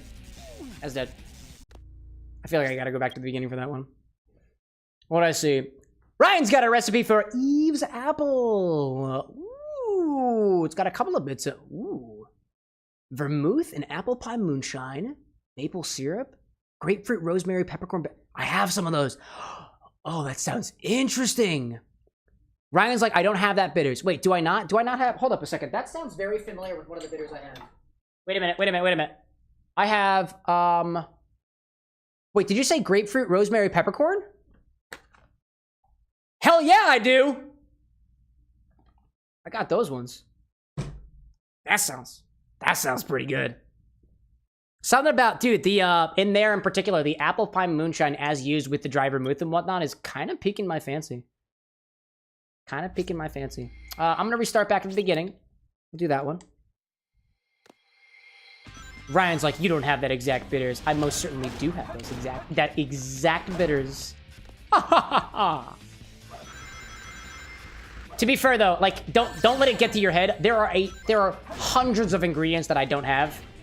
Like, one of the folks who reached out to me on Instagram the other day was just like, dude, I invented a cocktail and I would like for you to try it. And I was like, dope, pop it on my live stream. And they were like, great. It has yuzu soju and passion fruit liqueur, which I don't have either of those ingredients. And I did specifically go out to the store today to try to see if I could find some yuzu soju because one of the places nearby, not the liquor store actually, one of the local convenience stores sells soju flavors. But none of them were yuzu, unfortunately. I found a lemonade flavored soju though. And oddly enough, and this is something that is in follow-up to what we were talking about the other day about why the strawberry soju isn't infinity bottle eligible. Not one of the flavored soju was over 12% alcohol, which means it's not eligible for the infinity bottle unless I lax the requirements, which I'm gonna be honest, I'm not inclined to do. Not until I get even more comfortable with the bottle as it stands. So only the unflavored soju, at least the brand that I was able to find, and I'm pretty sure it was Charm was the brand. The unflavored one was 19% actually. And that's a big jump in ABV, by the way, y'all. Like, that is incredible in particular. Like, a difference of 7 points just feels a little... It's extreme, dude. It's extreme. Bradley being like, how unusual you could see about shochu for similar how unusual. That's a pun, dude. I like that. But it's soju, the Korean one, not shochu, the Japanese one. Just as a quick correction there. But chimchurum or good mood soju are just 12% from my memory. Exactly. And those are the ones that I think, oh, it is chimchurim or chumchurim. That's the one that I had. It actually might also be Charm. I think they both come in green containers now that I think about it, which has got me confused all of a sudden. But yeah, it's only 12%. So now the question I've got, because somebody the other day on TikTok was like, add some plum soju to the infinity bottle. And I was like, are there any eligible plum sojus that are available? And I think for the most part, the answer is no. Not to be confused with umeshu or essentially plum wine. Not talking about that. That's solid. I mean, I'd love to see, I would love to see it in the bottle, but I gotta get something that's a little bit more proof in there. Brian out there saying, interesting, I didn't expect soju was so low in ABV. My thoughts too. Because soju, so like, admittedly, to my knowledge, I don't know as much about Korean soju as I know about Japanese shochu. However, it appears to me that both of them are distilled spirits. So a 12% distilled spirit does seem like shockingly low. And I don't really know why it's that low. That was unfortunate. That was unfortunate. Hiya!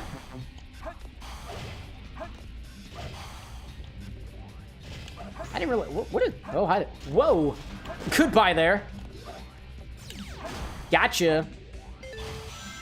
I'm glad I got this one on the first try. That was nice. That was very, very nice. That was also pretty... That was pretty well done.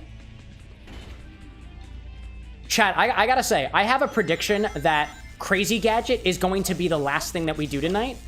Only because I remember getting very, very frustrated with this particular stage.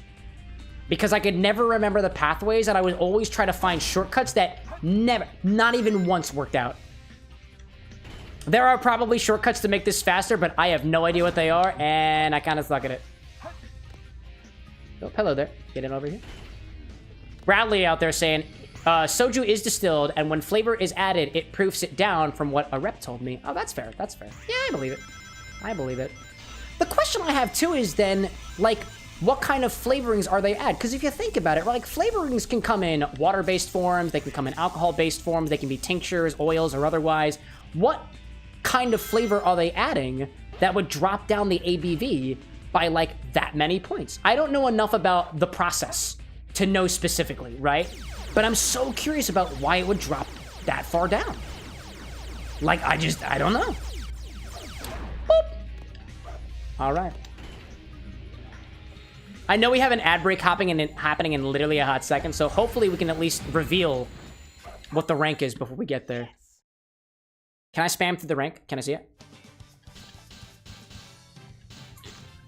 Oh, let's see it. Does it pop up before the ad? No way! That was cool. Really? Stage select. All right, dude. Okie dokie. I know we have an ad happening in a hot second, and on that trip, on that note, I'm gonna take a very, very quick run to the washroom out there. I will say, I'm not getting particularly low on my Infinity Cocktail here, but if anybody wants to make a request, let me know. I'll be back. I will BRB. I will burn.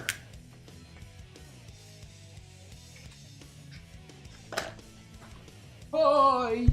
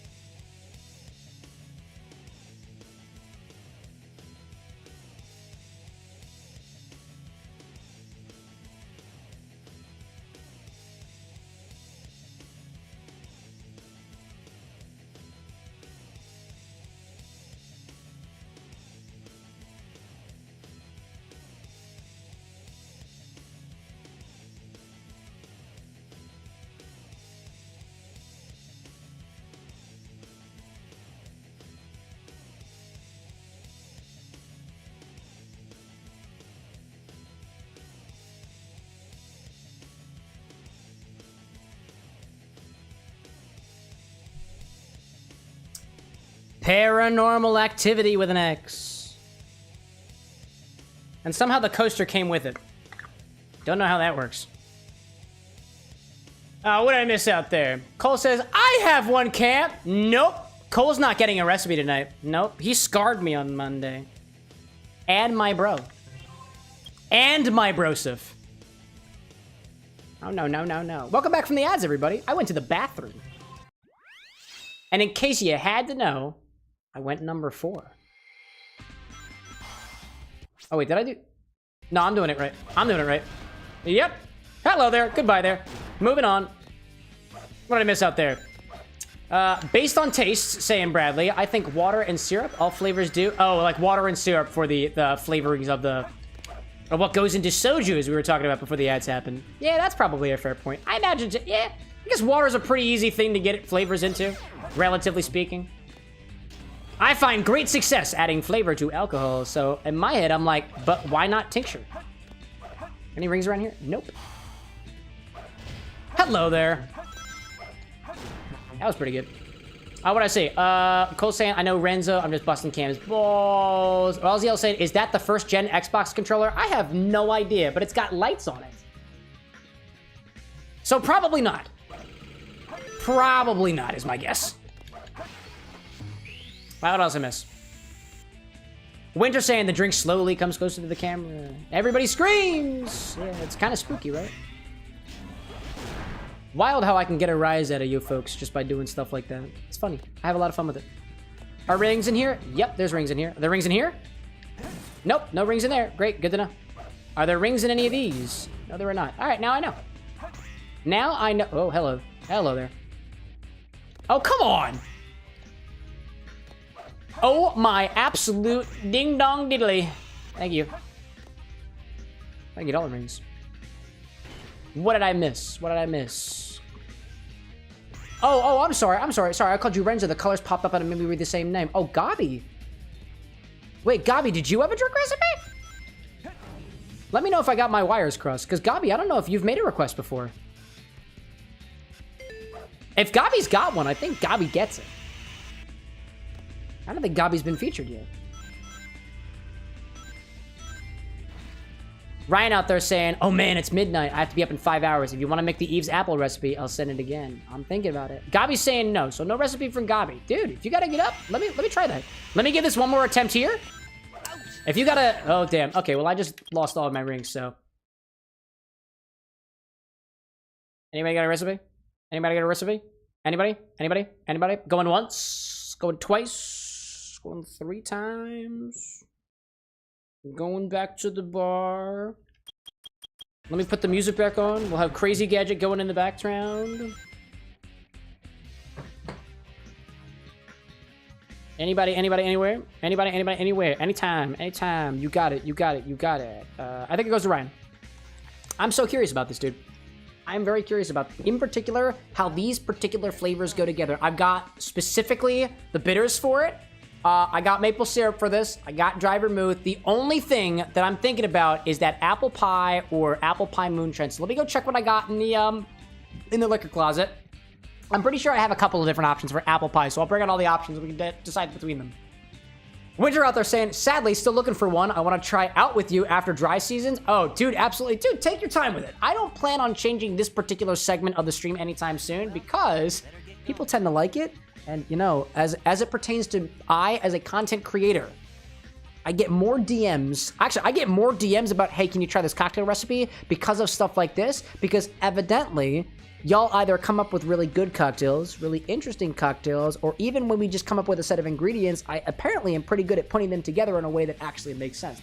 Just to give, like, credit where credit is due, the most popular chat orders a drink video was that Dream Highball that Eli Peach Soda requested way back, at least a month or so ago. Evidently, the format of putting things together in a big old, like, Moscow Mule cup really resonated with a lot of people. I still get people to this day on that particular TikTok post being like, can you try this one? What about this one? Maybe it will work this way. Change out the garnish. This and the other thing. And the point of this, one of the things that I really, really wanted to see is to get people talking about how to make their drinks better and improve upon even the drinks that I cover here on stream or even some of my own recipes. And that was like, oh, dude, this is beautiful. So apparently, it's working. I'm gonna go get some apple pie liqueur. Apple pie, apple stuff. What was it? Actually, it was apple.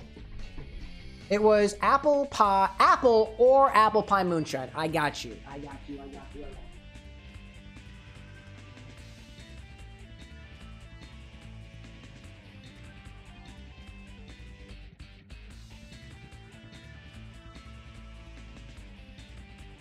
Anytime now.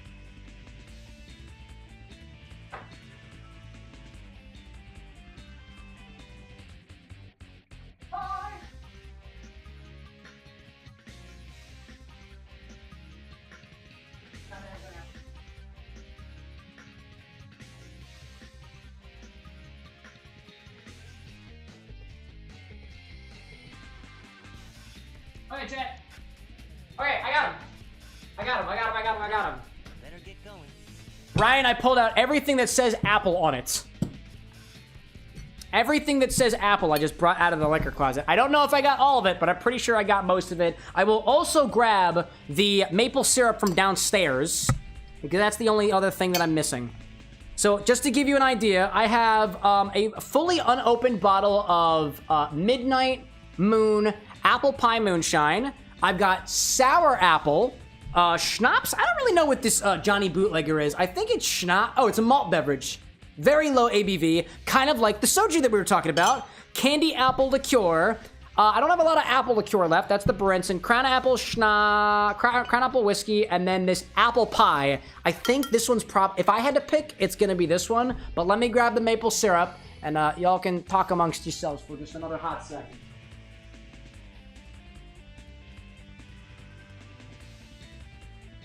Anytime now.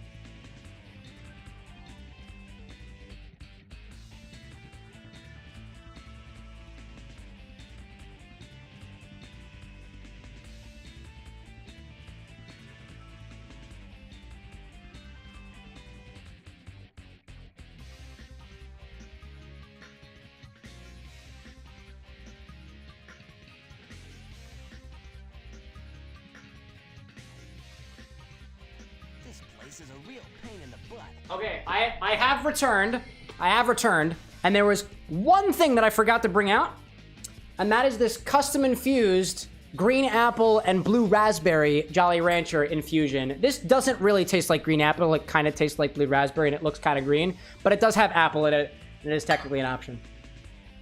Okie dokie. Gabi out there being like, it gives interactions. People like that. People do indeed. Blood Tap per turning on back. Good to have you back, dude. Hello. So, Liquor Closet, I know how to evolve my friend. Also, Liquor Closet, I now know how to evolve from my liquor shelf. Yeah, and don't get me wrong, I don't necessarily encourage having a full closet of liquor. I took over the broom closet because of the liquor collection. If you're ever wondering what I have in my liquor collection, that's what the stock website is for. But I got all this stuff here. Ryan out there, because we're doing a recipe request from Ryan before he's got to head off the bed out there. Crown Royal or the Apple Pie Moonshine, dealer's choice. The Apple Pie Moonshine. We're gonna go with this Apple Pie Moonshine. One of the things that I don't typically stock a lot of small nips here because it's hard to utilize, right? Like, this isn't enough for the infinity bottle because it's 2 ounces plus whatever I wind up drinking from it. So these little tiny bottles I can't use for anything but the request like this. And I also don't expose to you all exactly which bottles are the small ones and which bottles are the big ones. It's just not something that I expose on the website yet. But I prefer using these ones because it gives me a chance to try out an ingredient that I wouldn't otherwise have access to. And I really can't remember where I got this thing from, but it is made from Piedmont Distillers in Madison, North Carolina. So I must have picked it up when I was doing a little trip or whatnot at some point.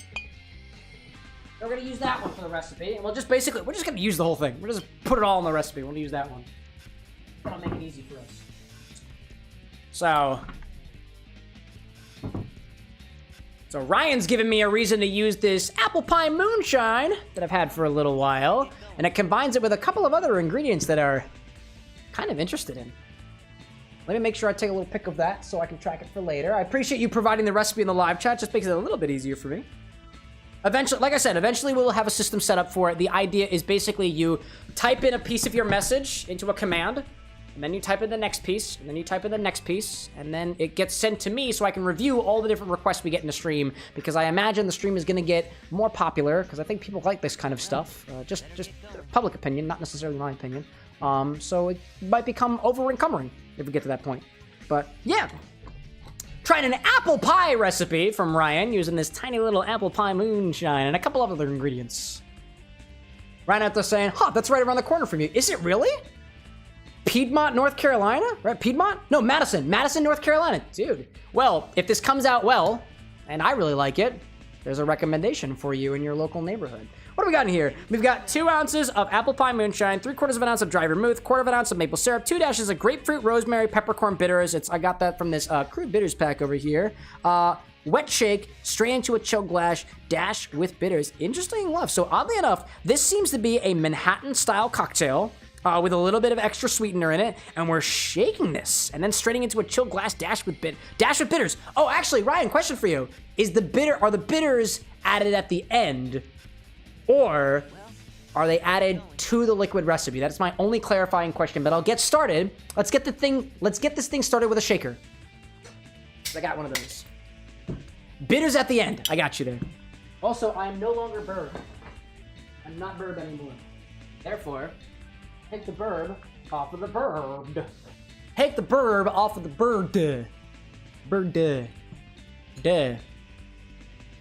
We're gonna start with 2 ounces of this apple pie moonshine from Midnight Moon.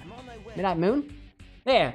We're gonna start with this Midnight Moon Apple Pie Moonshine from Piedmont Distillers in Madison, North Carolina. I haven't even opened this thing yet, so... Specifically for this recipe. Fresh bottle?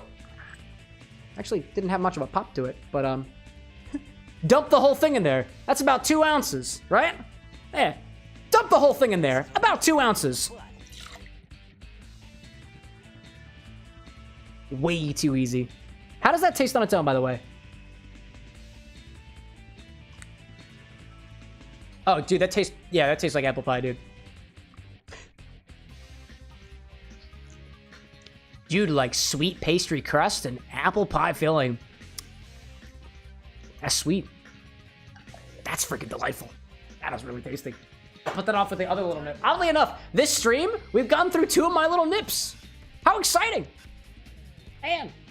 Daddy being like, apple pie? Oh, yeah, dude, so tasty. Ryan being like, by right around the corner, I mean a couple hours away. I mean, yeah, within driving distance and within very, very insane walking distance.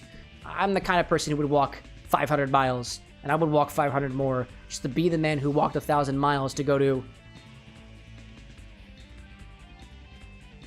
Piedmont Distillers, Madison, North Carolina. Or something.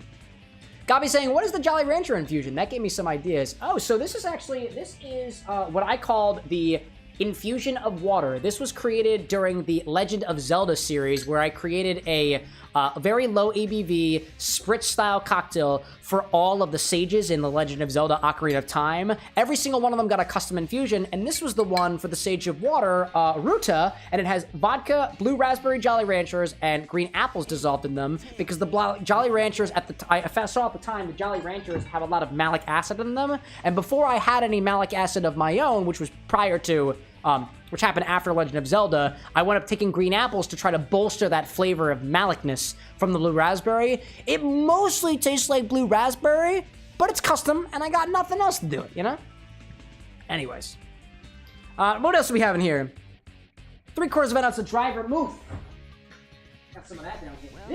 This is what really piqued my interest, Ryan. What really piqued my interest here... What really piqued my interest was the combination of dry vermouth with the apple pie moonshine, which I now know to be rather sweet. So this will be very interesting. Cole being like, just to be the man who walked 1,000 miles to the liquor store. Winter being like, I thought you were gonna say liquor store. It would have totally rhymed. Yeah, dude, I'm not good at speaking. I'm a really bad speaker. I make a terrible, terrible actor and a terrible, terrible singer. I still wonder why you guys watch this channel. 3/4 of an ounce of dry vermouth. I need to grab one of these things. Hello there. Right, 3/4? Yeah, 3/4.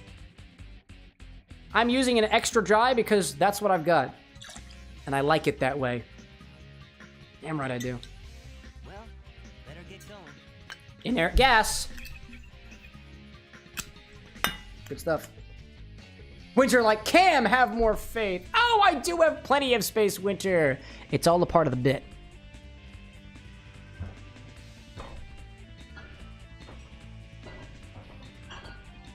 Just to be the man who walked 1,000 miles to go to the liquor store. Da da da. Ryan saying shaken, not stirred? Yeah. Yeah. Your instructions say to shake and not to stir. Would you like to revise your instructions?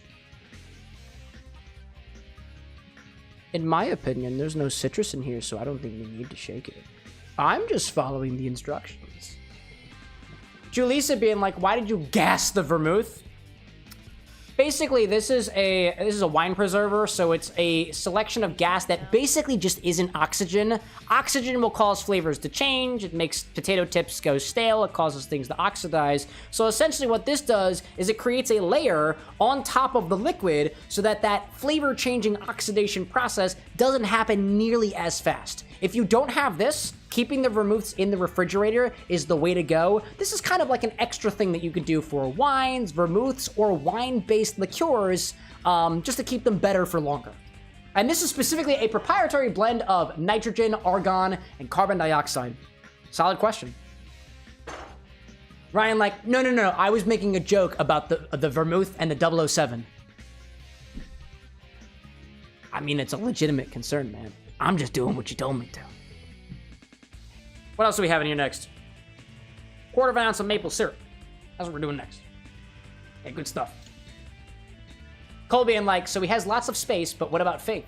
Faith in space? A real pain in the butt. I think I lack the faith. The faith in particular. Quarter of an ounce of maple syrup.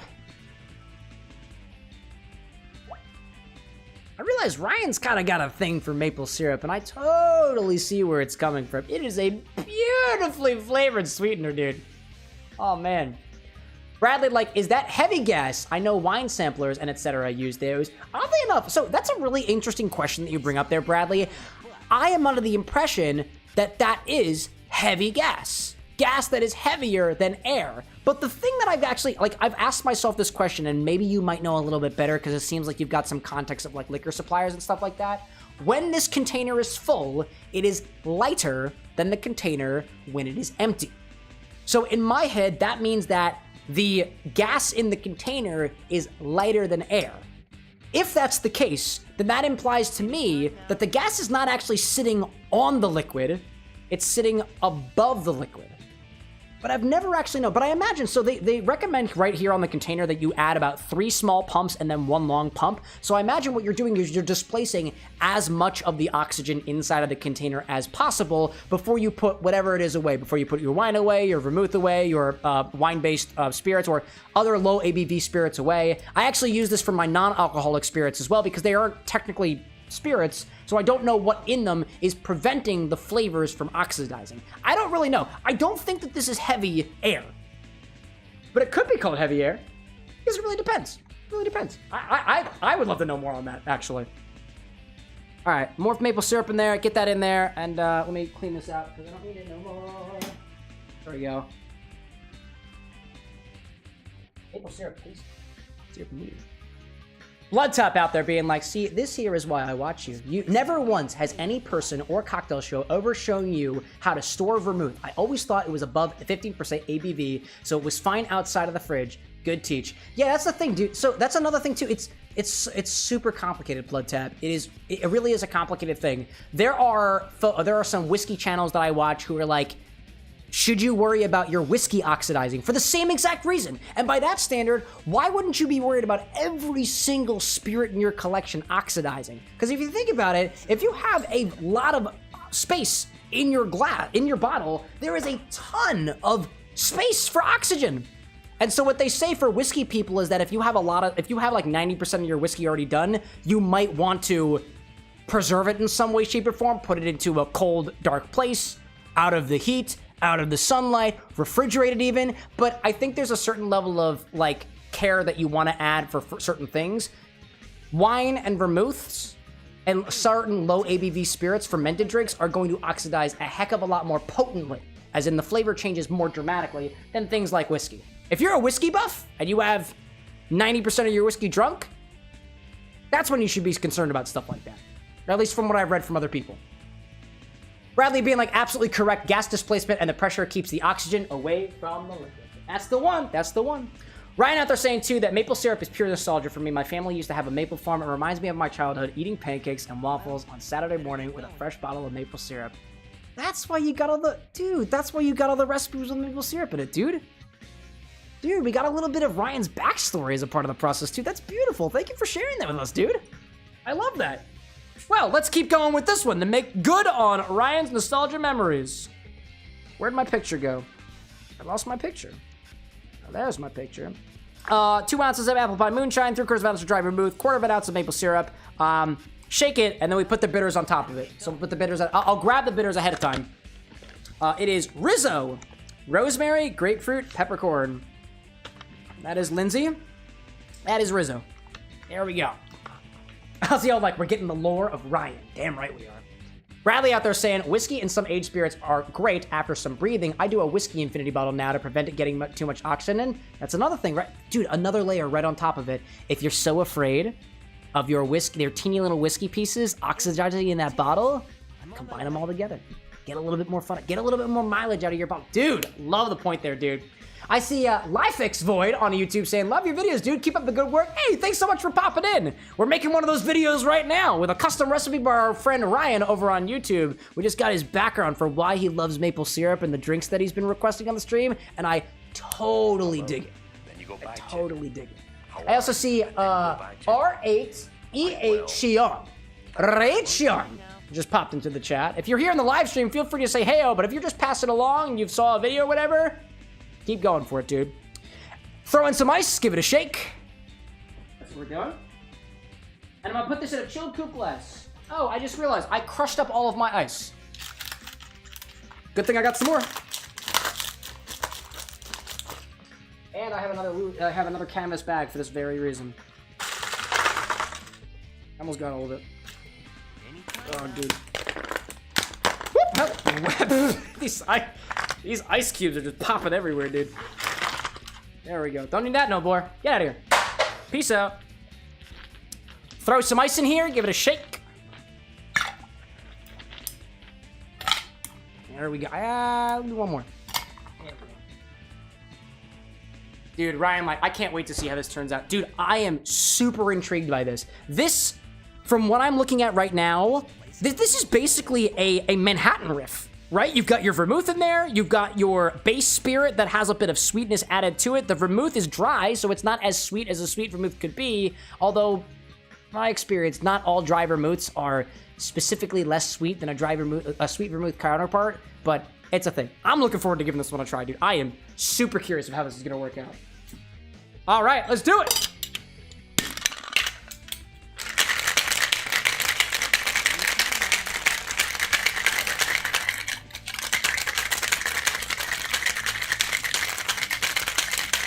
Yo, Drax, you are popping in with a sub. We were talking before about how if your sub is 10 months old, it should be walking at this point. But at this point, your job as a sub at this age is to learn how to be whatever the equivalent of a human is, but in Twitch subscription land. Welcome back, dude. Happy Wednesday, Thursday. Hope y'all are doing well. Same back at you, Drax, you are.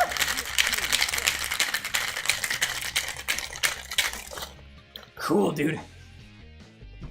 Man. Gabi out there saying, I'll need to ask in disc for some tips for an idea that just popped in your head. By all means, ask away. We are all about the pursuit of better drinks. And by being here, I assume that you are too. Strain this into a chilled coupe glass and, let's see, strain this over a chilled coupe glass and top with these rosemary, grapefruit, peppercorn bitters from Crude. Let's do it. Let's bring the cocktail angle over. Let's get a look at this. What color, chat? I'm guessing brown. I'm guessing brown. Oh, hello there. Bring you to the side a little bit. There we go. Light brownish or orange. The guesses are coming in.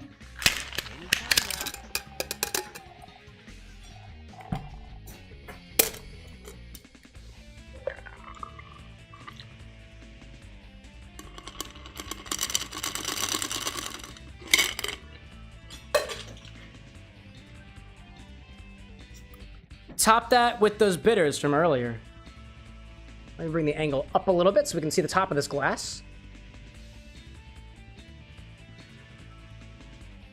Amy, Tails, I'm on my way. Top that with those bitters from earlier.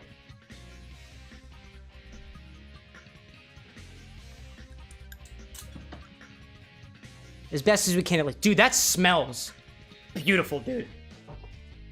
Man.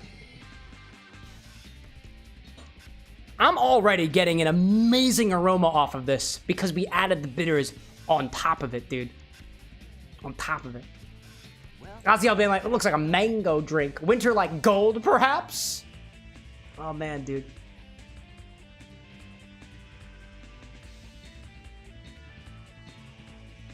Oh, dude, right off the nose, I smell apple and rosemary most prominently. That is a beautiful aroma.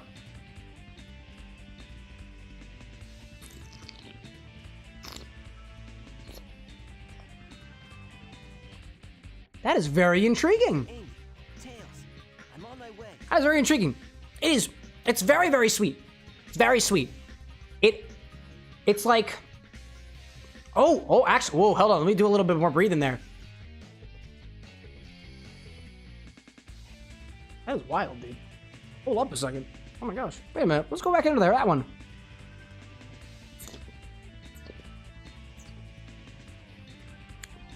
It hits you like sweet apple pie, and then it inches into these very, very herby flavors derived from the dry vermouth. As I breathe, I get some of that warm air of maple syrup sweetness, and my mouth tastes like maple dry vermouth, if ever such a thing existed. Like, don't get me wrong, it's sweet in the very beginning, but it's sweet like a pie. And then it ends sweet like maple syrups, almost pancakey in a way, if those pancakes were, like, a lot more herbaceous. I've never had, I'm trying to think of what flavors I'm getting there. I've never had, like, a oregano, rosemary, sage pancake before, but it's given me those vibes. That's intriguing. Anytime now. This is such an interesting exploration. Like, seriously, you smell it, and it smells so salad and woodsy. But then when you sip it, you're like, this is sweet. This is apple-y. It's herby. If anything, those flavors are kind of at odds with each other, but I'm kind of into it nonetheless. If there's somebody out there that adds spices to their maple syrup, that's the kind of vibe that I'm getting here. That is interesting, dude. That is very interesting. I see Iris popping in the stream saying, "Hey Cam, I got some bad news for you. It's you, Iris. Yo, what do you got? What do you got? I hope it's not too. If it's too bad, I only ask that you kind of vibe check and perhaps leave it to something a little bit more personal and whatnot. But I hope things are going well for you out there. If things aren't going super duper well, may I offer a cheers in your direction at the very least to show my sympathies. I see Minecraft player popping in too, expressing their preferences in the middle of chat. Dude, good for you. So long as you're not, I don't know, getting diseased or something like that. If I can get you a drink, by all means, let me know. It looks like you might need one. That, or you're too young for it. And if you are, I ask you kindly to leave. In any case, Ryan! So Osceola being like, it's like adult apple juice. Like adult apple juice. Yeah, this is interesting, dude. It is interesting. Better get going. Like the very end.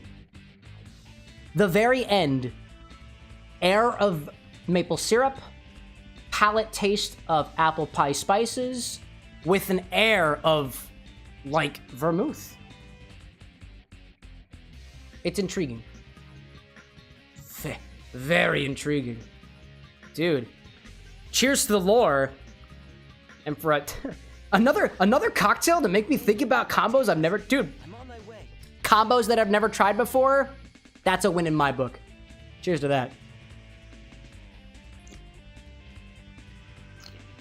I feel like it gives a nose. Oh my gosh. It gives like a nose of like, I don't know. I got like pizza, like Italian pizza joint vibes. I don't know why, man. I feel like I'm getting oregano from that vermouth in there. But I might have just been scarred from, what was it, 2 weeks ago when we had the oregano gin in there? Oh, it was wild, dude. Oh, man. I see Bradley out there being like, there's a term in bartending called a bartender's handshake. It's what you would take a shot of after a long day. What would I choose to be my bartender's handshake? At the risk of sounding like a very basic person who calls himself a mixologist, because I call myself a mixologist. Honestly, if I had to pick, oh, actually, hold on, let me think about this for a second. My bartender's handshake of something that I would want to take a shot of.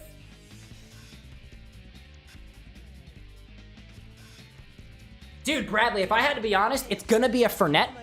I like Fernet. I like the bitter notes of Fernet. I like the lasting herbaceous notes. To me, it almost gives me vibes of like I just had not mouth freshener. What do you call it? Breath freshener, like a little swig of something, but specifically not a Fernet Branca. I have this bottle of Fernet from Baltimore Spirits Company. And if I had to pick a very specific spirit that I want to have specifically chilled, that shit hits differently chilled than it does warm, a shot of Baltimore Fernet from Baltimore Spirits Company. But if I had to give a simple answer, probably a Fernet Branca. It's quick, it's bitter, it's herby and minty, and I feel like it gets me ready for, I guess, when I have to inevitably come home and breathe in a space that I share with my partner.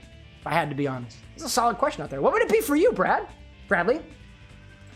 Ryan being like, glad you like it. Absolutely. I see Bob the Alien popping in. Iris saying, boss at your job called your staff manager, told him that they don't need you anymore because they hired somebody from high school.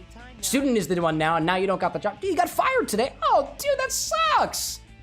At the very least, if I can offer a drink in your direction, if you happen to so need it out there, if you want it out there, you have my most heartfelt sympathies, because it sucks being fired from a job. Sometimes even more sucky than specifically not liking the job that you're in and willingly quitting. Vibes, dude. I'm so sorry to hear that, Iris. Minecraft player out there saying like, nah, that looks like it would go hard though. It's certainly a pretty interesting one. I do a bunch of cocktail mixology stuff around here, so if you got any ideas out there, Minecraft player, if you're an imbiber or if you're an alcoholic imbiber as well, I'm curious about it. Ozio asking, does it give you all knowledge of good and bad tastes? What does? I might have missed that. This particular drink. Wait, actually, Ryan, did this have a name? I forgot to ask. Oh, Eve's Apple. I got it. It was Eve's Apple. I remember now. I got it. It is definitely appley. It is appley in such a way that I don't think I've ever... It's appley and it's herbaceous at the same time. This is a real pain in the butt. Interesting. Oh my gosh. All right, let me clean up some of my stuff over here. We'll continue with some more Sonic the Hedgehog. We're in crazy gadget right now. And I'm trying to get 100 rings, and I subsequently failed the last time that we did it. Oh, put that down there. Let's play a video game. Also, too, might I say, there is a mighty foam on top of this, and I really don't know where that foam came from. I really don't. I'm guessing it must have been... Pain in the butt. Oh, probably the maple syrup. Probably the maple syrup is what I'm going to probably guess that was coming from. That's intriguing. I'm going to sip on... Dude, actually, Ryan, I'm going to sip on that one. That's what I'm going to sip on for a little bit. Iris out there saying that apparently your boss specifically didn't like the fact that you're transgender. Oh, dude, Iris, you don't need to be at that job. That job wasn't for you anyways. Any job that is going to discriminate based off of your sexuality, your gender orientation, the color of your skin, or your preferences and stuff like that, oh, fuck that noise. You are better off not at that company. That kind of prejudice is not even remotely called for. You deserve better, dude. Bradley saying, absinthe, aquavit, and grappa are my handshake. They can really kick as far as flavor-free. Oh, that's a solid point. Aquavit, I've only recently become interested in, or not, only recently become familiar in. I only have one bottle of aquavit, and it's not like a legit, it's not that it's not a legit aquavit, but I don't know if it's super representative of those flavors that are typical of an aquavit, which I know tend to be things like caraway, which I believe aquavit is most prominently flavored with.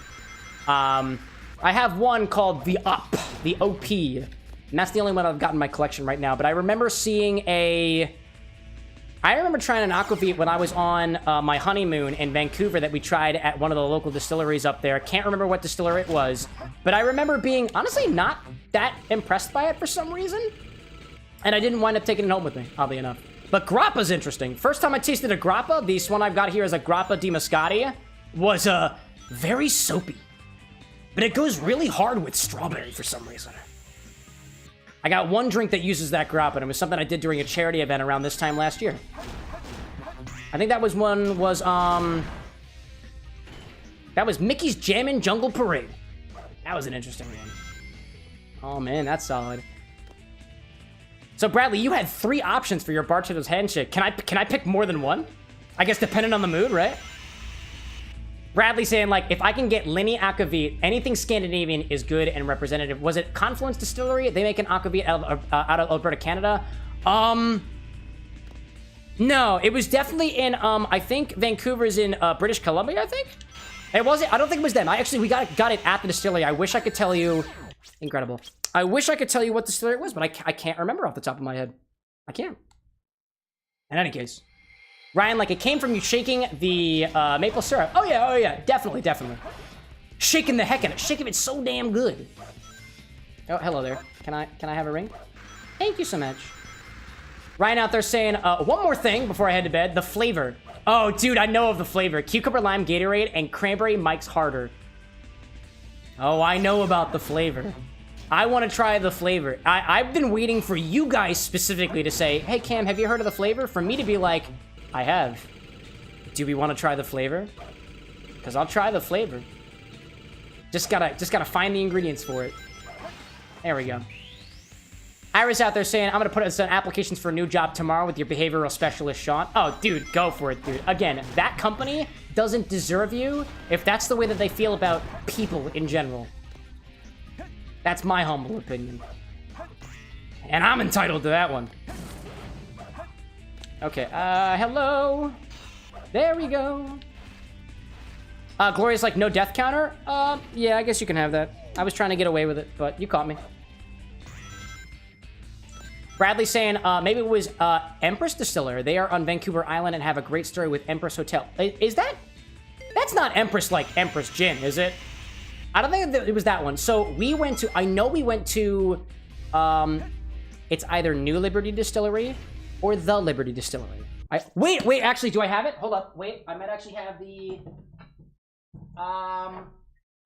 no, I ran out of it. I had a small sample of Old Tom Gin, Endeavor Old Tom Gin from, it's either The Liberty Distillery. Oh my God, seriously, again? It's either The Liberty Distillery or New Liberty Distillery from Vancouver. And it was close, the distillery I'm thinking of with the aquavit was close by to there. I think it might have been called like Long Table or something like that, because I think their story was that they were a family-run distillery inspired by meals done around the long table. Or it might have been like a Canadian word for a long table or something like that. That's what I'm thinking of. Oh, hello there. Hi, bud. I should have gotten the rings. All right, anyways. Ryan like, but will you try the taste? Fireball and grape juice. Wait, there's another one? There's the flavor and then there's the taste? I haven't heard of the taste before. That was what? Grape juice and fireball? You know I have both those ingredients, right? How is that one served, Ryan? Do I have to shake it or do I just combine it together? Because if you just combine it together, I'll just try it right now because I got both of those ingredients. Can I get the... There we go. That's what I wanted to say. It's just combined together. Dude, I'm so curious. I am so curious, dude. If I don't succeed, I want to try that. Grape juice and fireball? Grape juice and fireball. Man, dude. I'm marking that. That sounds interesting. Anyway, what do I see out there? Bradley saying, it's okay. Old Tom Gin is super nice here in Alberta. I do think you're correct about Long Table. Something about that. Something about that. I think it had Long Table in its name. There's a lot of distillery here in Western... Oh, hello there. That's who got me last time. There we go. A lot of distilling over there in Alberta. Hold up.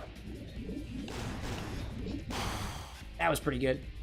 Hold on, I want to read these because this is mixological and I love that shit. Just combined together from, I see Austin out there with some emotes out there. There's a lot of distilling in Western Canada. Eau Claire Distillers are affiliated with Suntory and Jim Beam. No way, dude. And I see Iris out there saying, I've been playing a new game recently, Card Talkie, an anime game where you can talk to other folks and whatnot, and it's free. I just found it out recently, but my great-grandpa, though, is King Edward II. Oh, interesting. Wow. Iris, if you think that's something that would be appropriate for us to play as a stream, by all means, there's a command called !suggest, and if you take the name of that, I'll write it down so I won't forget it later. And by the way, Ixie, welcome back. I see you out there. Hi there. Whoa there. Oh my gosh. Woo! Can we get it? Can we get it? Yes, we can. Jamie the Hedgehog, aka Mel Amy, out there being like, A rank. Oh my god, dude. I just noticed you're the only person I'm subscribed to. Am I really? Dude, it is an honor. It is an honor to be the only sub that you've got. Dude, that's wild. Arden Hale popping in with the W. Dude, that was clutch. That came, I didn't think that was going to happen. Right, okay. Has anybody else heard of that? Ryan, what did you call it? It was just called The Taste? Fireball and grape juice? That's just the thing. The Taste? That is too simple to pass up on, dude. I am so curious of this. We're gonna take a very, very quick break back at the bar because Ryan just told me apparently if you combine Fireball and grape juice together, you get something called the taste. And I love tasting things, so I'm gonna give it a try. And we have some Fireball, and I want to know how to make the best use of it. So we're gonna try that. Bradley out there saying there's a whiskey called Pendleton's that's both Canadian and is listed from Oregon. So there's Canadian-style whiskey Americans are making. You should definitely try it. Dude, by all means. Bradley, I might not remember it. Exclamation point suggest. It'll send a message right to my Discord so that I don't forget these types of requests because I love getting bottle recommendations, whether that be wine, spirits, beers, or otherwise, and I don't want to forget about it. Ryan being like, apparently this is a flavor glitch, oddly enough. And I see a question from Arden being like, how would you make a chai tea alcoholic drink? I feel like chai tea goes really, really well with cream and milk and whatnot. So dude, actually, Arden, I don't know if you're familiar with flip drinks that utilize an egg to get this frothy, creamy texture, but I feel like a chai flip would go so fucking hard. Like, supremely, dude. Supremely. I'm getting ingredients. Hold on a second.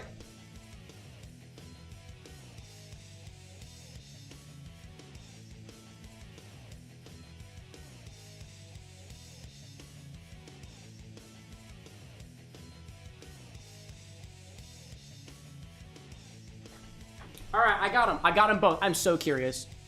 Cole's like, fireball. Damn right. Ozzy L being like, just sparked. Let's see this out. I'll probably hit a $1 bottle of Fireball and Gatorade. Dude, I'm so curious. I'm so curious. Oh, grape juice. Oh, dude, I'm so curious.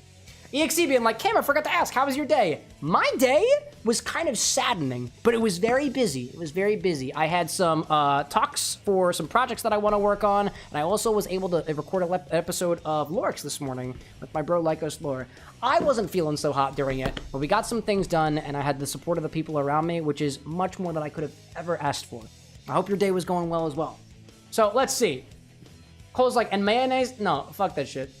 Ryan's like, regrettably, I don't have any ratios for you. I don't know, man. That's okay. I'm just going to combine it in equal parts and see what happens. I'm going to take it as a shot. I don't know what's going to happen here either. Or actually, maybe we shouldn't do it. Actually, maybe instead of doing it as a shot, we're going to combine this over ice. Because I have done my research as a drink creator here on the purple and red platforms, and evidently, when somebody gives you a drink request of a simple combination, there are two main ways to do it. You either put it in a shot glass and you drink it all at once, or you put it over ice and stir it with literally fucking anything, and then you take it all at once. But we're refined here at the Bar with an X. I'm gonna put it over some ice, mix it together with a bar spoon, because we have class, and then I'm gonna put it in my gullet. And if I don't like it, or I'm confused, I'm gonna put it away. So that's how we do things around here. But I need more water, because my mouth currently tastes like that, which is like an herbaceous apple pie. So I need more water first. We'll try that out there. Arden being like, screwball, peanut butter whiskey, cream, and grape juice is a PBJ. I'm sure it is. Actually, somebody else came out here and gave me a episode for a recommendation for a PBJ. It was Chambord, black raspberry liqueur, and peanut butter whiskey, screwball. That was pretty good. Bradley like, sip it first and then throw ice at it. Oh, now there we go. Now that's mixological. Try it first without the cold, then with the cold. I like that. Ah, Bradley, you know what's up. You know what's off. Ozzy, I'll be like, off topic, I heard of wine and ice is illegal. Wait, what? Ice wine? I don't know what you're talking about. All right. We're combining Fireball and grape juice in equal parts. We'll try it without ice and then try it with ice. Fresh bottle, crack? I guess. This one's not fresh. Let's do an ounce of each of them and see where we get with it, right? An ounce of Fireball.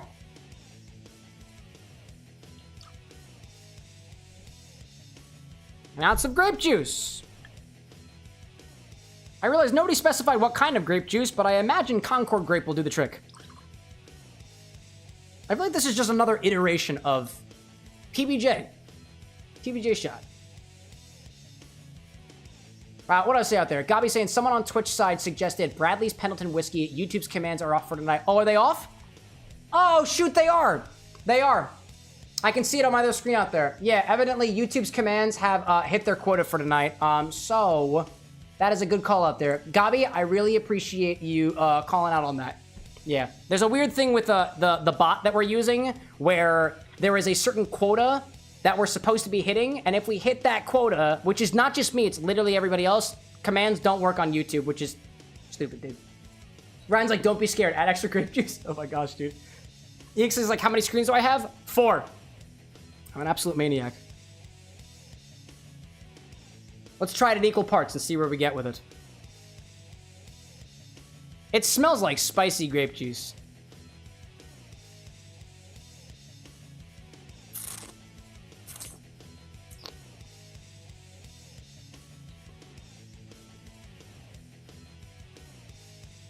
It tastes like spicy grape juice. Let's add a little bit more to it. See what happens. I imagine it's just going to taste more like grape juice. And then we'll throw some ice at it.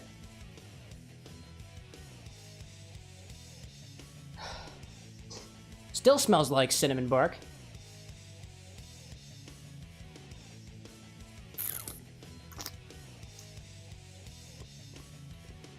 If anything, it's got a woody flavor to it, but it's grapey, and it's cinnamony. Let's throw ice in here and see if it changes. I will say, with all the build up to this is kind of underwhelming. Throw some ice in there, see what happens.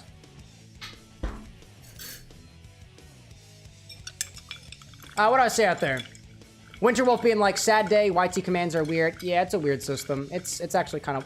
There's technical details behind this stuff, too, and it's something that I hopefully will be able to give feedback on, because I'm in, I was invited to be a part of the YouTube creator clubs here on the platform to make live streaming better, and if there's one thing that I'll make sure to pass on to the team is that, yo, bots should have more API credits, because it affects streamers across the platform. Let's see. Bradley saying red wine and ice are amazing. Game, Pies, Frappato are all beautiful, beautiful grapes. Beautiful grapes. I feel like I had Game and something. Why do I remember Game? Is Game the type of grape that goes into Beaujolais Nouveau, Bradley? Do you know that off the top of your head? I can't remember. EXE will be right back. I see that. Arden being like, that's the face of taste. Ryan said, I've never had it. It showed up in a thread on the flavor. That's what, no, I don't blame you for it. I appreciate you sharing with me. Now with ice.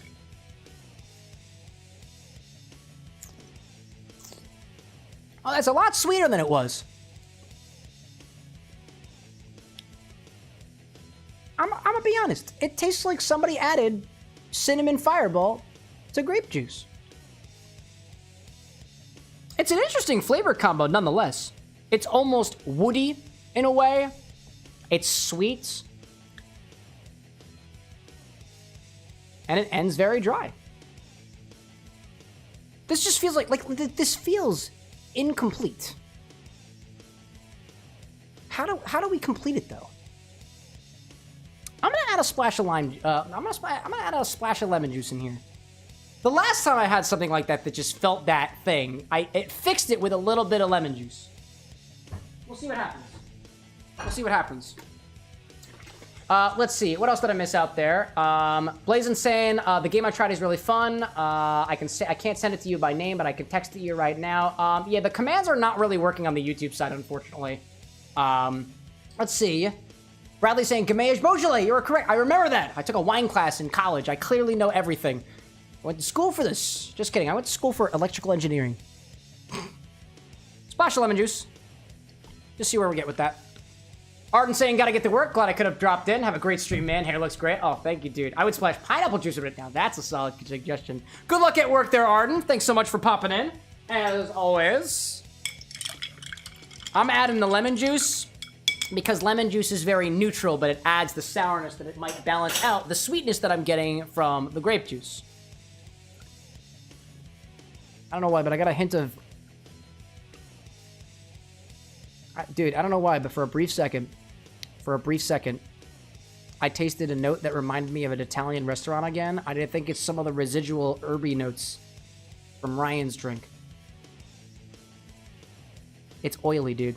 No, you know what? It reminds me of olive oil. I don't think that was the drink that did that. I think it was everything else. I've been drinking a number of different things this stream, but I cannot deny that my mouth kind of tastes like olive oil right now. Like I just ate pasta with olive oil and a bit of garlic.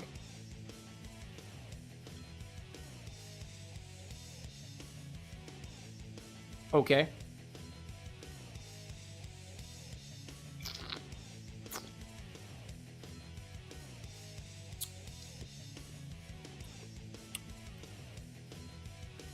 Yeah, it just tastes like grape juice. Grape juice with a hint of cinnamon. It ends really weird, but I don't know. I don't know. Maybe like I have these ingredients on the ready. Maybe somebody remind me to try this another time, like at the beginning of the stream, before I've had other flavor context in my palate. This is like I'm not totally dismissing it. There's something weird here.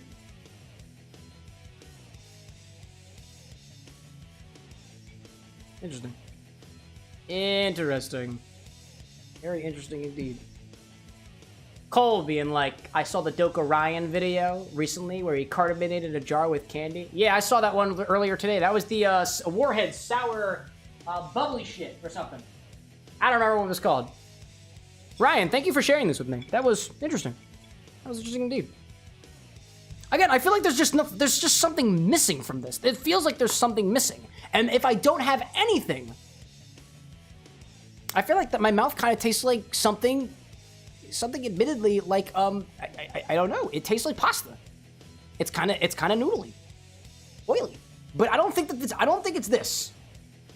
And if it is, I don't want to believe that it's it. I don't want to believe that that's the reason why. But we're here. We're here for it. Anyways, what else I see out there? Bradley out there saying we add bitters, but my favorite is savories. Have you mixed beef broth with whiskey before? I remember on TikTok someone did broth, vermouth, and whiskey. I have not personally had the opportunity to try savory drinks like beef broth and whatnot, but I have seen a couple of recipes that call for like beef bouillon and stuff like that, and I have been very, very tempted to stock some here just so I could have it available. Bradley, if you are vouching for drinks like that on the savory scale, you don't need to say any more to convince me on that, because I would love to try stuff like that. In my particular journey as a mixologist, I have been very, very curious about specifically savory qualities as it pertains to inspired drinks and whatnot. As of this moment, none of the drinks that I've done has ever seemed to call for meat as a part of the recipe, whether that be a fat wash, whether that be an actual bouillon type stock ingredient or something else entirely, but I want to play around with it just because of how interesting savory components to be. The closest that I've gotten was when I was playing around with the Sonic the Highball recipe. I got some undeniably mushroomy savory notes from the shochu that I was using, which is up on the stock. I only have a little bit of it left and whatnot, but it was undeniably like mushroomy, and I was like, it can only get better from this, right? There's more to explore, and I am curious. So, Ryan, I bet you're probably out there already. No problem. Thanks so much for popping in. I'm glad I was able to try not the flavor, but the taste. That was interesting. Where did it go? I put it back over here. Cheers. Cheers indeed. All right. Let's get back into the game. I see Big Callan is back in chat. Welcome back, dude. How was the duel? Are you hurt? Are you hurt? Are you in pain? Did you win? Are you winning, son? Let's go, Gadget. I gotta find the Lost Cheo. Bradley out there saying they're really good. I did rye, beef broth, and Rosso vermouth. That's, dude, I am intrigued by that combination. You're saying, oh, is it, rye, beef broth, and vermouth? So you're basically, how much, if I can ask you for ratios on that, Bradley, how much beef broth is in there? Are you using it like an accent, like in place of bitters? Or is it like a solid like quarter, half an ounce or something? And do you shake that? 'Cause I imagine the proteins from the broth are gonna fizz up. Actually, do they fizz up? To be fair, I've never tried beef broth in a cocktail before. Not yet. Closest thing I've had is here in Philadelphia at Andre Hem. They have a lamb hatton, And they don't specifically use lamb broth in it, but they use lamb spices in it. But to your next message, bacon fat, wild turkey bourbon was a great fat wash. Big Bad Brad's breakfast bourbon. That sounds tasty. I've only done one bacon fat wash before. And I think I kept it for a little bit longer than I was supposed to, because it got weird. And when I tried it the next time, I was like, nope, I am specifically not going to keep this, because I feared for my safety. I think like fat washes like that have a particular shelf life to them. I don't know what the shelf life is, but I kept it for, I think, a little bit too long. But I'm curious.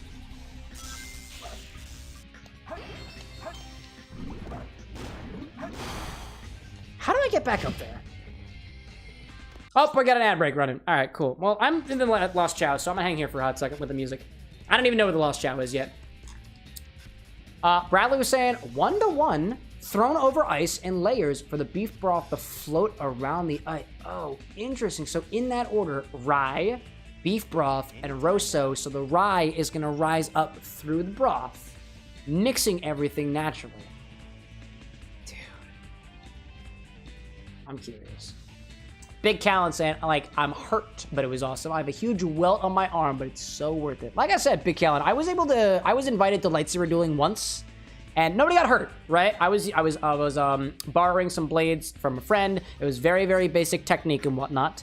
Nobody got hurt, but the type of stuff that my buddy does, he's one of the guys that I play D&D with, does this lightsabering thing, like, on at least a bi-weekly basis and whatnot, and they get so into it, dude. Like, the role play finesse of these lightsaber dual role players and whatnot is on a whole nother level, and he can do like some scary stuff, man.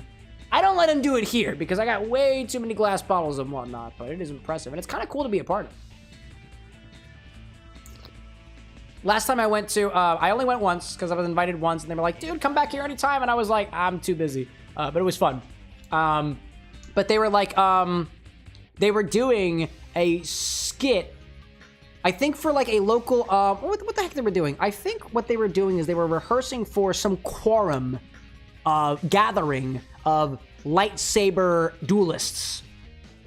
It was like a league. It was like a league or a guild or something like that. Count like, it's awesome. Did you guys duel or choreograph? There was a little bit of choreography. Like we did a small little thing. And just trying to play it, we kind of played it back in front of the other folks and whatnot. It wasn't super involved. It was very, very basic stuff. And I wish I could share more details, but I honestly forgot most of them. But what I recall of it was very fun. Callan being like, choreographing is cool, but something about dueling and trying to win is so cool. Yeah, I didn't participate in any dueling. Not in particular. It was specifically choreography. I did some choreography with Anna, and I did some choreography with another guy who was a lot more experienced than I. It was very fun. It was very accepting. They were very understanding towards new folks.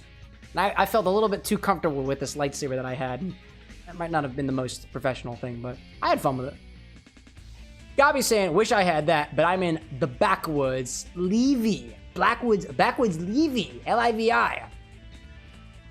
I feel like, and oddly enough, like I don't remember where we did the lightsaber stuff, but it was over in like some like small town over across the river over in New Jersey. So like if there's Gabi, let me tell you, the power of organizing humans is vastly underestimated. There are most definitely people in your local neighborhood that might also be interested in lightsaber battling. Apparently you can just spin up a guild and just start organizing. It's apparently a thing if you got the folks behind it. Bradley being like live steel combat, like steel? Oh, no, I think this is just with lightsabers. I want to say it's mostly plastic, but Callan's the one who would be able to speak more on that in particular. I've never fought with swords before. That freaking terrifies me. Even the idea of what is it called? It's got epee and stuff. What do they got? Epee, sword, fencing. Even the idea of fencing is kind of mildly terrifying to me. Just a little bit. All right, is this where I gotta be? Hi, everybody.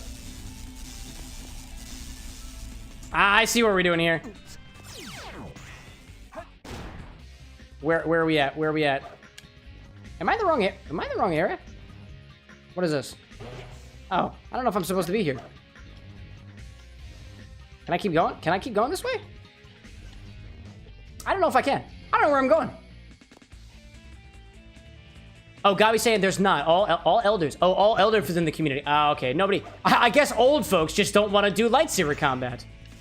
That's unfortunate. I don't know if I'm in the right location. Bradley being like, fencing looks so cool.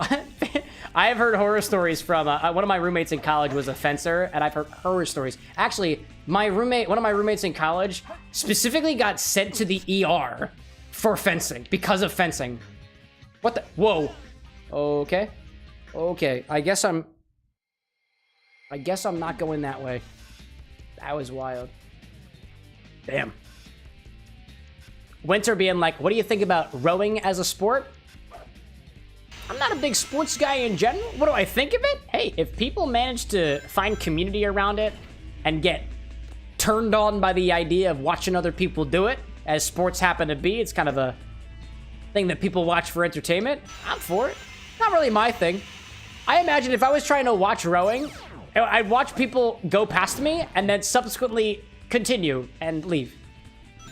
It's not very entertaining to me, at the very least. Oh, I know what has to be done. I feel like I know what has to be done. Whoopsie. Take some of this, and then I go up, and then I go down the other direction, I think.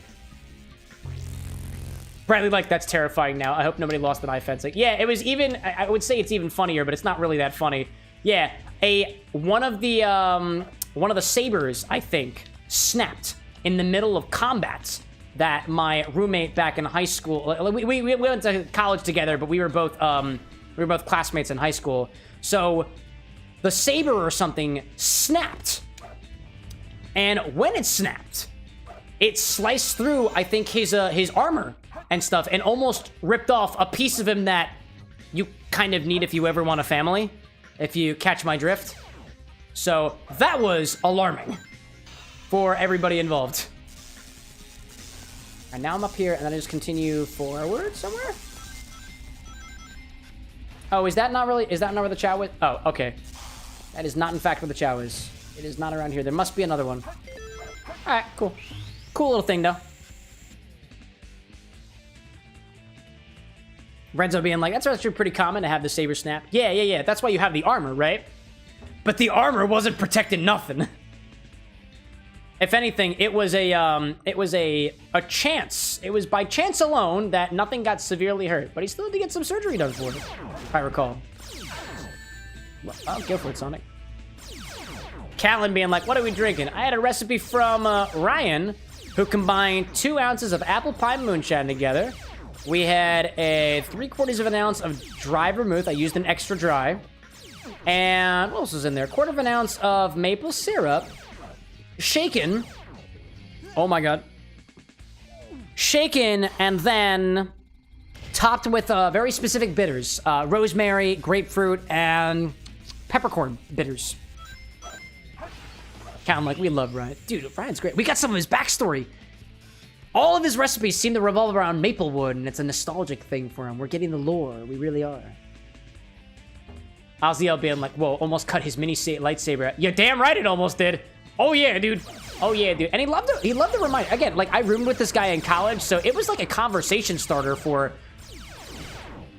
anything, really. We were also in the same fraternity, too. But that's as many details as I'm giving on that matter. Bradley being like, that fencing saber was out for his future family. Well, no fencing for me. Oh, yeah, I never want to fence. After hearing that, I'm fine.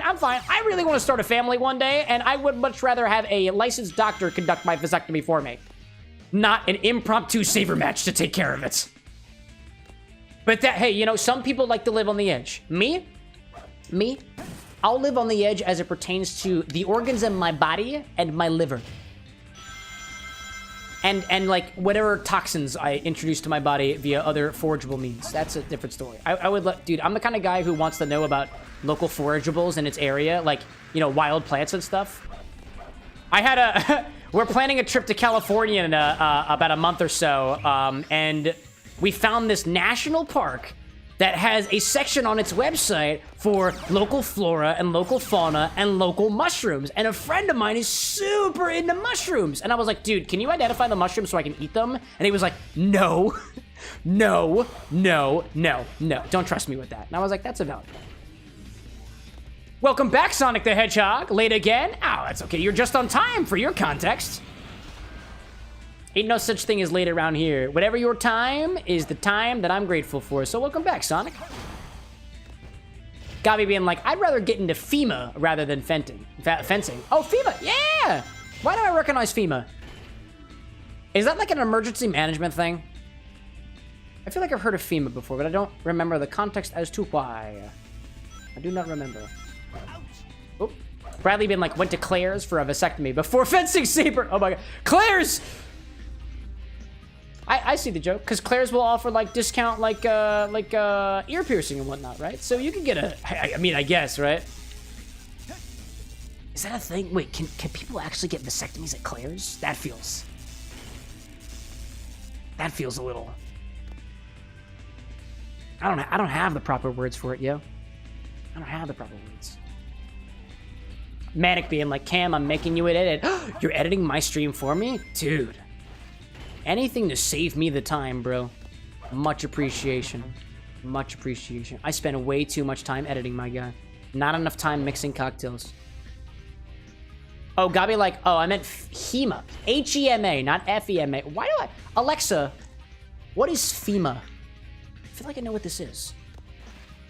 The Federal Emergency Management Agency, Yeah. FEMA, is Yeah. a government organization in the United States that is in charge of responding to Yeah. disasters and emergencies. I am thinking about the emergency management thing. The Department of Homeland Security, DHS, and is tasked with developing policies, programs, and training to prepare for immediate Got a lot of details on it, my guy. man-made disasters.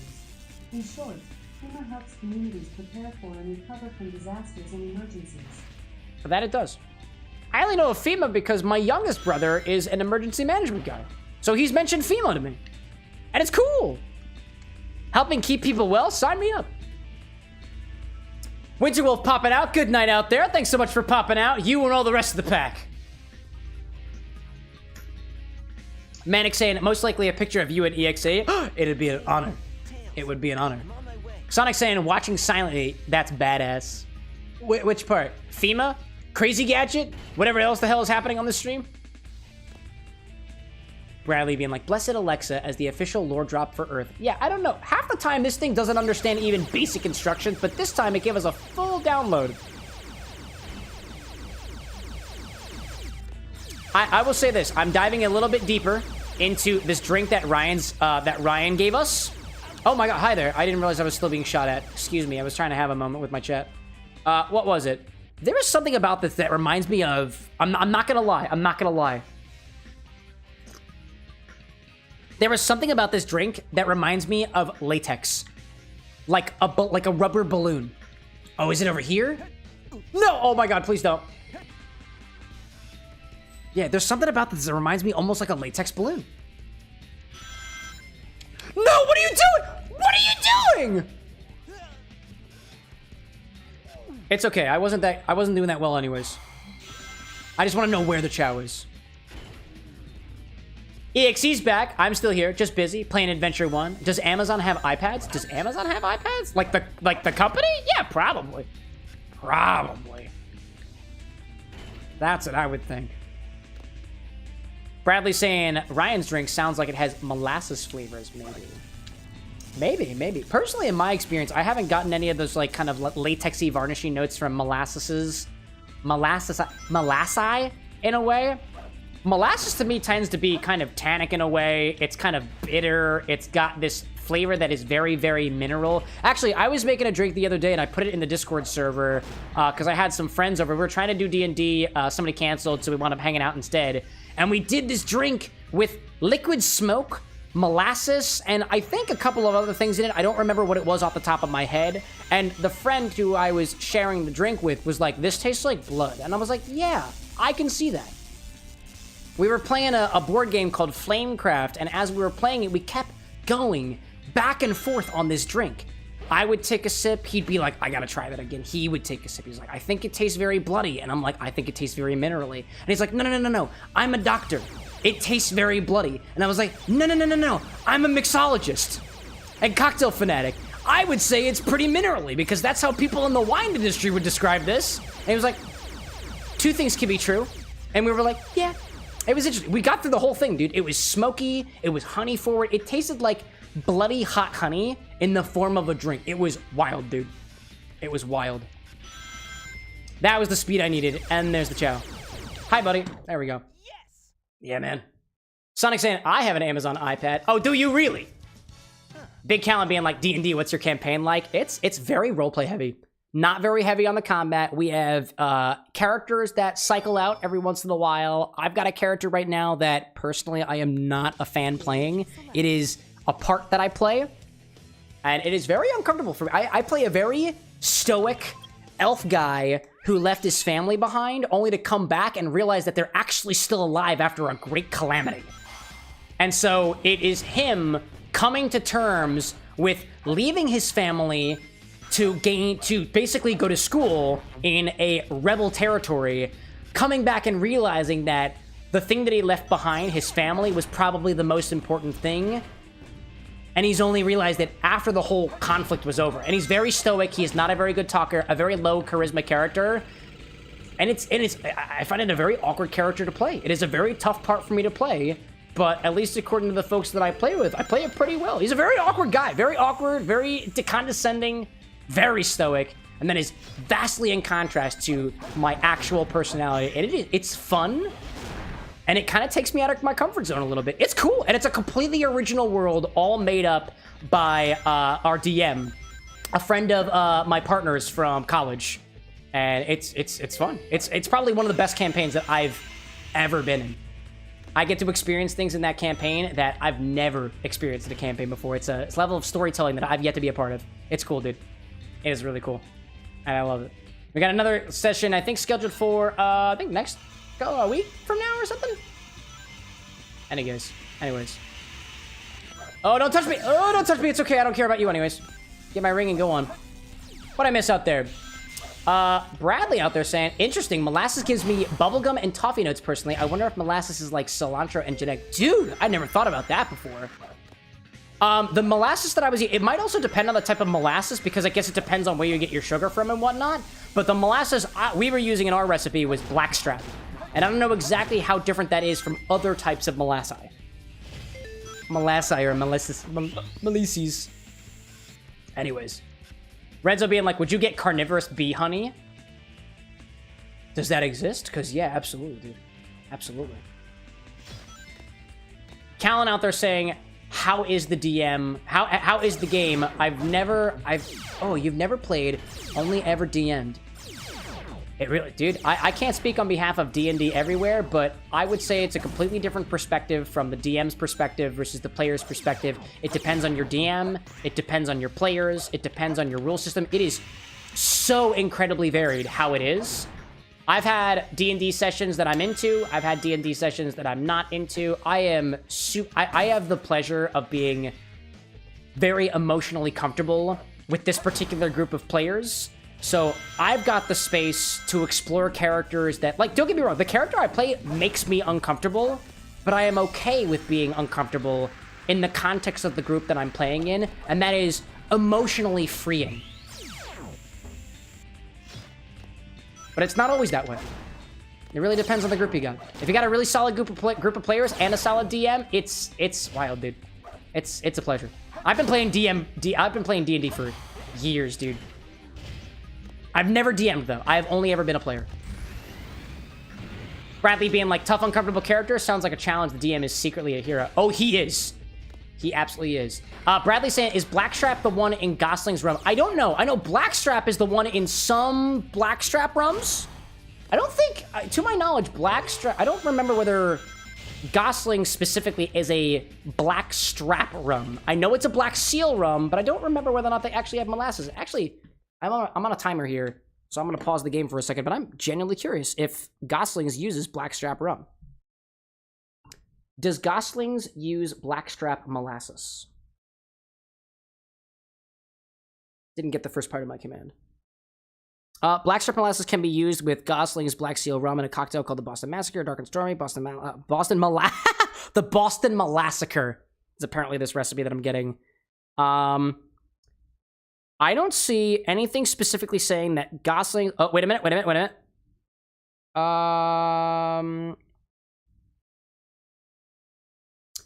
Some folks say that Gosling's is molassesy, but more quote-unquote rum-like flavor, brown sugar, vanilla, fruit rounding. I don't know if Gosling specifically uses blackstrap molasses for their process, but I know some rums are specifically labeled as blackstrap rums.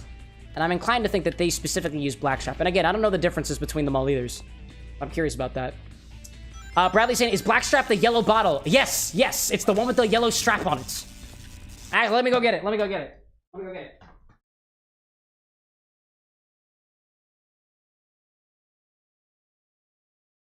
Yeah, this is the one. This is the molasses specifically that we're using. Blackstrap molasses, a good source of calcium, potassium, and iron. Specifically, I don't know how it is for other molasses, but this one is specifically unsulfured. Unsulfured blackstrap molasses. I don't know whether or not those particular descriptors make or break the flavor that you would get out of molasses. That's just something I haven't indexed on too much, you know? Anyways, what else did I miss it there? I think I left a bunch of comments behind. Gabi out there saying that I want to play a game at some point, but the group scheduling is kind of weird. Oh, dude, scheduling's a bitch. It never changes, especially if you're a person with any other priorities whatsoever. Manic out there saying that you got another edit. One of them was uploading. I see that. What does he say? Callan saying that that you love the DMing experience. I'm finishing up a Last of Us Zombies campaign and planning for the next one. Oh, dude, that sounds epic, man. Renzo saying that you can't buy Vulture Bee syrup because it's made from meat and not nectar, so you would have to cultivate it yourself. Also very intriguing. And then we got Official saying, oh, Official's in here. Hello there. I'm unable to join the stream. I'm drunk on ponche. And I'm playing with the boyfriend. Have a fun stream. Catch you on Monday. Absolutely, Official. Go out there and live your best life. I'm glad to hear that you're drinking good spirits and good company. Love to hear that. Thanks for saying hey. And Bradley saying that's the one. That's the molasses. There we go. Official saying, is the bot broken? Yes, it is broken right now. It's not broken in the sense that it is broken. But there is a limitation of the bot that I found out recently. And unfortunately, it affects whether or not it works or not. Yes. So yeah, it's not working right now, unfortunately. So the B rank. Oddly enough, I did find out after last stream because the bot also reached its quota around the probably 1 o'clock mark or whatever. After 3 a.m., if I restart it, it comes back online. But it'll be down for the rest of the stream, unfortunately. And that's a limitation on the bot's part, unfortunately. But yeah.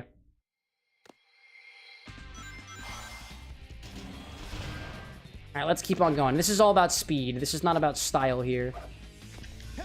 Oh my god! What did I say about style? Oh my goodness gracious. EXE, the bot. I'm on my lunch break. Yeah, no, to add some more details to it, the bot that I use is called streamer.bot.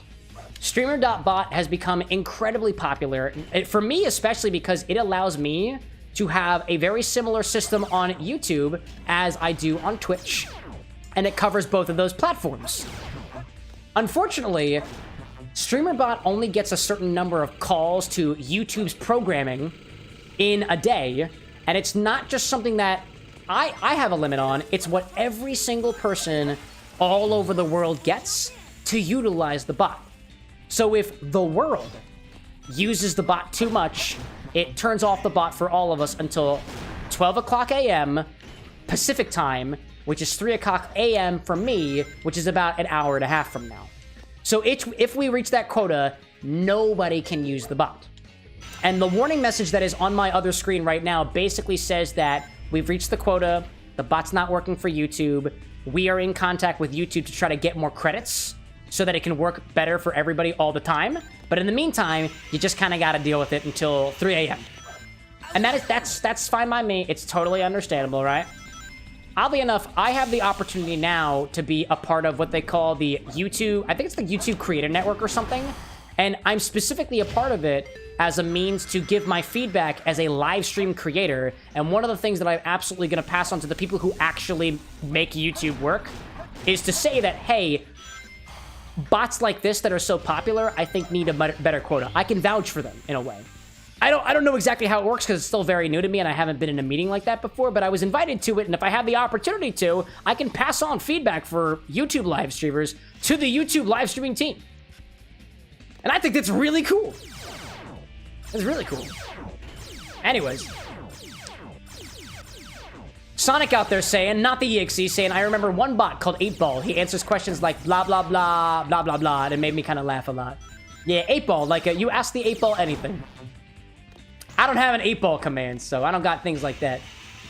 EXE saying, yesterday it said you were live when I was working on animation. On TikTok, perhaps. Because I did do live, I was live on TikTok yesterday. I was doing my dishes. And I made the internet keep me company. So I did. Cole out there saying I'm going to be doing a psychological horror campaign on Sunday with D&D buddies. I'm thinking of making a halfling child bard named Utah? Dude, go for it, man. Go for it. Don't let anybody stop you. Why Utah, though? Why not another state entirely? EXE out there being like, it is 12 a.m. It's 12 a.m. and change. Oh, it's 12 a.m. for you. It's a 1 a.m. and change for me right now. Anyways. I see Sonic popping into the other YouTube chat. There's two of them, actually, if you didn't know already. One's vertical, one's horizontal. It's got different crowds. Hello there. Goodbye. There we go. That was good. All right, let's zoom through this. I think we got it. I think we got it. I think we got it. Hello there. Almost 130 for Gabi Gray. Correct. Callan acknowledging the horror campaigns. They seem so fun. I don't remember a lot of details of the horror campaign that I played, I think, back in high school, but I just remember somebody... I think everybody was playing as children. And it was like a child's nightmare campaign. And one of the children found a chest and got trapped inside of it, and they tried to get him out by using fire, and the child burned alive. Horror. Oh, the horror. Burning children. Yep. Yes, indeed.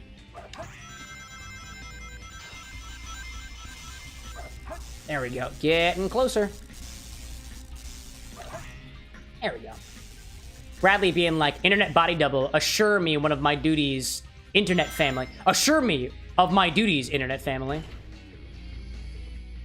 I don't think I understand, but if you've got an internet double out there that's telling you how to do your duties and otherwise, dude, that's mildly horrifying. Maybe I'm a part of the horror campaign and I don't even realize it. Could be. Could be. Hold on. Where is this thing over here? There we go. I think I need to get sub 5 minutes, and I think that's all we need. No! What are you doing? No! What? Huck to it indeed, dude. That sucked. That was terrible. All right. Cole saying, I don't know. I was thinking Lewis for Louisiana or Flora for Florida, but Utah just like clicks. Oh, that's solid. That's a solid point. I see that. Dude, sub 5 says, that's what I gotta do. That's the correct one. I just gotta do sub 5. That's all I gotta do. Well, let's get it on. Hello there. No! Whatever. I'm just gonna take a sip of my drink and move on my life.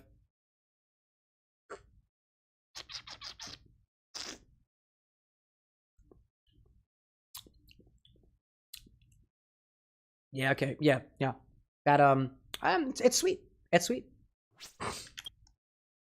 It is sweet. The more this drink warms up, the more sweet that I wind up finding it. This actually might have potentially benefited from just like a little bit of acidity. Exactly what kind of acidity? Not so sure. But I've been planning on playing around with specific acidifiers recently. So actually, specifically not an acidifier. An acidifier is its own thing in the cocktail mixology world now, and I just learned about the other day from Kevin Koss. If you think about... Oh my gosh. If you think about it, chat, you don't... There are many other citrus out there to add acidity to a drink. It doesn't have to be lemon juice, doesn't have to be lime juice, could be other things as well. You can acid adjust things like grapefruit juice to bring that same acidity level to a completely different fruit base. There are also many different types of acids out there. Citric acid, malic acid, lactic acid, tartaric acid, other acids, phosphoric acid, ascorbic acid, butyric acid, as I found out is used in chocolate production. But there's also something called acid phosphate, which I learned of recently from Art of Drink, which is essentially a very, very unflavored acid. I also learned from Kevin Cause that you can take things like vinegar and you can neutralize some of the acid and then add back some of the acid in a different form. Vinegar being mostly acetic acid, if you neutralize some of the acid with baking soda and then you add back lactic acid, citric acid, malic acid, or something else, you create what at least Kevin calls an acidifier. And that can be game-changing in things like mocktails, where you wouldn't otherwise have the complexity from the spirits that lie beneath. I thought it was so cool, dude. I cannot wait to play around with stuff like that. Hello, Sonic. There we go. Moving on, then. Oh, man, dude. Oh, hello. That was a lot easier than I thought it was going to be. All right. What do I see out there? I saw somebody saying something. Tear Nebula popping in, being like, 5 shots of rum down. How you doing tonight? After 5 shots, I'd be doing fine. I got a couple of drinks in me. I'm also a little caffeinated, all things considered. Tear, I hope you're doing well out there. Thanks for popping in. Anyways, what do I see out there? Cole saying, I inadvertently killed a friend by accident in the last campaign. Your buddy fell down an elevator shaft? Oh my gosh, dude. Bradley saying, like adding acidity like you do bitterness? I believe so. Bradley saying, adding acidity the way you can add salt or MSG to add a dynamic palette. That's so cool. Dude, it's so cool, dude. It's so cool. I can't wait to play around with it. I just picked up some lactic acid the other day because of for one of the drinks that I'm working on, specifically for Silver the Hedgehog, because I did a clarification with citric acid. It was a little bit too lemony. I was doing some lacto ferments recently that just by default add lactic acid to whatever you're working on, and it was kind of silky. And I was like, what if I do same, but with lactic acid? And I haven't had a chance to play around with it yet, but I will absolutely tell y'all what's up when I find it. Oh, no. Oh, man. Oh, man, dude. Actually, wait. I just realized it doesn't matter about the score. My timer reset, actually. That was interesting. Tear being like, I'm tired. I want to kiss my friend, but thus is life. You gotta keep it in your pants, Tear. You gotta keep it in your pants. Not unless you set the mood first and obtain at least some form of consent from both parties. Sometimes that's how it be. Gotta keep it in your pants. You ever just want to kiss your homie, chat? I obviously have no experience here. Sometimes I want to kiss my wife. She's asleep right now. Excuse me, chat. I'm gonna go kiss my wife.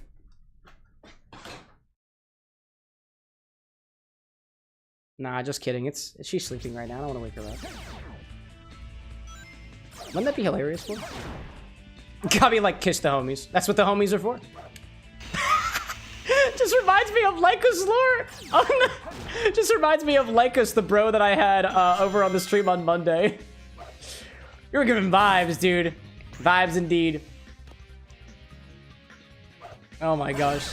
Sonic being like, excuse me, what the actual hell, Tear? No, don't judge Tear. Don't judge Tear. Tear knows what Tear gotta do. 5 shots of rum? That's just 5 drinks. Just very, very easy drinks. Drinks that are sometimes dangerously easy to consume. 5 shots of rum later, though. Impressive. Bradley being like, kiss da homie and tuck him in with a night-night book. Dude, that's exactly what my homie does for me. And in this context, my homie is my wife. She'll actually read me stories. We were talking about that earlier. She's been reading this manga series called Ascendance of a Bookworm, and we watched the anime together, and I kind of liked it. So now when we actually go to bed at the same time, which isn't often because of the sleep schedule that I got going on, she'll read me the books that she's got.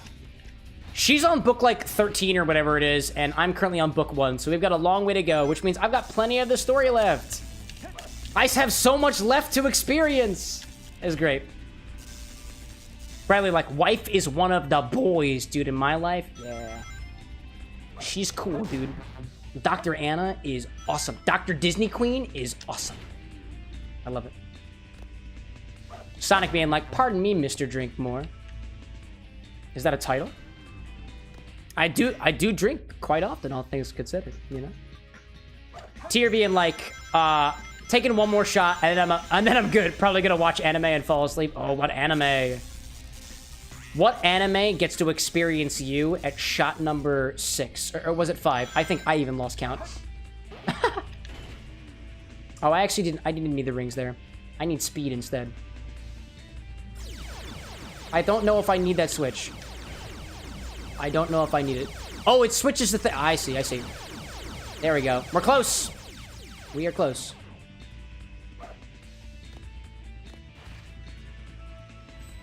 And then hopefully I don't screw things up this time. There we go. There we go. Yes! Sub 5 minutes. Woohoo! All right. That was cool! What was it? Hello. Then you go back to Hello! Then you go back to it. How are you? Welcome in, Universe Gamer number 2, or otherwise. Welcome to the bar with an X, my friend. If you're a drinker or otherwise, feel free to have a drink on the house of your own creation, or if you got ingredients, I can give you a recipe. Welcome in, dude.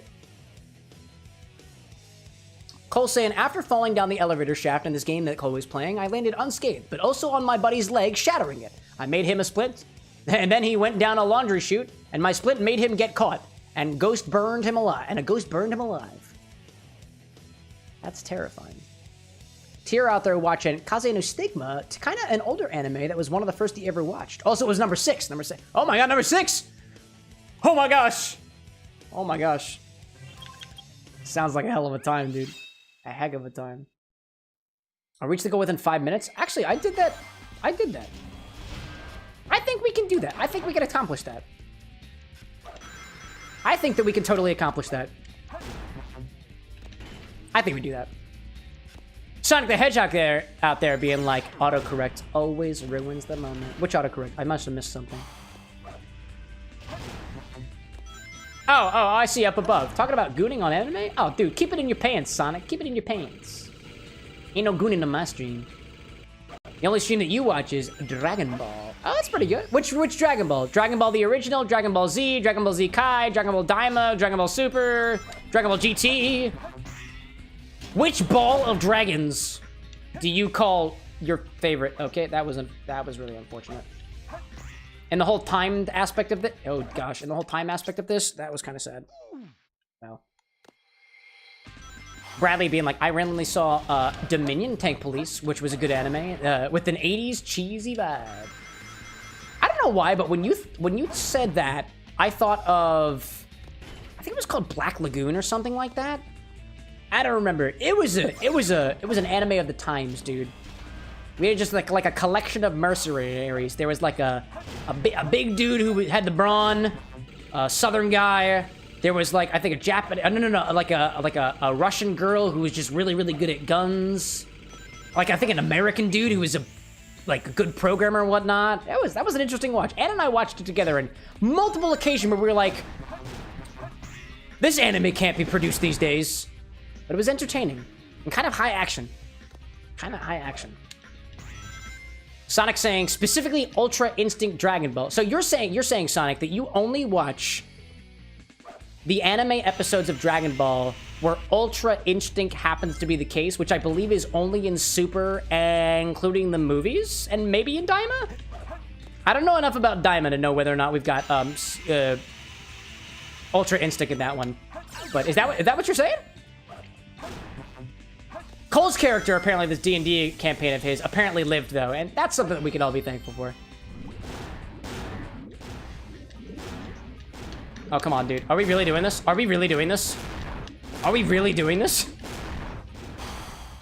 gosh, dude. Oh my gosh, man. Alright, moving on. Hi there. Goodbye. Bradley being like, that sounds amazing. I'll keep an eye out for Black Lagoon. Oh, let me tell you. Depending on what kind of person you are, I might not take that recommendation. But, like, admittedly, for what was covered in the show, I liked it. I enjoyed it. I enjoyed it.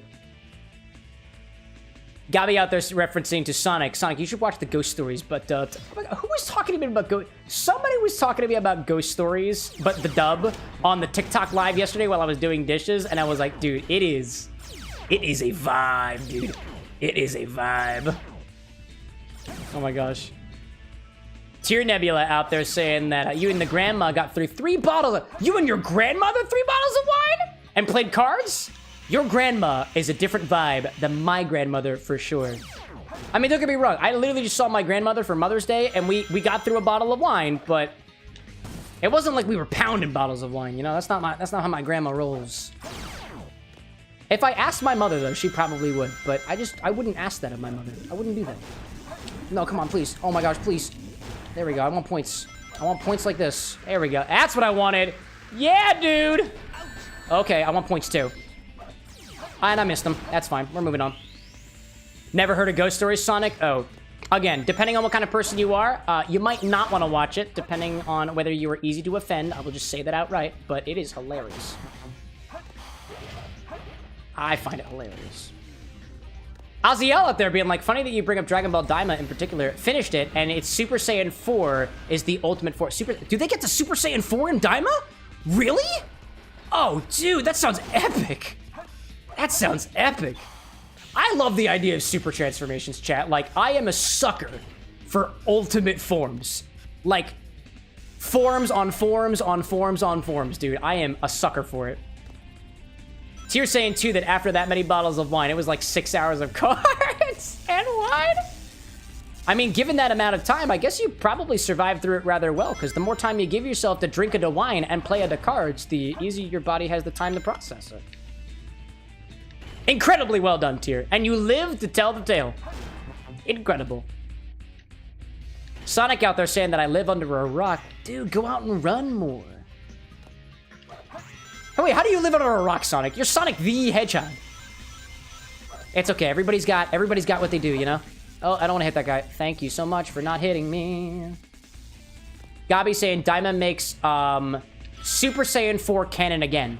Wait, what? Oh, because it was uncanonized, I guess, to use the term correctly, in GT, right? It wasn't canon no more? Do I need to click that button? I don't know if I need to click that button. I really don't know. 20 seconds, chat. Can we make it? Yeah, we did it. Yes! Woo! Tear Nebula saying, when I was little, I used to try to go Super Saiyan. Dude, you're not the only one. You're not the only one. Sonic out there being like, I don't want to be the hero no more. That's all right, dude. Grab a drink, sit back, relax, and just enjoy the vibes. You don't have to be a hero on my chat, Sonic. Just be whatever you gotta do. Stage select. One more in the gadget, chat. That's what we're gonna do. I got, let's see. For Sonic, we've got one more in Crazy Gadget, and we've got Cannon's Core, and we have Final Rush.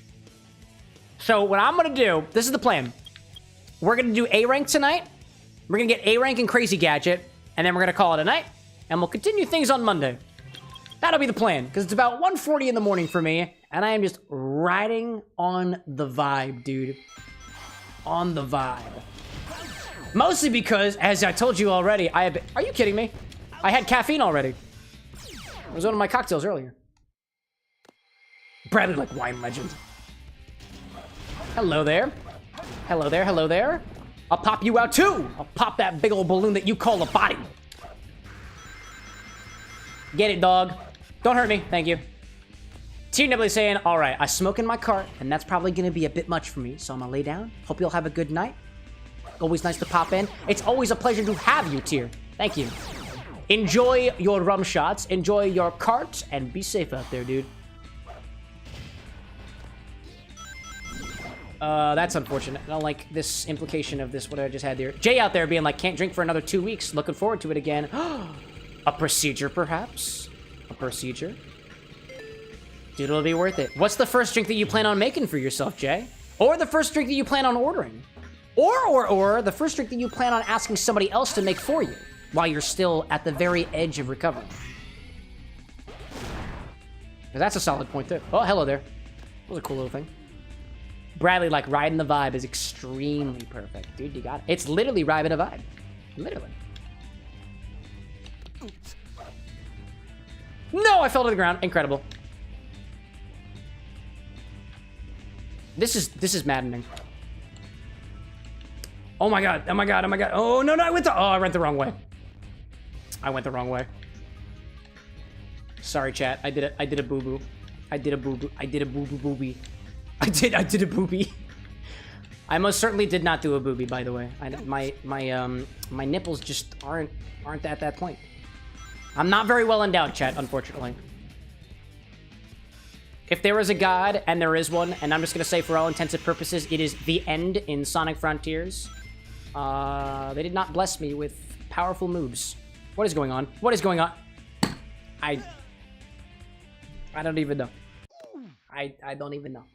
I don't even know. Jay saying my wisdom teeth had to come out, being cautious. Oh, that's fair. Yeah, that's recovery. First drink that you're getting is an old fashioned with chocolate bitters and H. Taylor bourbon. Oh, treat yourself well. Hey, I see Broadtail Tavern popping in saying, oh, look who I finally get to see stream. Welcome in, Broadtail. Always a pleasure to have a fellow nerdy bar in our midst out there. How you doing this evening? Good to have you in there, y'all. For those of you who don't know, Broadtail Tavern out there, just in general, another fellow streamer and whatnot. At the very least, a nerdy person who is also a purveyor of drinks and somebody else who decides to brand themselves that they're on the whole, like, bar thing, which personally I'm a fan of. Welcome in, dude. I'm well. Oh, excellent, dude. We're glad to see you in kindred. We're glad to see you in high spirits, or at least well spirits, not necessarily high spirits. Hello there. Gabi saying they swapped those levers in hard mode. That they did. Yeah, I'm figuring that out slowly but surely. There we go. Got you. Oh, wait. Is there another one? Is there another one? Oh my god, there's two of them. Hi there. Loady, there's two. Loady, there's two. Hello there. Can I get you all, please? I want points. I want points. Points, please. There we go. Sonic the Hedgehog out there being like, hold up, I just realized I can give Faker my universe and retire. Yeah, if you want it. World's your oyster there, Sonic. EXE, the Hedgehog, or otherwise. EXE's like, I'm listening. Yeah, give it to EXE. I think EXE wants it. That'll do it for him. Bradley being like, E.H. Taylor is a great choice. Like Eagle, hard to find in Canada. Oh, really? I like, again, I'm not much of a, I'm kind of, I play around with spirits. I don't know all of them very well. Oh my gosh. There we go. That was unfortunate. I don't play around with a lot of spirits, right? So I only have I kind of, what's the term I'm looking for? I wouldn't even say I'm a master of all trades. No, not even a jack of all trades. No, a jack of all trades, master of none. We'll put it that way, y'all.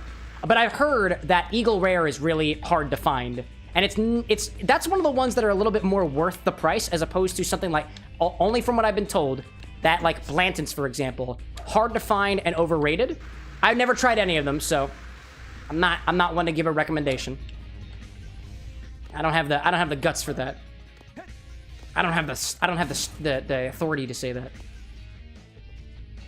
EXE saying that I promise I'll take care of the universe. There we go. Oh, hello. Hi there, everybody. Oh, we're staying upside down. I see. That's what we're doing here. Oh, don't hurt me, please. I am fragile. And we're upside down.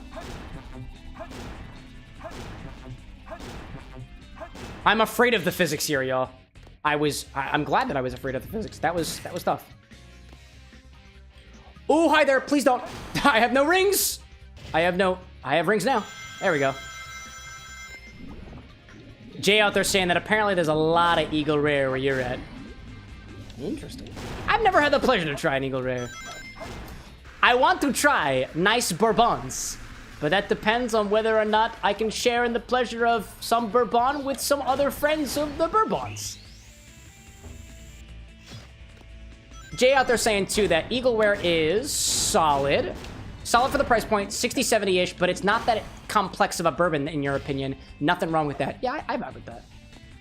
Things don't have to be complex to be enjoyable. in my humble opinion. It doesn't have to be complex to be enjoyable. If anything, sometimes the flavors that are tried, true, and approachable are the best flavors. And if there's anything, I feel like I've earned the right, at least at this point, to talk about whether complex flavors are worth it or otherwise. Have I showed you my infinity bottle? That shit's weird, dude. And it gets weirder every stream. Bradley's saying that we get Blanton's single barrel and Blanton's gold, but Eagle Rare, E.H. Taylor, and Pappy are rare and a bit overrated if you shop online and not at local stores. Solid recommendations. Ooh, excuse me. I'll get some rings. Hope, has this changed up at all? It doesn't look like it's changed too much. There's definitely, like, this pathway over here has definitely changed, dude. Has it changed, though? Has it changed? I don't know. I don't know. Oh, hello there.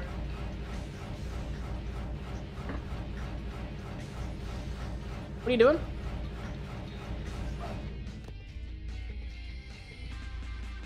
Radical. Nope, not radical. Oh my gosh. Oh man. I see EXE and the Hedgehog chatting with each other out there. Don't let me interrupt the conversation, yo. Don't let me interrupt. Bradley saying, I love Eagle Rare, though. It's simple, but it's really tasty. Yeah, dude. Sometimes the simple stuff is super duper approachable. At the very least, like, I would love to get my hands on something that is like I wouldn't say that I'd love to get my hands on something in particular. Like, I've got some. Where do I want to go with this? I'm not a particular junkie, so to speak, of any particular spirits. I know a couple of spirits. I know some flavor profiles of a couple of different spirits and whatnot. I'm finding that I'm growing a taste for American whiskey, American bourbon in particular, and I'm kind of being able to piece out some of those notes that are bourbon-y in a way. Like, more recently for me, I had a wasn't a bourbon. Was it a bourbon? It was Larceny Small Batch. I don't think Larceny was a if I'm correct in saying, I don't think it was a bourbon, though. Wait, what is going on here? What is going on here? What is going on here?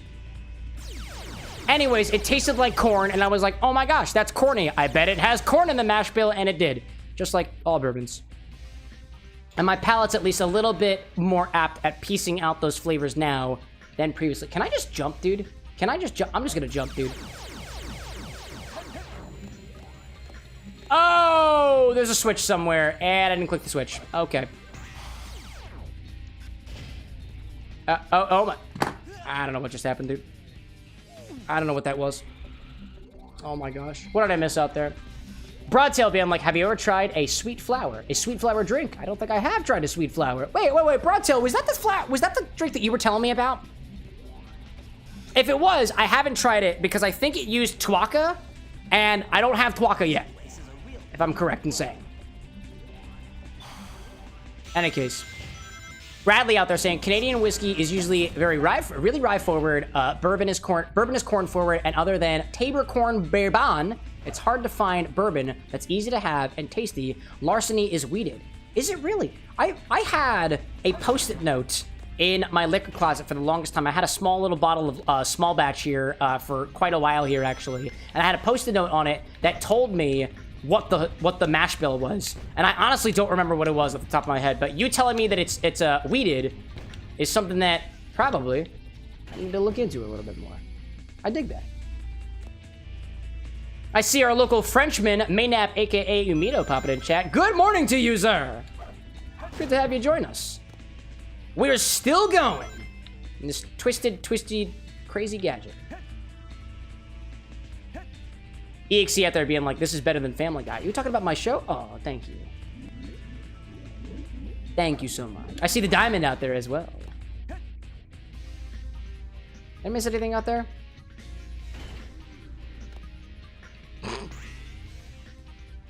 Sonic the Hedgehog. It seems to be that you are shocked to find Jamie the Hedgehog popping in chat. They've been here for a hot minute now. If you're surprised at their presence, then I think you might be the one who might be getting a little tipsy, you know? Have you been drinking Sonic the Hedgehog? I find it odd to turn your head in disgust or otherwise at one of our fellow patrons here. Behave yourself out there. Behave yourself. Broadtail saying that the sweet flower is peach schnapps, OJ, lemon juice, grenadine. I reduce the lemon juice and add lemon liqueur for more flavor. Oh, interesting. A piece of me wants to think that if you add lemon liqueur and lemon juice, that there's a little bit of like redundancy in flavor, but I guess the lemon liqueur is going to add some sweetness in regards. The lemon juice adds the acidity. Actually, sweet, excuse me. I almost called you Sweet Tail, Broadtail. Oh my gosh. Do you find that with the lemon liqueur, does it really up the flavor of lemon? Because I feel like there's it's a little redundant there in a way. But I don't know. I've never tried it before. Also, there's apparently a switch around here somewhere, and I haven't found it yet.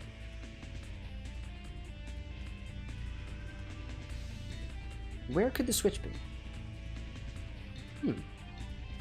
Bradley out there saying larceny is like Maker's Mark. Wheated bourbons are great. Sometimes 51 to 49 corn to wheat mash bill. Oh, 51 to 49 corn to wheat mash bill. Oh, interesting. No way. And you were saying it's close to Maker's Mark.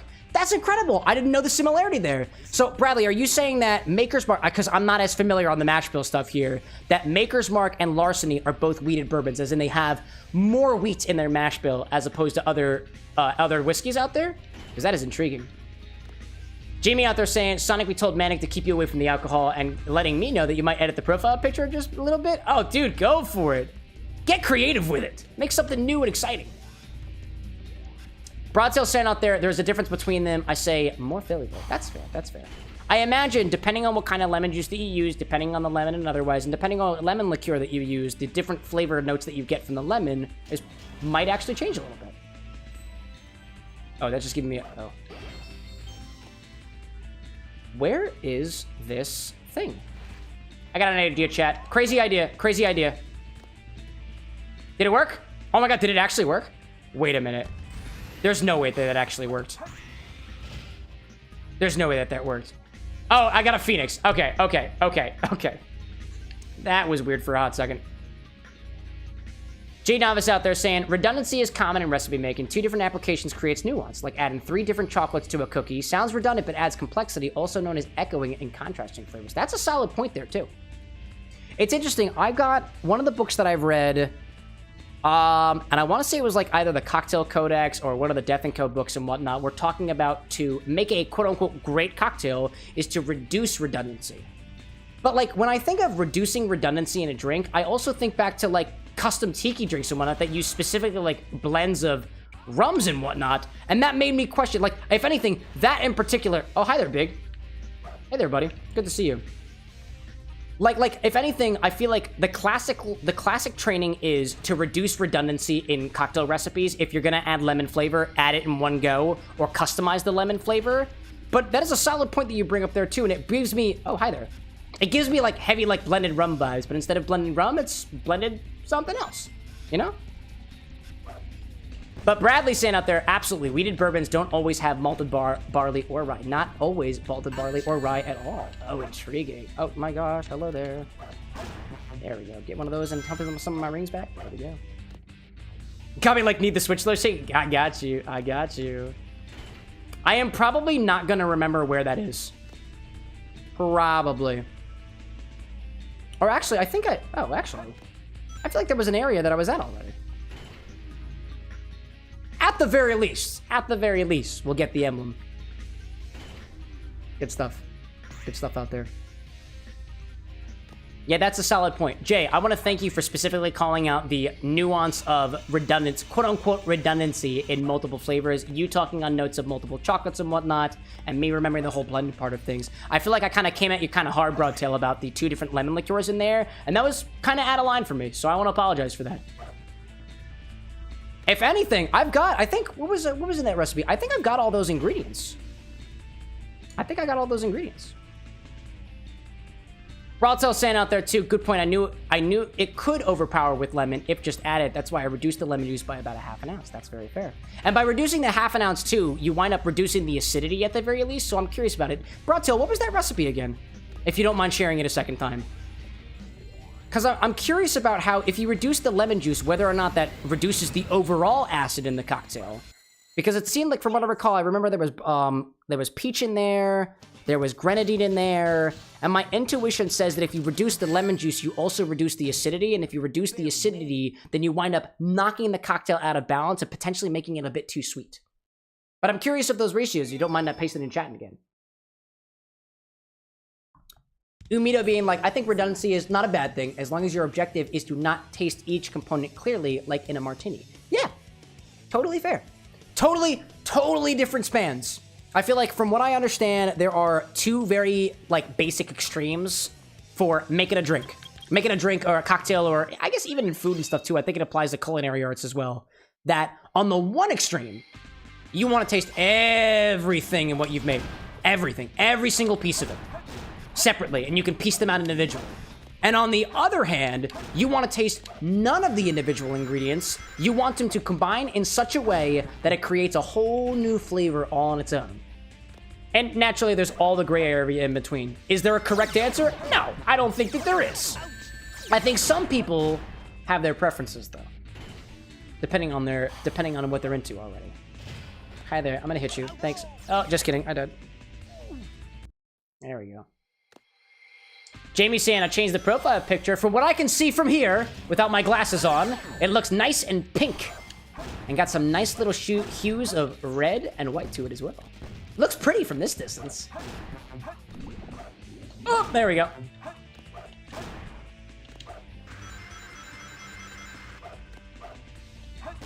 I see Sonic the Hedgehog out there being like, doesn't look... oh, I got an ad break going. So let's wait for a hot second. I see Sonic out there saying that the profile picture doesn't look very different. Sonic, I just want to call out in your direction. I'm getting some vibes of, I don't know, I get the vibe that you're kind of coming down on some of the other guests around you, and if you keep acting like that, I'm going to time you out. Just the vibe that I'm catching on to. Might be misinterpreting the situation because I'm watching from this distance and y'all are in that distance. But if you're yucking people's yums or being mean to somebody or criticizing people, it's not your place to do so, and it's not welcome in this chat. And this applies to anybody out there, so I'll just say that out there. My bad. No problem, dude. Just want to call it out. I want to make sure everybody's having a good time here if very possible. I see Sonica popping back in here too, saying I'm just here. No problem. Manic like I'm drunk. Dude, go for it, dude. You wouldn't be the only one. Let's see. Broadtail's got a recipe for the sweet flour. It's got peach schnapps, half an ounce of that. OJ, 1 ounce. Lemon juice, 1.5 ounce. 1 ounce for the sweet. Grenadine, teaspoon. Add lemon liqueur, half an ounce. You shake everything together. Strain into a highball glass, garnish with a strawberry. Oh, okay. I don't got a strawberry here, unfortunately. But it's got the peach schnapps, so that runs... I think my peach schnapps don't run super sweet. OJ's got a mild sweetness to it. It's not super sour. Lemon juice, if you do an ounce, the instructions say here 1.5 ounces or just 1 ounce, and then a teaspoon of grenadine. Actually, that doesn't sound too bad. For some reason, I was under the impression that there was a lot less lemon juice there, and that it kind of makes things more on the sweeter side, but that looks like it might actually balance pretty well. Just from what I'm looking at it from a very, very high level. I see Jay out there saying, I actually drink to taste the specific spirit, which I'm not sure why, but I enjoy tasting the spirit that is in the drink. If there's a scotch, I want to taste the scotch, which is why I never pick up vodka or make vodka cocktails. Not hating on it, I'm just weird. No. You're not weird at all, dude. You have your preferences. You go into a drink with a specific goal in mind where other people might not go in with that as much attention to detail. And that is your flavor right, dude. That's your right as a person who's got a tongue that can taste things and an olfactory system that can interpret the world around you. To Jay's point, some people want to taste the spirit that's going to go into the thing. And admittedly, vodka flavor is very, very, very subtle or often masked by everything else going in a drink. And that's a totally valid point there. Totally valid. Bradley out there saying, schnapps, OJ, and grenadine sold me. That sounds like somewhere already. It sounds like it's got a nice couple of things in there. Schnapps seem to be so, at least in my experience, schnapps are so like crisp on flavor. Peach schnapps, peachy. Blueberry schnapps, blueberry. Butterscotch schnapps, almost a little peanut buttery in a way. At least in my personal experience. Let's see out there. Broadtail out there being like, only one way to find out. Oh, totally valid, dude. Totally fair. I want to see where I get with this last message. I want to see where I get with this message here. But I'm curious to try it. Hold on. Let me take a picture of this recipe so I don't forget about it. I kind of want to give it a try. Let me take a picture of that recipe out there, Broadtail. Depending on how I get with the game tonight, because I'm only doing one more mission tonight. Depending on how long it takes for me to do, I might want to give it a try. Maybe. Don't quote me on it. I haven't quite gotten through my other one here. We'll see whether or not I feel it. Bradley out there saying too, not super crazy on the vodka. Fan of aged spirits. Ooh, aged, yeah, dude. Personally, if I had to give my preference, I love drinks with unaged spirits. And I'm not talking like vodka. I'm talking unaged brandies, unaged tequila, blanco tequilas, unaged whiskeys are, dude, on a whole nother level. I like drinks with unaged distillates. Not specifically like vodka. Vodka is I'm not a huge fan of vodka. If you've got like a very, very pure flavored cocktail, I feel like vodka works very well to preserve the other like more subtler flavors because it doesn't add a lot of flavor of its own while keeping up the boozy level of it, just so that the cocktail is balanced in a sort of alcoholic kind of way. But for the most part, I don't do a lot of vodka drinks. And honestly, I would say that on my part, it's because I just don't know yet how to use vodka in a way that is, in one train of thought, respectful of the other ingredients. Oh, don't hurt me. There we go. Cool. Oh, hello there. Hello there. Hi. What is going on, dude? I don't know what that was. I don't know what that was. There we go. Oh, hello there. Bouncing around. Jay out there feeling like, I feel like there's a whole world of well-crafted vodka that I just haven't had a chance to have yet. Yeah, dude. And honestly enough, I'm super curious about, my partner, Anna, is the vodka drinker in the family. She has a palate that is able to piece out the details of flavor in a vodka. I don't think my palate can do that super duper well. Not in the form of a cocktail.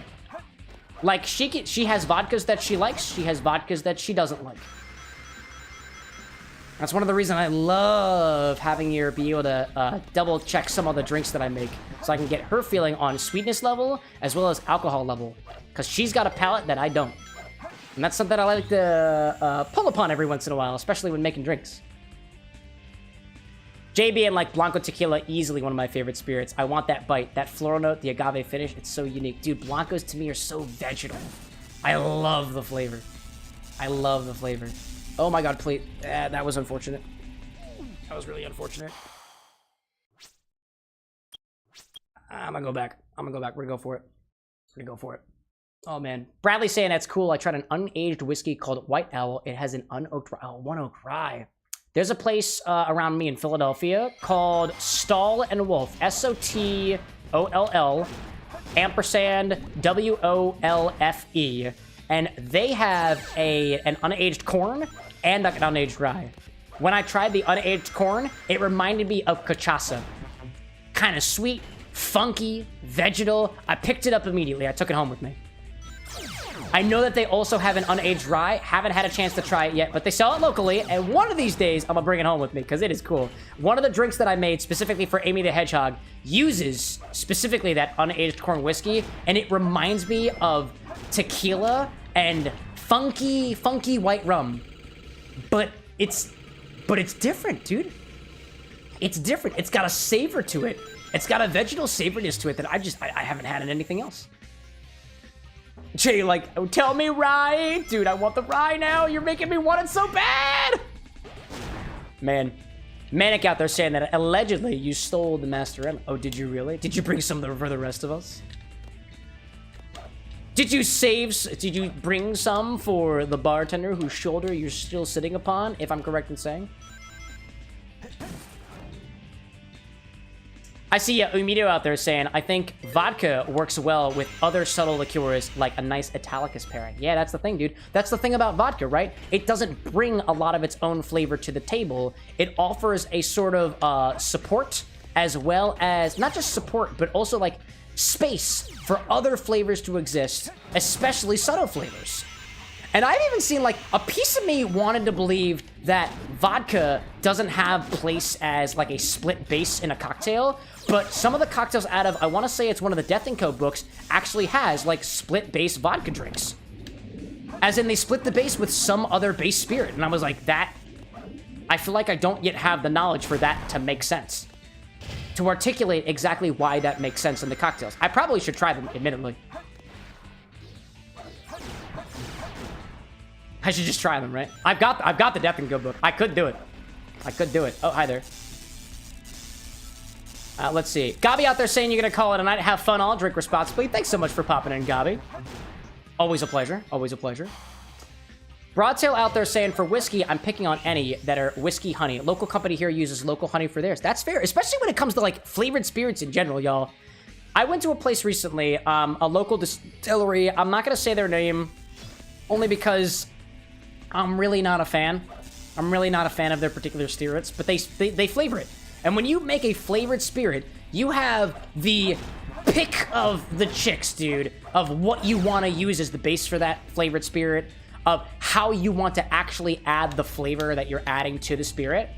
And the place that I was at in particular had a flavored liqueur that used as base what they were calling corn shine, which is it's just basically just moonshine. At least I think it was. I tried to ask some more details on specifically like the base distillate that they were using and couldn't get too many details. I don't think the manager was in that day, so wasn't able to answer the questions that I was able to give. But I feel like, I don't know, I feel like there's just so much wiggle room. You can use natural flavors, not so natural flavors. You can use local botanicals or otherwise. Personally, I'm a big fan of anything that uses anything local because it just supports like local businesses and stuff and people trying to make a living. I see EXC out there being like, Cam is likely the guy that let me stay on his shoulder rent-free. I don't know, I'm not charging anybody rent out there. I'm not charging nobody rent. This show is run for free. And, you know, I've only got one shoulder, but who's to say multiple people can't hang on it, you know? Well, I want that. Points. I want the points. There we go. Hold up. I saw a lot of chats that I was missing up here. What do we got a cool conversations going on there. Broadtail talking about if vodka's flavored, either needs to bring the flavor or hype it up, depending on the quality. I've had vodkas before that are really, really subtle on flavor, and depending on how your mind is at in terms of your preferences for vodka flavor, it can either be full on flavor or it keeps things subtle. If anything, one of the things that I've had in the past, I don't remember what cocktail it was, but it was cocktails with very, very subtle flavors. I don't really know how to do a really, really good subtle flavor cocktail, but if you were going for a loud vodka versus a subtle flavored vodka, I feel like you're going to get different mileages out of both of those.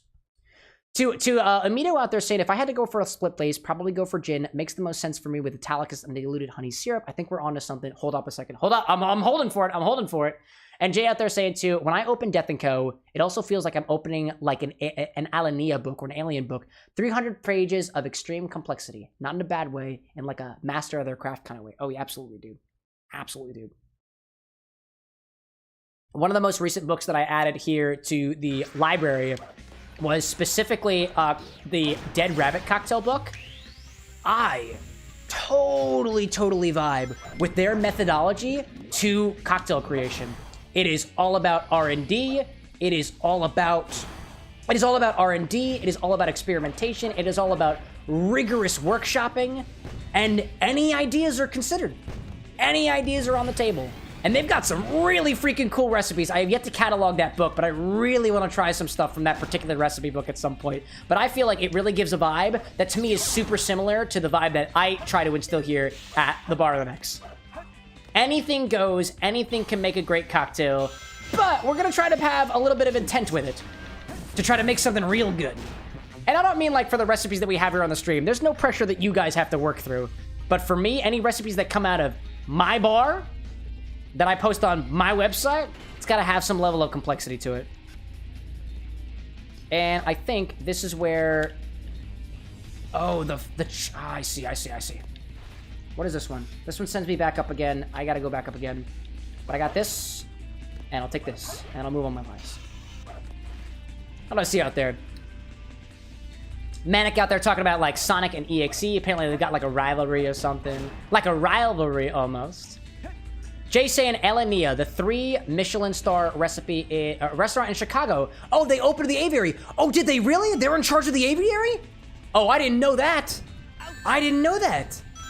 That's cool. I've specifically received recommendations for the aviary in particular, and I fall into my... Okay. That was unfortunate. I'm gonna get more familiar with the layout over here. Oh, man. Renzo, like, I've made it to the underworld. Oh, dude, nice. On that Kingdom Hearts run of yours. Excellent, dude.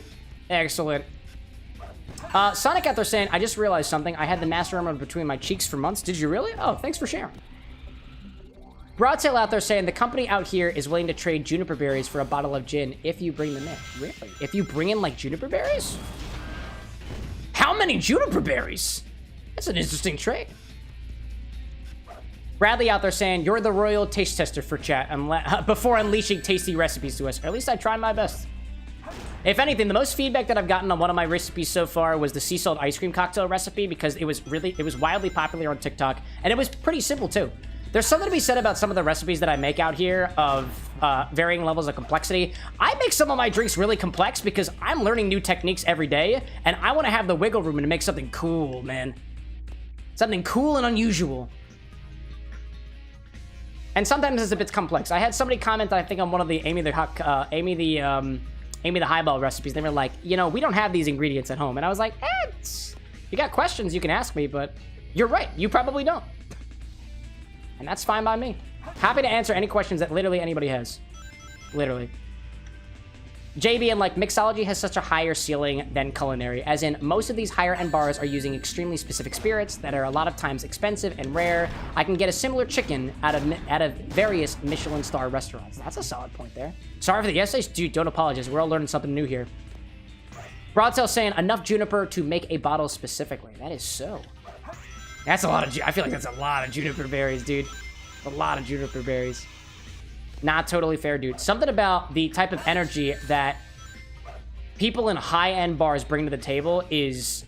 It's chemistry, dude. It is high-end chemistry. And I'm trying to figure out where this switch is, or at least a good way to get to it. This the way to go? Umido popping back in saying, okay, strange idea about fat-washing vodka. How would the aroma change? I think it depends on how aromatic the fat is, right? Like, I would imagine if you did, like, a bacon-washed vodka, although I feel like the flavor would kind of be a little bit... I've never tried it. I've never tried it before, right? But I imagine the flavor that gets imparted by specifically the bacon oil might be very, very aromatic, but not super flavorful. Not super flavorful. I've done some experiments with bacon fat in the past, and... bacon fat, bacon oil, bacon fat, bacon oil? I don't remember what it was. That's another thing, too. Like, Umido, you bring up an excellent point about specifically the aromatics in a cocktail. That's a whole nother level, dude. Whole nother level. All right, where's the switch at? Give me the switch. Give me the switch. Oh, my God, I missed it. Okay, that's fine. Yep, hello there. Gotta figure out how to get to that switch. Welcome back to the chat, Sonic. Bradley out there being like, mixology is so cool. You memorize the perfect key to every lock when it comes to flavors. Or at least you try to. A lot of it is a bunch of... At least, I'm not saying that I'm a master on the subject, right? But in terms of cocktail mixology in particular, I am finding out... It's all about... It seems, from what I understand, it is all about mastering the basics. And unfortunately, there are a fuck ton a lot of basics. It's not just... Oh, man. I ran out of lives. Oh, dude. Oh, man. Umido saying, fat washing vodka. I thought about Greek yogurt. Like fat washing with Greek yogurt. That sounds delicious, dude. Broadtail, you still out there? I think I need another drink. Oh, my God. I see Sonic the Hedgehog out there saying, I am bored by... Okay, thanks so much for popping in, Sonic. Really appreciate you sharing your feelings with us. I'm sorry that our show couldn't be more entertaining to you. Hopefully we see you back here again next time. Jay out there saying, too, with much less room for error, 15 hundredths of an ounce over. It's a completely different drink. 3 extra seconds to shake and it's too diluted. It's extremely exact, to be honest, from my perspective. Yeah, dude. And you know what? Dude, I got things on that. We're gonna go back to the bar for a little bit because I've got a cocktail recipe from Broadtail Tavern that I kind of want to give a try because as soon as they popped in the chat, I was like, whoa, whoa, whoa, redundancy. And I'm the kind of person who wants to rethink the things that I hold true to my beliefs on mixology. So I'm gonna give this a try and see where we get with it. I got the recipe right here on my phone, so we don't need to worry about that. Ren's like, what's the situation? We got Broadtail Tavern in here in chat. I think the first time I've had you on my chat, I think, Broadtail, if I'm correct in saying. But to Jay Novice's point about specificity on specific amount of ingredients, I am all for specific amounts when it comes to a very specific base spirit, a very specific syrup, a very specific acid, yada, yada, yada, whatever, right? I remember reading an article. I don't remember what the article was, but it was this idea. I think it was on, I want to say, it was an article on Difford's Guide regarding Darcy O'Neill, the gentleman behind, the scientist, dare I say, behind Art of Drink, who I was telling you all about the acid phosphate from, which I learned about earlier. His opinion is that we are getting into a world of complex mixological techniques in bars all around the world where everybody and their mother wants to make their own syrup, make their own liqueur, make their own distillate. And the problem with the make your own syrup process, the make your own liqueur process, the make your own ferment process, the make your own distillate process is within that category, there is absolutely no consistency. No wild ferment you do, unless you're in a laboratory, is going to come out the same. No rotovap experiment that you do is going to come out the same unless you put the same exact base spirit, the same exact essential oil, and the same exact botanicals. But same exact botanicals are never going to be the same. 2 different mint plants are going to be different. 2 different tomatoes are going to be different. 2 different lemons are going to have different levels of acidity. And it is a whole level of complexity that, at least from what I've read so far, makes the specificity of exactly to the hundredth of an ounce, to the specific pH level of drink, makes the whole damn thing meaningless because there's a bunch of other things along the way that have way too many other variables to it. It is fucking wild, dude. It is an existential crisis, if I had to be bold in saying it, of the highest mixological degree. And that's my rant. Anyway, on the subject. Man, what do I see out there? I think I ranted for a hot second, so my sincerest apologies. Bradley out there being like, it's so interesting. I like fat washing because it can add salt or flavors that pair well with bitter really well, like how Caesars taste. Yeah, dude. And fat washing is cool because fats absorb certain flavors that alcohol or syrups or whatever on their own don't necessarily get to have. You can get clear espresso martinis with the power of fat washing, specifically with oils. Anyways. Broadtail being like, I finally got on while you're alive. Dude, it's a pleasure to have you here, man. Bradley saying too, it's so true. If it's not exact ingredients to it, it will miss everything or add something different every single time. Don't get me wrong, like my palate is certainly not enough to determine whether or not you used Thai chili in your distillate versus bird's eye chili in your distillate. And I don't remember whether or not they're actually the same pepper all in all, but there are some folks out there who are indeed super tasters. There are some people out there who can specifically do the details between their palates and whatnot. It's just how humans work. And if you're gonna, like, I think of it this way. If you were going to tout, I use 0.15 ounces of a particular ingredient, and that ingredient is something custom that we make in particular, and you can't give me the specs that say exactly how it's specific every single time, what's the point? I use as best as I can. I got a refractometer for my syrups. I got a refractometer for my alcohol and whatnot. I am only a home bar. I am not a laboratory. But maybe that shit'll change one day. Rant over. Let's make a cocktail. I got a recipe here from Broadtail Tavern. A fellow nerdy. What would you consider? Broadtail, would you consider yourself a nerdy tavern of sorts? A nerd who happens to be a purveyor of fine beverages and whatnot? Either way, I got this recipe here for, I'm looking at the wrong photo on my phone. The Sweet Flower. It's got peach schnapps, OJ, lemon juice, grenadine, lemon liqueur specifically, and then I think we shake the thing to get... Oh, I apparently missed that one note on the shaking part of it, so I missed that one. Broadtail, can you remind me whether or not this was... If there were any other instructions aside from put it into a shaker and do stuff with it? Because apparently I completely missed that when I took my photo out there. Immediately being like, welcome to the lab life. Broadtail said I did throw away my version. I did throw my version of the Sweet Flower on the Drinks channel on the Discord. Oh, no way. Okay, it's even better. That is even better. That is more helpful than you even realize. That's incredible. Let me pop in there into the suggestions channel. That is great, dude. That is great.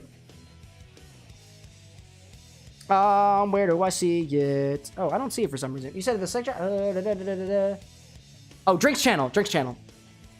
I got you. There we go. I got it there. Shake with ice, straight into a highball glass. There we go. Peach schnapps, OJ, lemon juice, and whatnot. Lemon liqueur. Great, dude. Great. Broadtail out there being like, yeah, I play MTG, so you're a nerd. Oh, there we go. There we go. Jay Novice to the consistency point. Bradley out there saying, too, that's the cool part about the palette. I bet more ingredients than cilantro are genetic and really unique to the individual. Dude, couldn't have said it better myself. So I need to go downstairs real quick and grab some orange juice. I've got some oranges in the freezer. I just need to give them a quick microwave so I can thaw them. And also, I've got a couple of different lemon... So actually, question for you, Broadtail, when I'm down grabbing the orange juice and whatnot. When you say lemon liquor, do you mean lemon liquor, like a base spirit? We talking like a lemon schnapps, for example? Or you mean lemon liqueur, like a limoncello? I'm curious about that. I'll be back in a hot second. Do we have music going? Yeah, we do.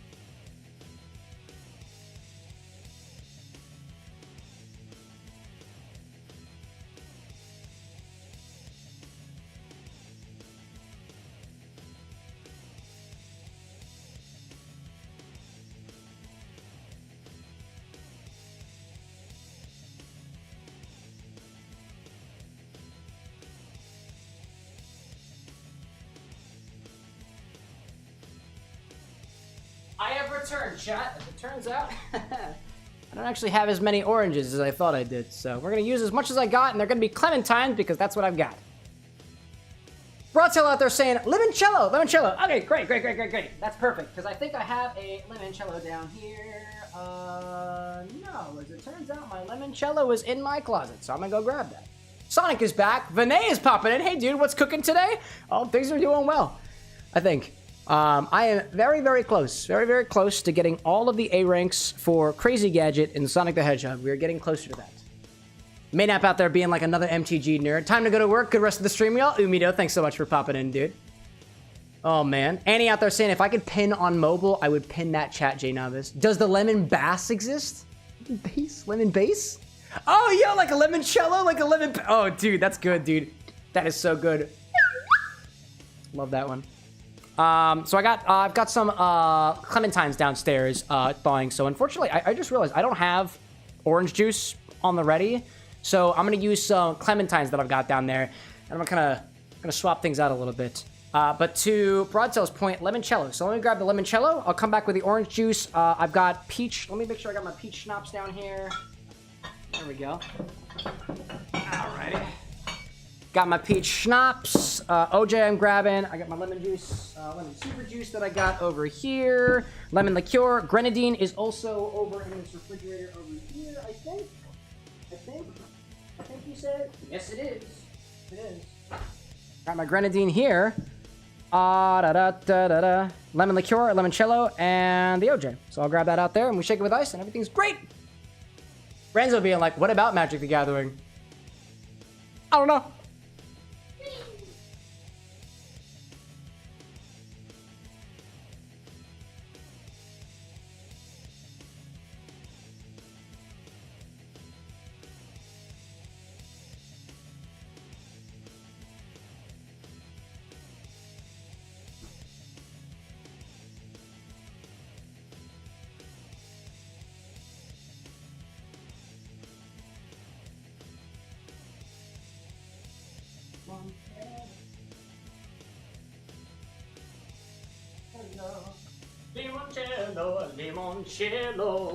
Limoncello.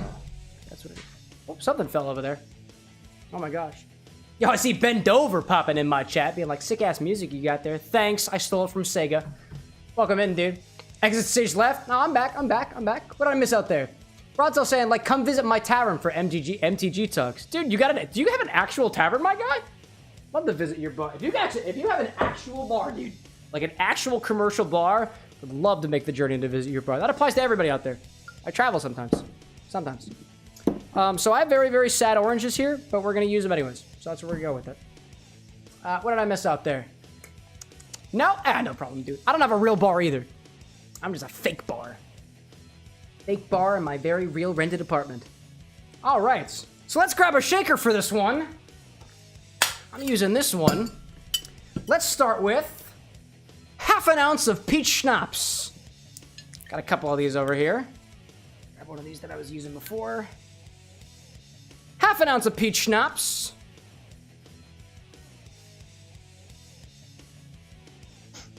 Delightful, dude.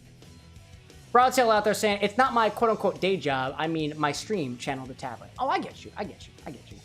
I'll admit, y'all, for the sake of anybody out there who's a fellow content creator, honestly, I'm not the biggest stream watcher. I'll pop in every once in a while if I can, but for the most part, I am a way too busy a person. It's not an excuse, right? It's not an excuse. I can still have the wherewithal to be able to pop in and say hey every once in a while. I also have social anxiety, and I use it as a means to defend myself. Full honesty. Anyways. Next we'll add an ounce of orange juice. I thawed these for my freezer. They're very sad.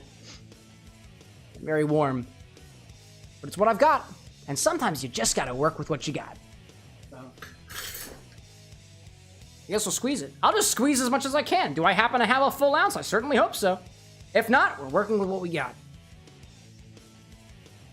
They're also clementines. Did I mention that they're clementines? They're also clementines. You know? Vinay being like, looks like going too much citrusy. Too much? Too much. Well, maybe. Let's see. We got lemon juice in there. We've got limoncello in there. We've got peach schnapps in there. So, I mean, it depends on what is too much. At the very least, I've never tried this drink before, so I am curious. I am curious. I don't think I'm going to have enough here for a full ounce of orange juice, so it's not going to be quite the same. The best thing I can think of doing specifically to get kind of up to that same level of dilution is just shake for a little bit longer. Just so there's the same level of dilution. Although, actually, I might be able to get a little bit farther with this last piece here. I have a bunch of, like, frozen lemons downstairs. I've got a bunch of frozen limes downstairs. And I apparently have a vast amount of frozen grapefruits. But not specifically oranges. I have a very shy 3/4 of an ounce of orange juice available to me, unfortunately. That is literally all. I'm using all of the orange juice that I have. I'll have to get some more. I'll have to. I also made a very small mess of my fingies. Any, like, add orange flavored liqueur or something? Yeah, you know what? That's a solid idea. Bump up the proof just a little bit. It's a little bit of approximation. Broadtail, if that's cool with you, I'm going to give it a try. I've got an orange cello, actually, that I'm thinking of right now, just to make up some of the difference. I can use this one in a hot minute.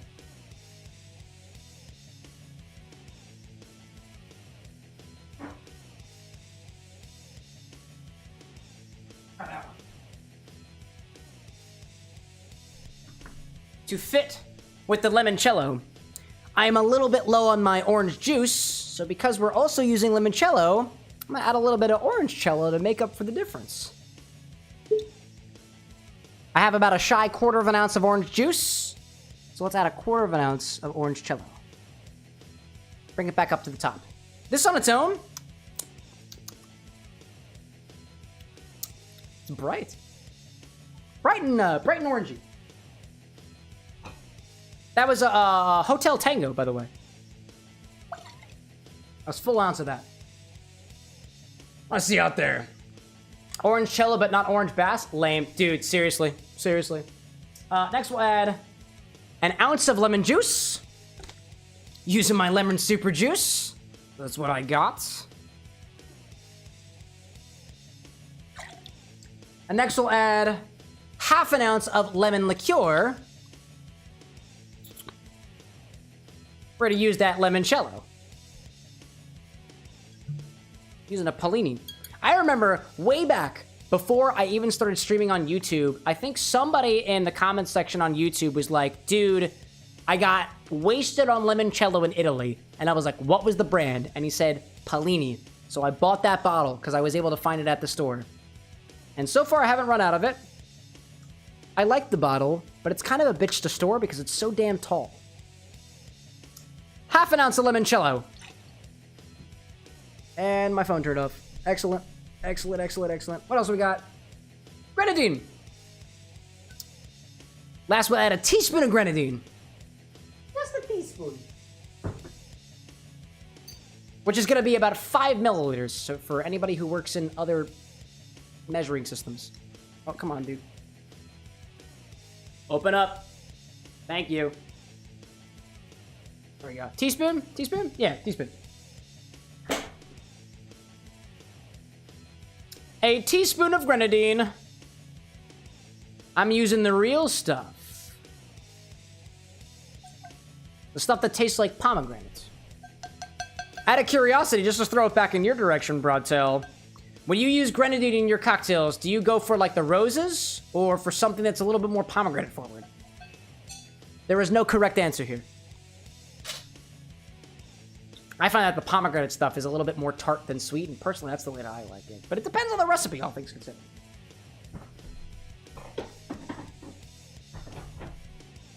Okay.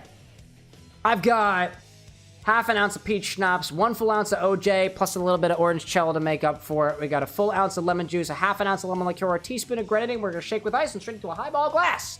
I suppose over ice, right? Broadtail saying that you prefer the tart? Dude, my man. I agree with that. I like that. That's personally my preference too, you know?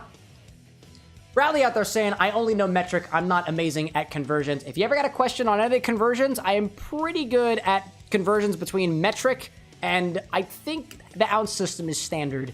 I have those memorized. Cups and whatnot, you're kind of out of luck for me at least. Throw some ice in here and give it a shake.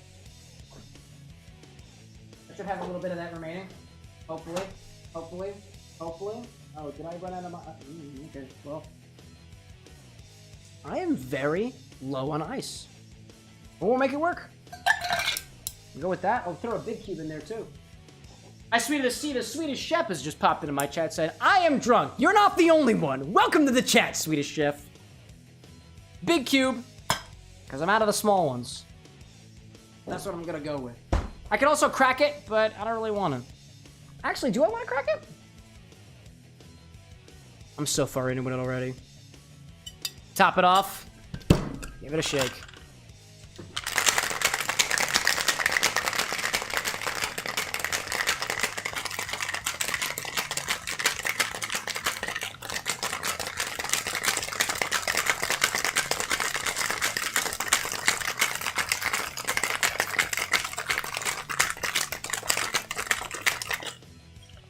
Broadtail out there being like low on OJ, low on oranges, low on ice, low on energy. Oh, dude, I got all the energy. My cocktail this evening, the pre-game drink that I usually do, had espresso in it. I am riding it, dude. I am riding it. I want to shake this a little bit more, though. I don't know why, I'm just feeling it, dude. I'm feeling it. JB and like, sounds like it's 2 a.m. for you. It's because it is. Late night at the bar with an X. All right. Let me grab one of these glasses over here. Strain this into a highball glass. Then I'm going to fill up with whatever ice that I have left. Because that's what I happen to have. I'm going to try cracking the ice. I don't typically have a lot of ice, you know? And he's like, this shaking is not low on energy. Thank you. So kind of you. Oh my gosh. It's almost like you're being paid to bolster my ego. She's not. None of my moderators are paid. It's just the unfortunate truth. I'm gonna try to crack some ice into this and see if it actually works. I don't know if it will. My big cubes here are not structurally sound for breaking. It's just gonna make a shard. It's not gonna be nice, but... yeah, it's making a mess.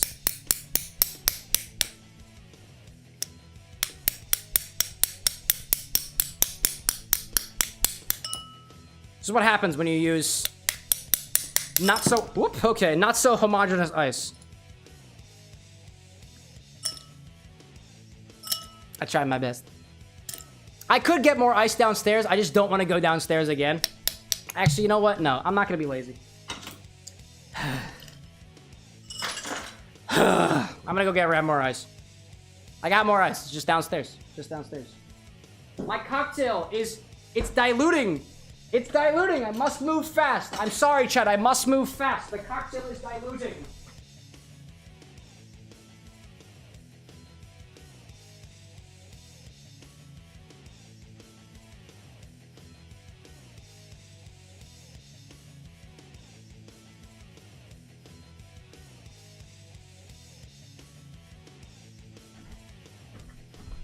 I have returned.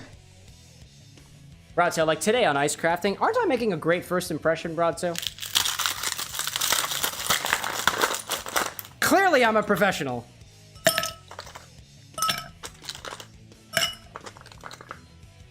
There we go. Throw that back in there. Alrighty then.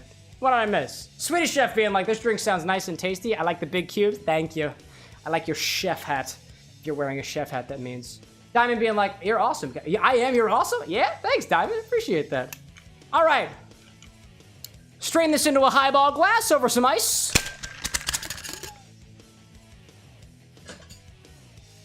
And try to recover from the situation.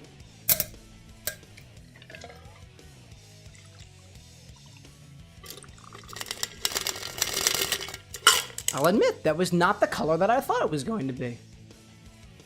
All right, that was it. Half an ounce, 1 ounce, 1 ounce, half an ounce teaspoon of grenadine.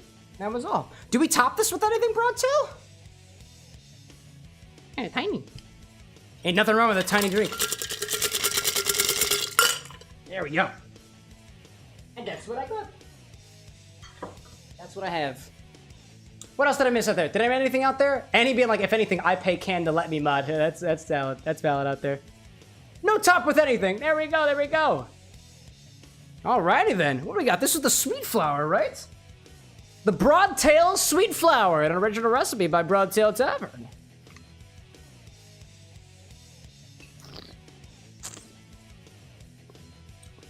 It is tart, lemony. It is tart, lemony. There's a certain air that I'm getting. What is that from? It's from the grenadine. I taste a bit of those. It is a very tart drink. Not a lot of sweetness in here. I get the notes of orange backed up by the lemon, and I taste a bit of the pomegranate flavors from the grenadine down beneath, ever so slightly. It's just kind of taking the orange in a direction that is just a little bit more like orange faceted as opposed to being lemon faceted, despite the fact that there's equal parts lemon juice and orange juice in here, so they're kind of butting up against each other.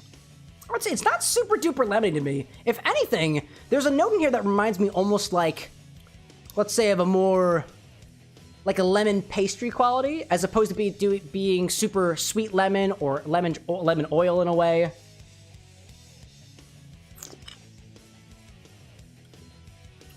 If anything, it's got that puckering lemon sour flavor to it.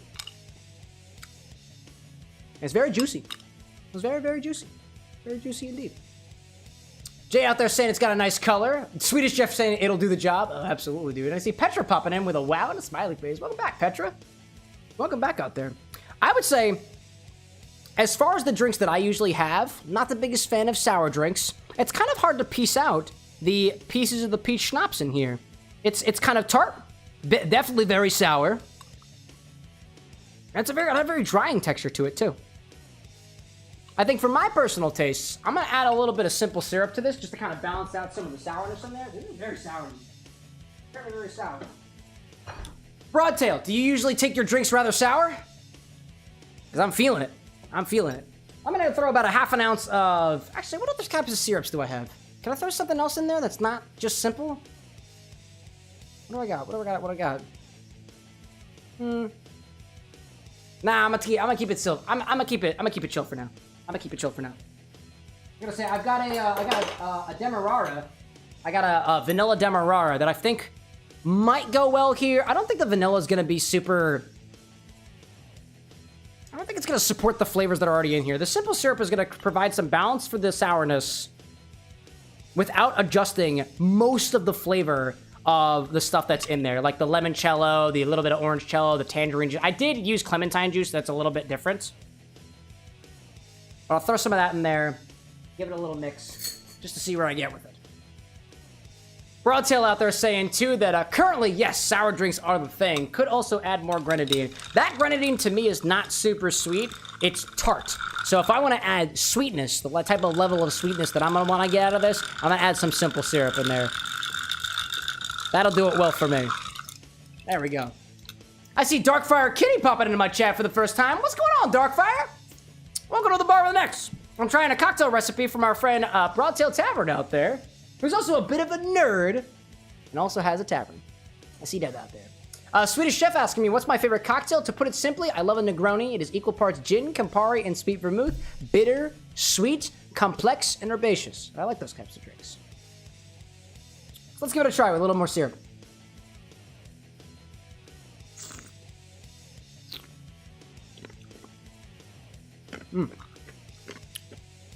Definitely a little bit more approachable for me here.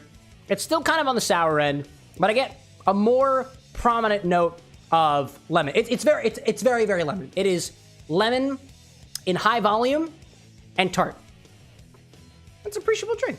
It's a simple drink, but it's a sweet drink. It reminds me of lemonade. Like a sort of an advanced lemonade in a way, with a bit extra citrus to it. Also, the peach notes are kind of lost on me. The pomegranate notes are kind of lost on me.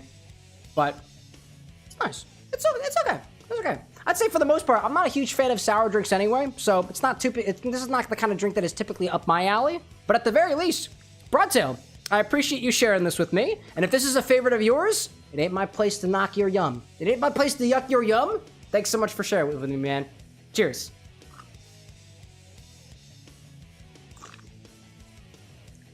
Yeah, let's get at that. I appreciate you sharing that with me, Broadtail. I think I'm gonna probably, if you don't mind, what I kind of want to do, I want to play around with this a little bit. I want to have a little bit of fun here. If you don't mind me basically bastardizing the drink, kind of want to throw some stuff in here, see if we can make something totally new out of it. I'm super curious. I see Darkfire out there saying, I'm good. I saw your infinity bottle mix on TikTok and I thought it was so cool. Oh yeah, dude. My infinity bottle is right over here. We just had a couple more editions of it this evening. The infinity bottle edition happened a little bit ago. We added more Everclear to it. Oh, no, we didn't add more Everclear. We added, what was it? We added this stuff. Island Pucker to it. So it should be even more tropical, a little bit coffee forward, as well as some other stuff and whatnot too. I'll put that back over there. We're at 35 things in the bottle right now. That is wild, dog. That's wild. Broadtail being like, please, that is how we create new drinks. Absolutely, absolutely. Bradley being like, creative input. I see that out there. So let me think. So we've got something that is very prominently lemon here. We've got some notes of citrus that kind of support the lemon. It is very lemon forward to me. So it is, I feel like what I want is something to kind of bring the lemon in a direction that is not more fruity, but perhaps, excuse me, I had a little burp there. What do I want to do with that lemon? I'm going to take a look at just what the bottles I got over here are and see if there's anything that kind of strikes my fancy in terms of lemon. No. I've got a bottle of Lillet Blanc, which I have not had a chance to play around with very much. Lillet Blanc is one of the liqueurs that you would typically see in a Vesper Martini. If Cow King was still out there somewhere, Cow King would be like, you're pulling out the Lillet Blanc and you didn't let me be there for it? And it wasn't a Vesper? Yeah, I know. But I've got this Lillet, and this is basically white wine as a sort of aperitif liqueur kind of thing. I want to see if we can take this in a direction more like white winey in a way. I've never had a Vesper Martini before, and I haven't played around with this Lillet except in the form of a white Negroni. So I kind of want to see what happens with that, you know? Bradley out there saying, what about spice like nutmeg or cinnamon? Oh, dude, that would be so interesting. We add a little cinnamon in there. Oh, let me think about that for a second. Cinnamon, dude. Cinnamon, or nutmeg. I feel like I don't have any liqueurs that are super nutmeggy. I don't have any nutmeg infusions, unfortunately. I do have some nutmeg, but the nutmeg over top of this might just kind of feel a little bit kind of like, not crusty. Crusty's the wrong word for it. It's just a little bit more solid, as opposed to having like a froth on top like it would be in like an egg flip cocktail. Dude, this would go fire with some egg white, or even throw a whole egg in there and kind of make it into a flip and whatnot. I'm curious on this realm of the kind of white wine territory here, because it's kind of fruity, and I want it to be fruity in a way that's a little bit more complex, you know? a little bit more complex. What else do I got down here? In terms of my flavors. You know, honestly, could use a little bit more sweetness for me. And ain't nothing wrong with add a little bit of bartender's ketchup in there, what they call elderflower liqueur, like a Saint Germain or something like that. So I might throw something a little bit there just to up the sweetness a little bit. That's because of my palate. I'm not a big fan of sour drinks, so this will kind of bring it to a sweetness level that I think I'll be able to appreciate a little bit more. Nothing wrong with the base recipe. Nothing wrong with the base recipe, just particularly my palate. And what else we got down here? I'm gonna do something real weird here. Sometimes we'll throw a little bit of absinthe into a drink to add a bit of anise note to kick up the proof just a little bit. And I've got a bottle of oitzo down here, which is another anise-based spirit. And I just want to see what happens. I just want to see if we add a little bit of anise flavor in there. And the choices that we've got are oitzo, Iraq, or Sambuca. So if anybody's got an opinion on which one to add there, I might gravitate towards one of those. Actually, a black Sambuca could be really funny. That could be really interesting. I might do that. I might do that. That could be super interesting, bro. Maybe. Darkfire Kitty out there saying, I prefer more sweet drinks than strong drinks. Dude, totally fair point out there. Darkfire, do you have a particular drink that you like, that you love to gravitate towards, whether it's an alcoholic drink or otherwise? It could be a soda, tea, coffee, or otherwise. Because if you want, I can throw a recommendation in your direction to kind of level up that a little bit. That's kind of what we're into around here. Winterwolf is back. I woke up because I woke up randomly. Oh, dude, welcome back. We're making a drink recipe. I'm using a drink recipe from our friend at the Broadtail Tavern to make something completely new. This is a totally original recipe. I'm just making it up on the fly. Jay out there saying Sambuca 100%. Broadtail out there being like, egg, really? Oh yeah, egg in this, dude? Oh man, it gets a little... I think there might be a little bit too much like acidity in here for the egg, but if you add egg white, dude, recommendation, any sour drink, throw an egg white in there, shake the shit out of it, you get a nice frothy head on top. Discard the ice at the very end, it becomes wild. It kind of gets into the realm of egg fizzes, or if you put a whole egg yolk in there, you can get in the, like a sour custardy flipped category. Or if you really go ham with a bit of heavy cream, you can make a Ramos Gin Fizz, which has this head that when you pour soda water into it, quite literally rises out of the glass. It is beautiful and incredibly difficult to make. Bradley out there saying Sambuca sounds like a perfect middle ground. Broadtail saying too, talking about spices, spiced rum too. The cool thing about spiced rum as well, instead, this is just an option. Instead of going with the spice rum that you get from the store, take any rum, take any spices, combine them together, maybe add a little bit of sweetener in there. You can make your own custom rum. It's unlike anything else in the world. Unlike anything else in the world. So this is what I'm gonna do. I'm gonna play around with these particular spirits here. Now that I got the Sambuca in here, I'm not as convinced on the Lillet anymore.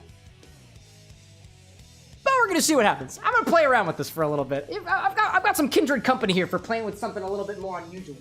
So let me bring this particular measurement jigger back out, and I'm gonna go a quarter at a time and see what happens. This Sambuca here is really gonna change things. So I'm gonna add a quarter of an ounce of this just to see where we get with it. I'll throw that in there, give it a little mix. Just a tiny little mix, see where we get with that. Modifying the drink as we go along. Darkfire saying, soda, Mountain Dew, alcohol, I'll take recommendations. Soda, Mountain Dew, alcohol, I'll take some recommendations. What Mountain Dew are we working with? We're talking about the green one? Tends to be a little bit more on the citrusy side and whatnot, or if you did something like a Code Red that tends to be a little bit more cherry forward. Baja Blast is totally tropical. Totally tropical out there. Any of them out there. Honestly, depending on what kind of stuff you're into, if you're into things that remain on the sweet side but still have a bit of an alcoholic bite to you, you can take pretty much any soda and mix it with any base spirit, like a tequila, like a whiskey, like a vodka, or otherwise to just up the proof a little bit. If you're going for like the base Mountain Dew, you can take other things that are kind of citrusy and throw it on top of it. Something like a peach schnapps might complement those flavors a little bit. You could throw something even more botanical in there, like something that is a little bit more... what am I thinking off the top of my head? Something that go well with Mountain Dew. I don't know how you feel about any sort of bitter flavors out there, Darkfire, but there's a bottle out there called Campari, which is bitter orange. And if you're not into super bitter, there's a bottle out there called Aperol, which is kind of like Campari, but a bit on the sweeter end. It'll add just the most subtle level of complexity to pretty much anything you add it to. The Aperol in particular is great in a cocktail called the Aperol Spritz, and if you add it to soda, it takes that spritzy, light summery feel and adds it to whatever you wind up adding it to. Admittedly, it's a little bit bitter and it's a slightly sweet, so if you're not into bitter stuff, that might not be a recommendation that hits really home for you. But I'll figure I'll throw it in your directions anyways. So add a little Sambuca to this. We'll see what happens with it. Smells really Sambuca-y, dude. Really Sambuca. That might have been overkill.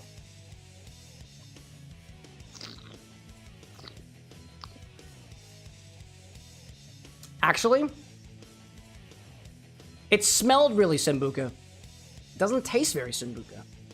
That's not that bad. That is not that bad. Let's throw some extra sweetness in here. I'm gonna do half an ounce of elderflower liqueur. That was not bad. That was not bad. Do a half an ounce of elderflower liqueur. Ooh, excuse me. Let's do a half an ounce of elderflower liqueur. Make it a bit on the sweeter end. That's how I tend to like it. Balance out that sourness a little bit. Let me do a thing out there. Now I was saying, one of the bartenders from Milk and Honey talked about shaking with citrus. I bet you would enjoy swapping the lemon juice with shaking with half of a lemon to add those notes without the acid. Did you say shaking with the actual fruit, right? Is that what you're saying, Jay? I did a cocktail one time that used an entire orange wedge as a part of the cocktail, and I don't remember what it was. It might have been a Rio Grande Sour, and I was blown away by the impact that the citrus wedge had on the drink. So I hear you there. Yeah, that's the one. Wow, that sounds interesting. Damn. Winter Wolf out there saying, watching you has made me wish dry season is over just to try some of the suggestions. Dude, wait on it. Stick to your priorities, stick to your guns there, Winter, because by the time it comes, you'll have all of the knowledge of everything that came in here, plus a little bit extra, and make those drinks even more worth it. So I've got this recipe from Broadtail Tavern that I'm trying right now. It's a little bit more on the sour end, a little bit more on the lemon orange flavor realm for me. So I added a little bit of Sambuca and a bit of elderflower liqueur to see if I can make something new out of it, you know? Let's give it a try.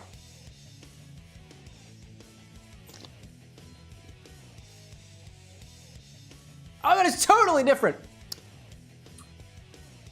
Ooh, oh, I like that. It's still tart. It's still lemony. Oh, but it added almost a sort of, oh, what do I want to call that? You know how lavender is floral? I guess that kind of answered the question, right? It's floral. But it reminds me of, like, specifically the Sambuca and elderflower combo reminds me of lavender, but not as lavendery. I don't know if that makes sense. But it's drying. It's anisey. It's a little fennelly. It's sweet. It's floral. It's got the citrus undertone to really back that up. Whew, that's cool. I don't know if I even want to add any lillet to this. It's like, don't get me wrong. This is not like groundbreaking or anything like that. But this is not a combo that I've had before.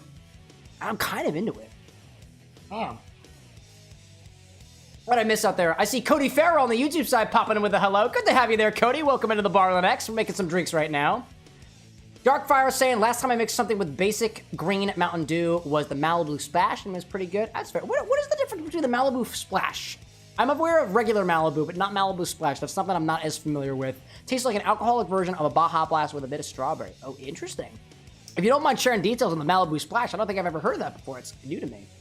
Bradley out there saying too, shaken fruit like oranges adds sweet and bitter. Maybe it's a great way to add fruit flavor. I'm learning all the cocktail science tonight, dude. If you're getting if you learn anything from the stream, it is something that I'm very, very thankful for. But to that point too, yeah, if you add the whole freaking fruit, the whole slice of fruit, you're gonna wind up getting the juice, the sweet notes from the inside of the fruit, from the flesh of the fruit. You're gonna get some of the bitter notes, not just from the pith of the fruit, the white part on the inside, but also you're just going to forcefully release some of the oils that are lying beneath the peel of the orange. So you're kind of getting the double action of the juice of the fruits, the spritz of the peel, and even the bruising of the pith, all at the same time.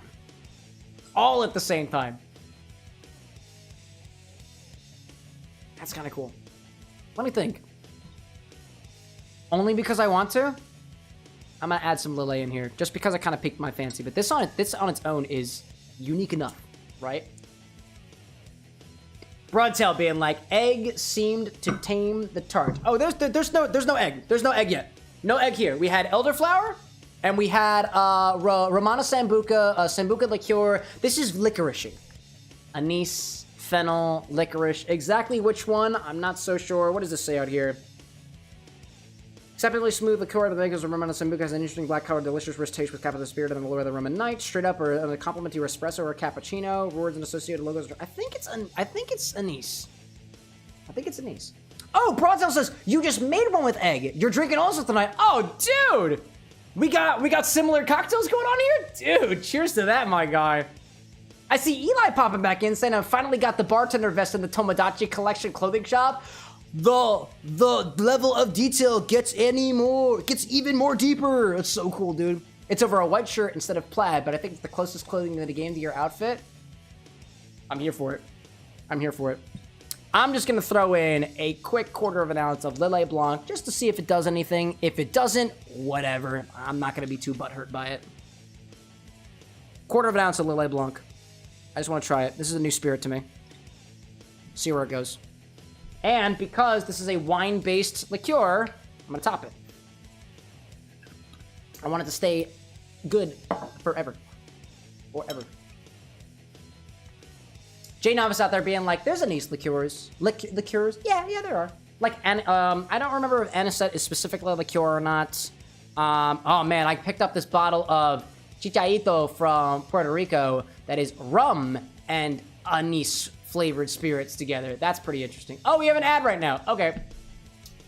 Cool. I'm gonna put my bottles away. I think I'm gonna do with this a little mix. I'm gonna put my bottles away. I'm gonna call it there. All there. Let me do a little cleanup.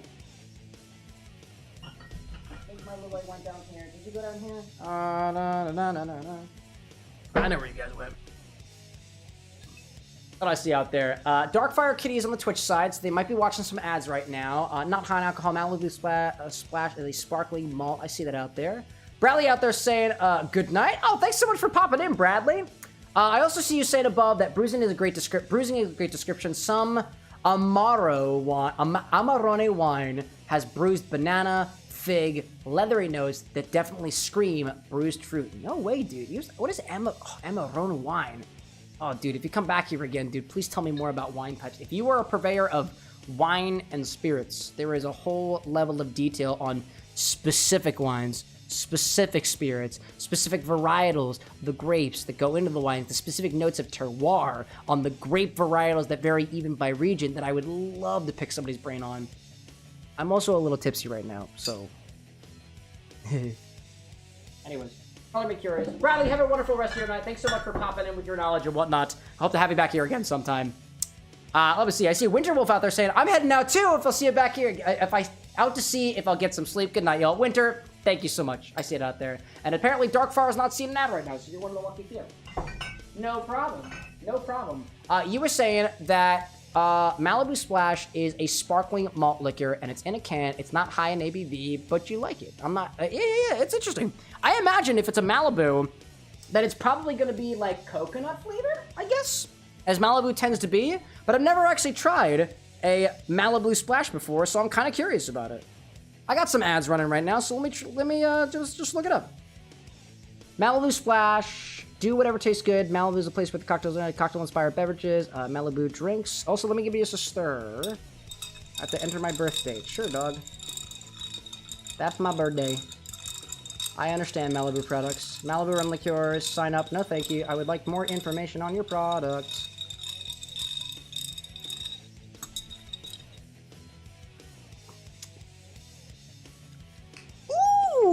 get a little bit brighter. Hello there. That tastes even more botanical, but more lemony. Where's this Malibu Splash on their page? What the heck, Malibu? Why can't I just find... Oh, there we go. Malibu Lime and Coconut Splash Can, combining tangy lime with creamy coconut for a refreshing topical treat. Sparkling malt beverage with natural flavors. Oh. Lime and coconut versus what? Pineapple Berry Breeze is not the splash. Oh, so it's a particular flavor. It's a particular line of flavored malt beverages. Huh. If I could ask, Darkfire, which Malibu Splash? I'm curious. Because apparently quite a few out there, you know? Anyways, what I see out there? Jay was talking about, is there a nephew liqueur? Oh, a niece versus a nephew liqueur? Dude, Jay always out there with the freaking puns, yo. You run that one, my guy. What else did I miss out there? Bradley's saying Amarone is where they make raisins with the grapes. It's Italian. Oh, man. Was saying goodnight to Cody. I'm sticking around. Oh, okay. I got you out there. I got you. Very, very cool. I got a little distracted for a hot moment there. Darkfire out there saying there are different ones repeat. I noticed that there are a bunch of different flavors of Malibu Splash out there. It looks like it's just particular combination of flavors. Which one of them is... You were saying that you kind of vibe with a particular Malibu Splash. I don't remember if it was a particular one or otherwise. Maybe you were just a fan of all of the Malibu Splash line, like you were also all of the Mountain Dew lines. But I'm curious if you had any particular preference for all of them, because I've never even tried them before. So, while y'all were gone on the ad, I added a 1/4 of an ounce of Lillet Blanc to this, and I got a small taste of it.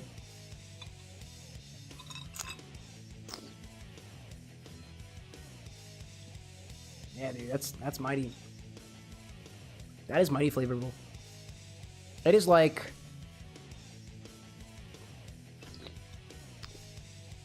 Let me dig into that a little bit.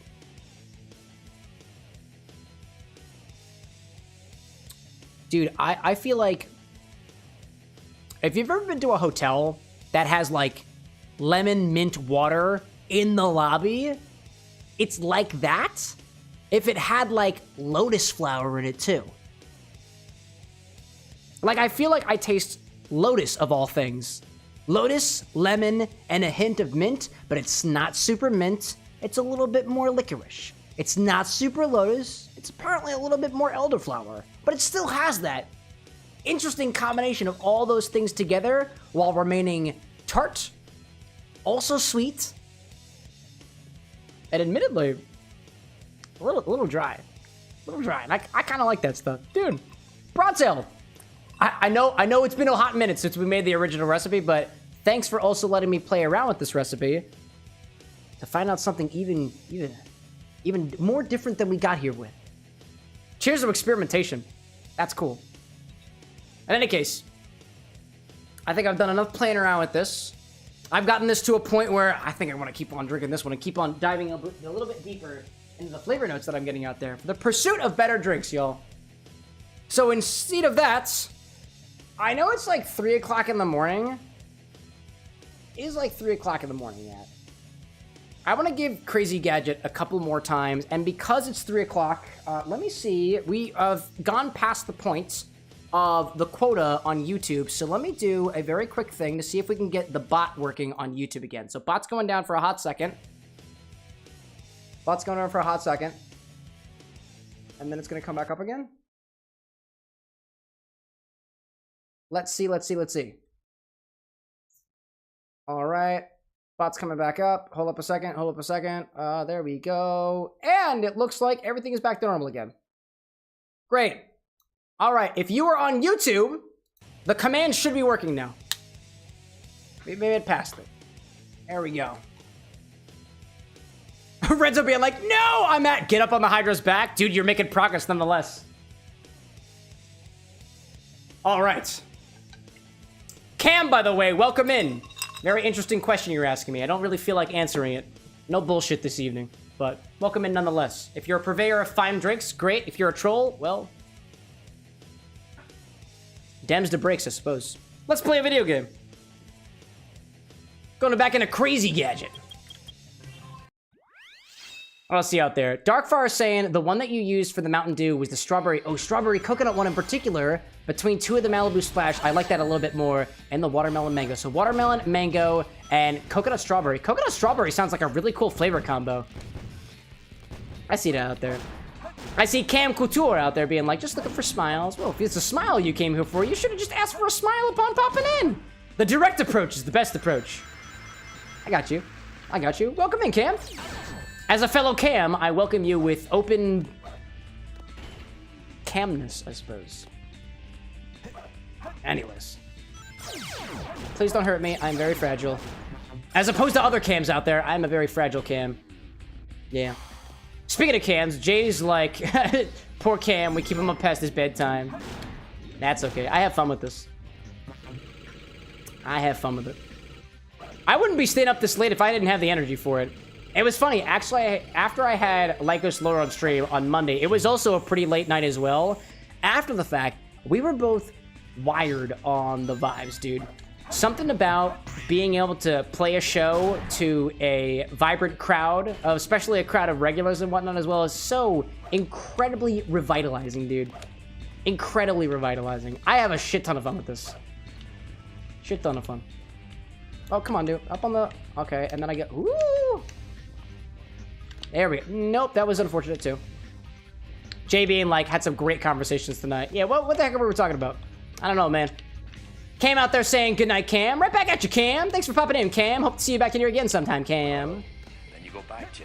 Oh, what was that? How are you? Dark Fire Kitty over on the YouTube side. Hey, thanks for joining us on YouTube, Dark Fire. Actually, this run feels bad. This run feels bad. We're gonna go back to it. We're gonna go back to it. Bradley like opens cams. Open cams. You mean like cameras, dude?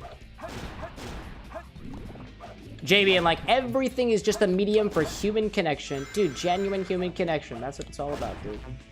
Imagine experiencing genuine human connection on the internet of all places. The most debaucherous of locations in the modern information era. Wild. That combo was pretty cool too. Renzo's like, hey, Cameron with an X. Hi, Renzo. Did you get up on the Hydra's back? Did you impress Phil in Kingdom Hearts? Better off than I am, my guy.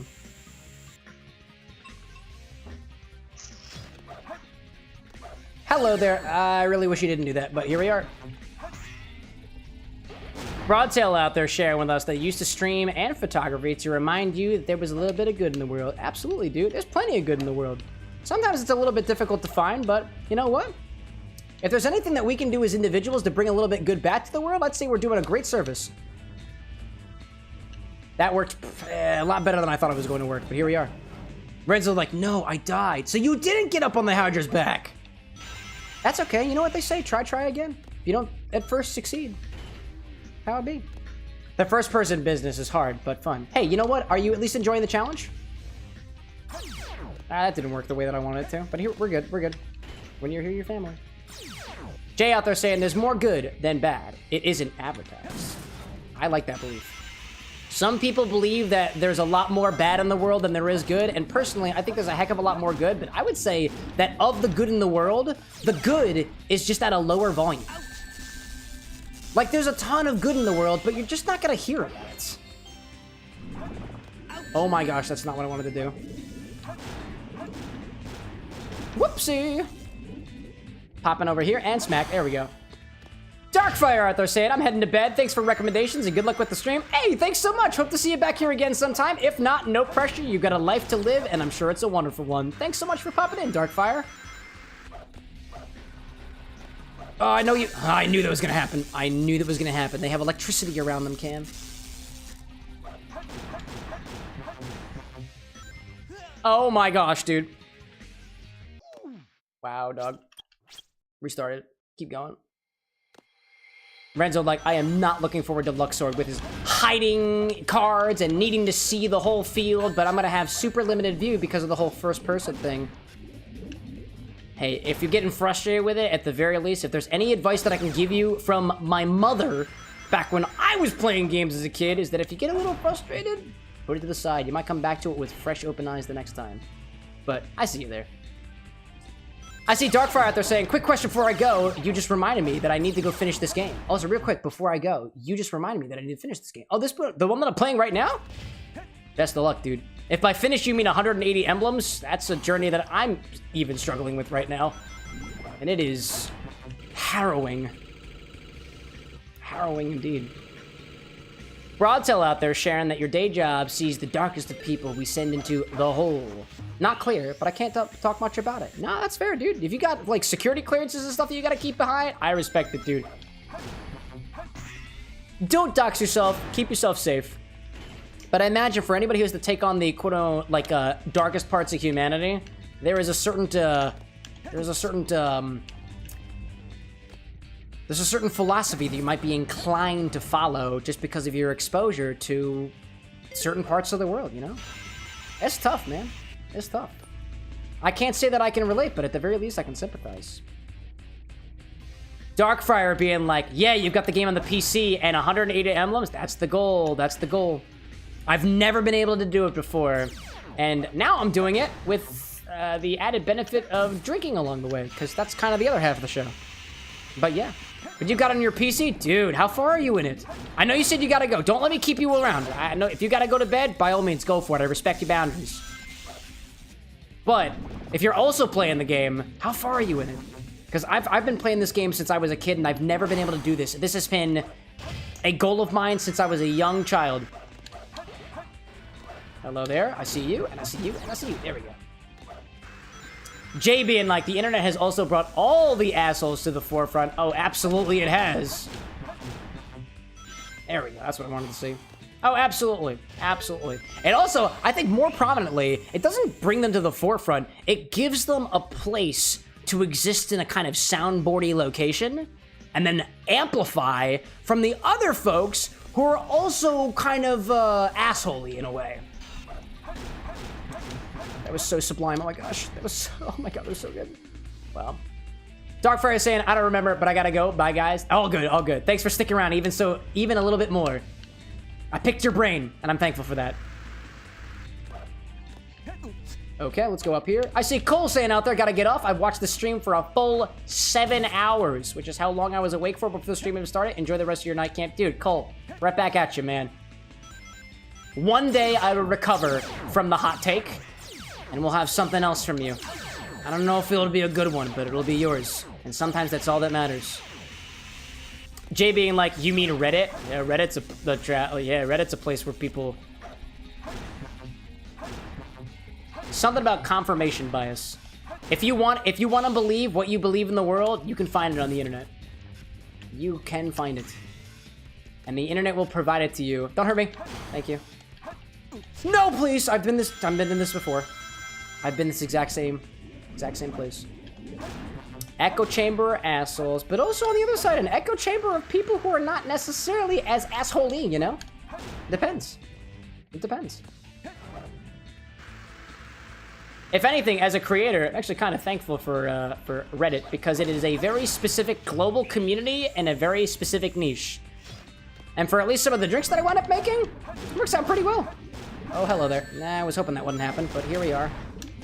Oh, apparently my headphones are really low on battery. Oh, man. My headphones are low on battery. No way. Well, I don't typically stream this late, so I guess that kind of makes sense. I was hoping not to... Oh, hello there. Jay being like, true, there's the good parts. Yeah, there's the good parts, and they got the bad parts. All around the place. All around the place. If anything... I don't know. I don't know why this analogy popped into my head, but like a fluid, like a gas or liquid is going to take up the space of its container, a human is going to take up the space of wherever they occupy. I don't know how else to articulate that. Like, give somebody the space to be themselves, and they will inevitably find a way to be themselves, on the positive side. If you give somebody a space to be negative, they're gonna find a way to be negative. But if you give people a space to be positive, there are also a possibility of people using that space to be positive. Like, I don't really know how else to articulate it, but like, in a way, humans are fluid. It actually seems kind of gross now that I say it out loud, but like, I think the analogy's kind of there. The analogy's kind of there. Give people a space to grow in, and they might grow. Give people a space to just absolutely chastise others and critique others with absolutely no right to do so, and they'll do it. Give people a space to talk about Kingdom Hearts, they'll do it. Give people a space to yuck the yums of other cocktail mixologists, and they'll do it. Besides everything. I don't know where I was going with that. Got a little bit more metaphorical there than I was anticipating to. Alright, I see you doing your thing up there. I would rather you not. I'd rather you not. I can go over here and go to the side. And then I was able to go to the other side, I think. I don't know what I'm doing, chat. Oh, no. I see. It was this one here, right? It's on the yellow. Yep, there it is. That was the one. That was the one. So I go on the yellow, and there is a switch there, and I can go back over here. I gotta be on top. I've gotta be on top. I understand now. That camera was very concerning for a hot second there. I go here, I go there, I come back, I come over here, and then I go over... Yeah, that's it.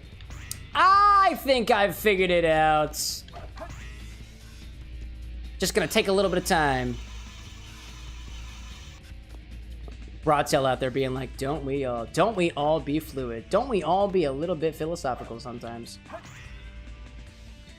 Admittedly, I'm also not the only person who, when they have a little bit of good humor in them, and by that I mean a little bit of booze, a little bit of alcohol, that things get a little bit philosophical at times. People wind up spilling their personal guts, so to speak, all over the place when they're drinking alcohol. Tale as old as booze, I guess. Also, chat, I think I gotta plug my headphones in a hot second, so let's see how we do here. And I think I gotta grab a little charger for these things, because these typically don't run for this long. How we do, though? It's not quite 20,000. That was cool. No way. No way. Stage select. I can't even be mad. I can't even be bad. That was great. Wow.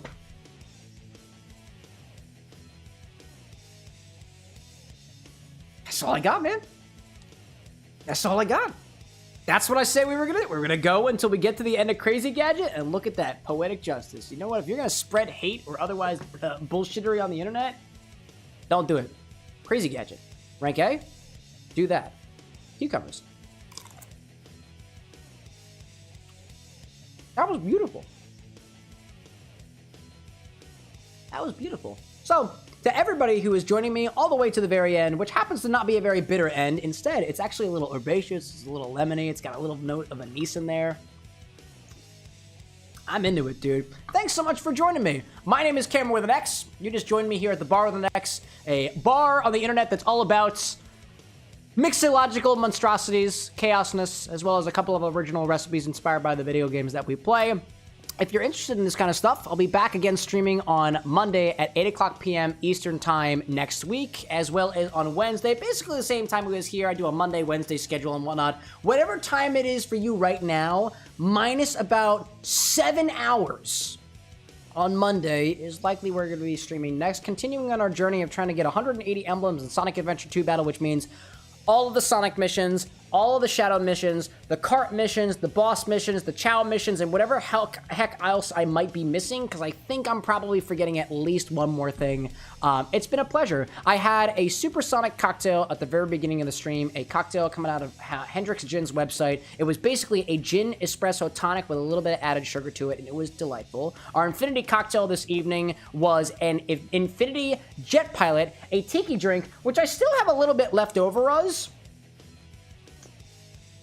It was very rum forward, and kind of had some notes in there that were kind of residual from the Infinity bottle, which we're at number 35 of right now. I also tried a drink from Ryan, which he called the, I think it was the something Kiss or something like that. It had a little bit of maple syrup in it. It had a bit of apple pie moonshine to it. It had some dry vermouth in it, which was also a very interesting flavor exploration. And we ended with this modified drink that we got from our friend Broadtail Tavern, which was originally some lemon juice, some lemon liqueur, some orange juice in it, as well as some peach schnapps as well. I threw in some Sambuca, threw in some Lillet Blanc, and also threw in a little bit of, what else did I have down here? Elderflower liqueur as well, to make something a little bit more towards my taste. Oh, and a little bit extra sugar as well, just to bring things back into a territory that's a little bit more herbaceous, a little bit more lemony, and a little bit more complex, which personally I liked. To everybody who shared a recipe this evening, thank you so much for doing so. We'll be back again with more of this stuff on next week. I see Renzo out there saying, see you next week's Cam. Jay saying, peace Cam, thanks for hanging. Aziel saying, Nightman, take care. Bradley saying, to the lemony end, that's for the goodness for the night. And Jay being like, a little bit of Monica. A little bit of Monica? I don't think I understand the Monica reference there. It might not be. And I see Broadtail Tavern out there saying, have a great night, too. To everybody who's joined me until the very lemony end, thank you very much. It's been a pleasure being your bartender this evening. I can't wait till Monday to do it all again with something a little bit different. So no matter what time zone it is for you out there, if the moon is shining where you are, have a great rest of your night. If the sun is shining where you are, have a great rest of your morning, dawn, evening, twilight, whether you got booze in your glass, coffee in your glass, tea in your glass, or something else in your glass, I raise a cheers in your direction to whatever is most important to you. It's been a pleasure, y'all. But until next time, bye.